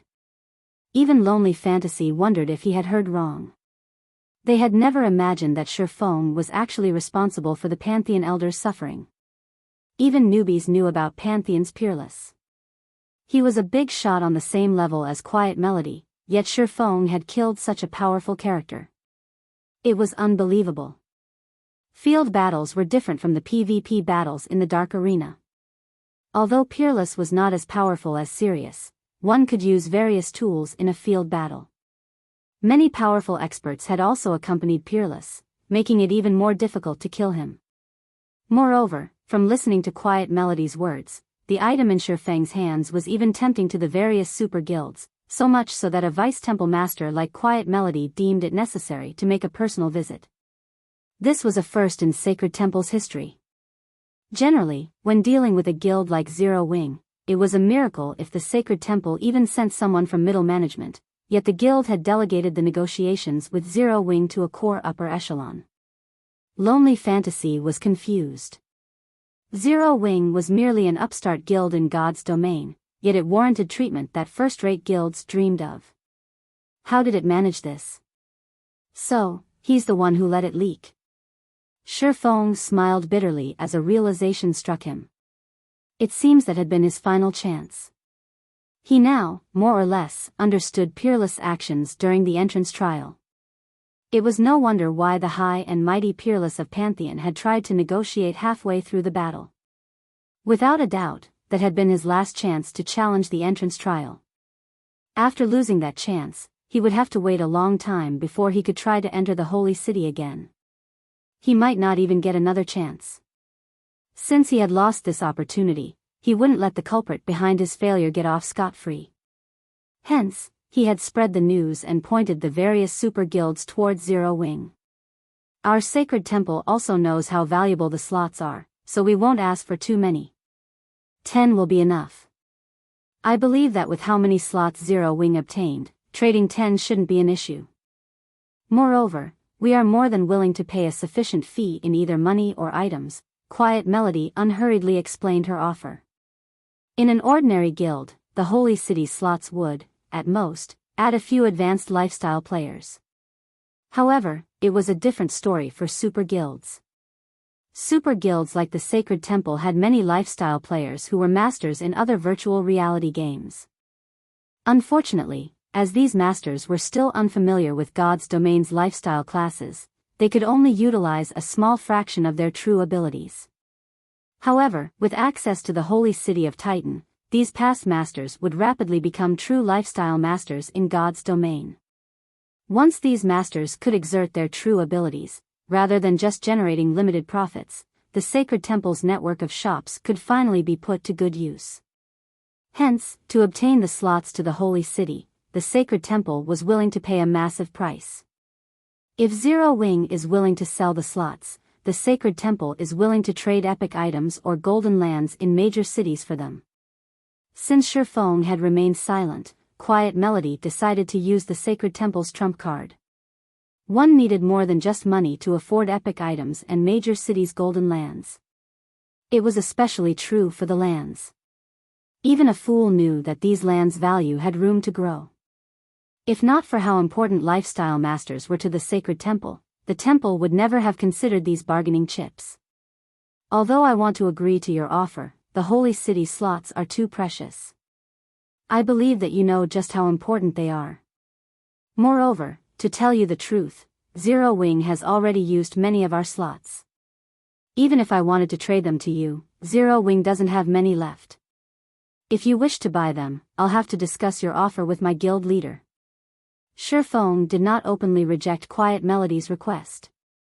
After all, the sacred temple offered an impressive price. Moreover, based on Quiet Melody had said, it seemed that multiple super guilds were very interested in the holy city's entrance tokens. Even if he told the truth and claimed that Zero Wing had used all of its slots, none of the super guilds would believe him. At which point, Zero Wing would have earned many new enemies for no reason at all. This was all a part of Peerless' sinister plan. I understand. I'll have to request that you speak with guild leader Black Flame, then. If he is willing to trade, our offer will not disappoint. Quiet Melody nodded, not surprised in the least about this outcome. Updated by Novel Full. Calm. In her opinion, Shi Feng was merely one of Zero Wing's upper echelons, and the Holy City slots could decide the fate of a trading firm. Naturally, such an important decision fell to the guild's leader. As for whether or not Black Flame would agree to the Sacred Temple's offer, she was unsure. However, she didn't believe that it was likely that he would refuse the offer. After all, golden lands in major cities were too valuable. They were also something that Zero Wing needed urgently. There simply was no reason for Black Flame to refuse.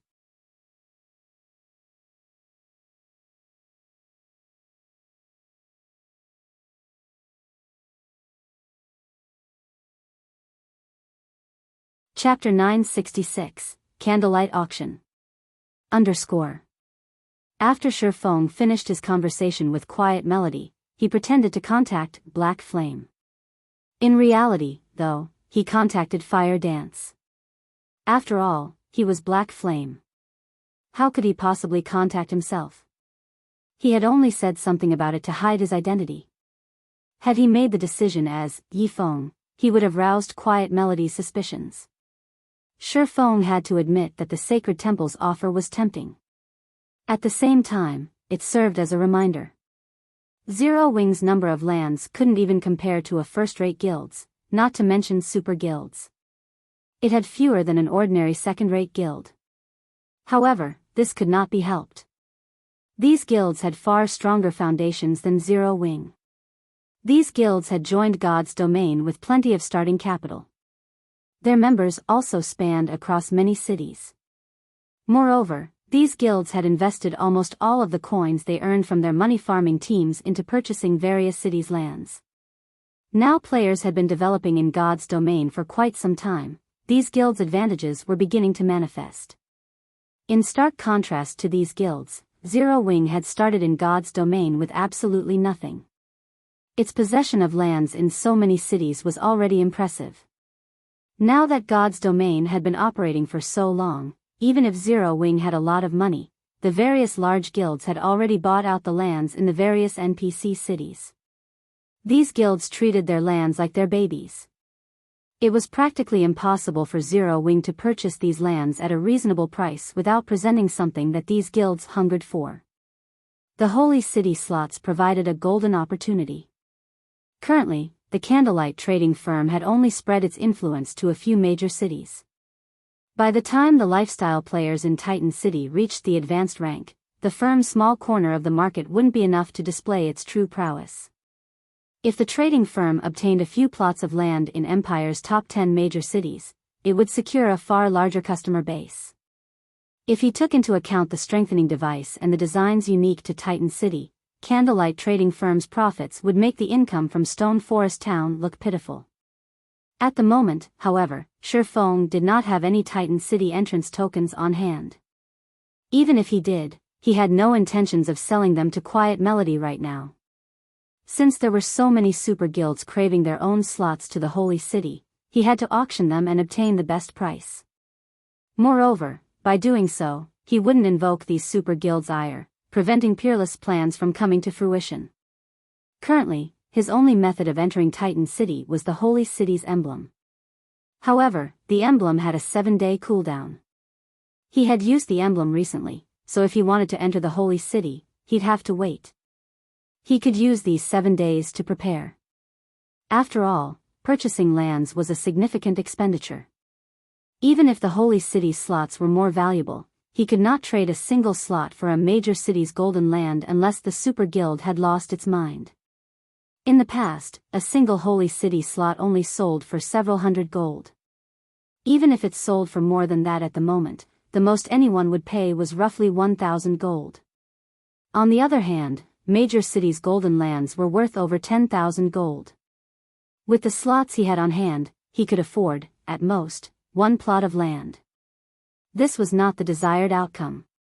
He planned to trade the holy city slots for lands in major cities, offering one slot and coins to make up the cost difference. This way, he could purchase 10 plots of lands by selling 10 slots. Hence, collecting enough coins was now a priority. Fire, prepare the main force and both the Dark God's Legion's official members and reserve members to advance on the Undead Gorge. Halt all other quests and activities temporarily, Shi Feng instructed. Don't forget to collect extra strengthening devices and magic scrolls from Candlelight as well. Although the Undead Gorge is an Azura mode regional dungeon, its monsters are much stronger than in the Stoneclaw Mountains. Don't carelessly lose your lives in there. Shi Feng had never heard of the Undead Gorge before. However, as it was related to the new expansion pack, it was definitely not an ordinary regional dungeon. It should offer an abundance of resources, particularly magic crystals. Currently, there were too many players in the Stoneclaw Mountains. There weren't enough monsters to go around. On the other hand, not only was the Undead Gorge a new regional dungeon, but it also required more to enter than the Stoneclaw Mountains. Guilds wouldn't be able to dispatch as many members to the dungeon. With this, Zero Wing could farm magic crystals far more efficiently. As long as he had enough magic crystals, he could use the teleportation house to turn them into mountains of glittering gold coins. With this, he could earn what he needed to purchase lands during the next 7 days. Understood. Fire Dance nodded. After Shi Feng finished issuing his orders, he smiled as he turned back to quiet melody. Communication between players could be set to private mode.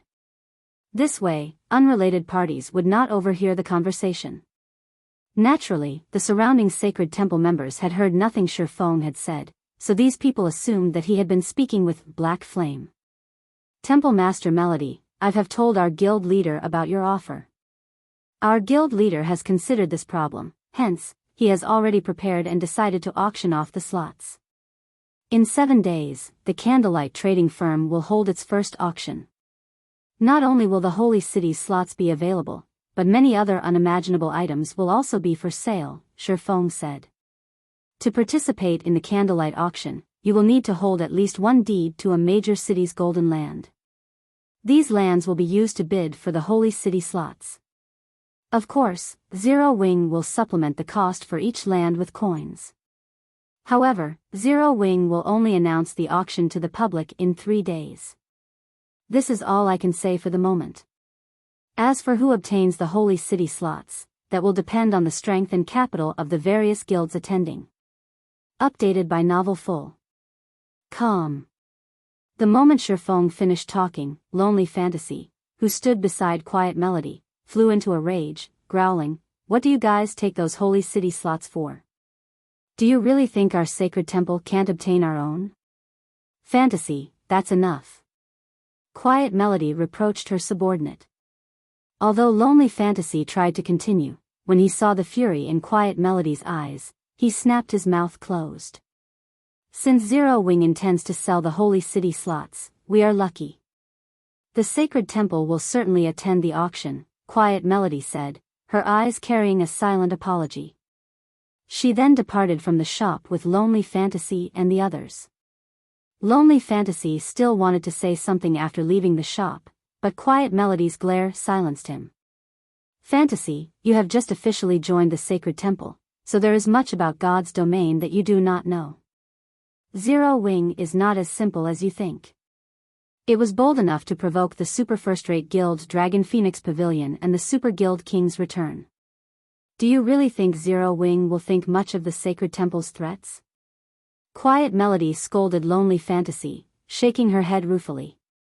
While we wait, rather than following me around, head to the intelligence department and learn about the game's various guilds. God's domain is not the shallow game you think it is. Lonely Fantasy was taken aback by Quiet Melody's words. He had not realized that Zero Wing was powerful enough to provoke King's return. Just what kind of guild was it? As for Shifeng, after obtaining the monster repellent scrolls, he returned to White River City. As soon as he returned, he headed for his warehouse in the bank. Previously, too many things had demanded his attention. He hadn't yet had a chance to use the damaged god crystal he had obtained during the entrance trial. The Holy Grail already possessed immense power. If he could upgrade it further. The thought alone excited him. You're tuning into the Biyao's Wuxia Chronicles YouTube channel. Don't forget to subscribe and join us on this journey to catch the most captivating stories.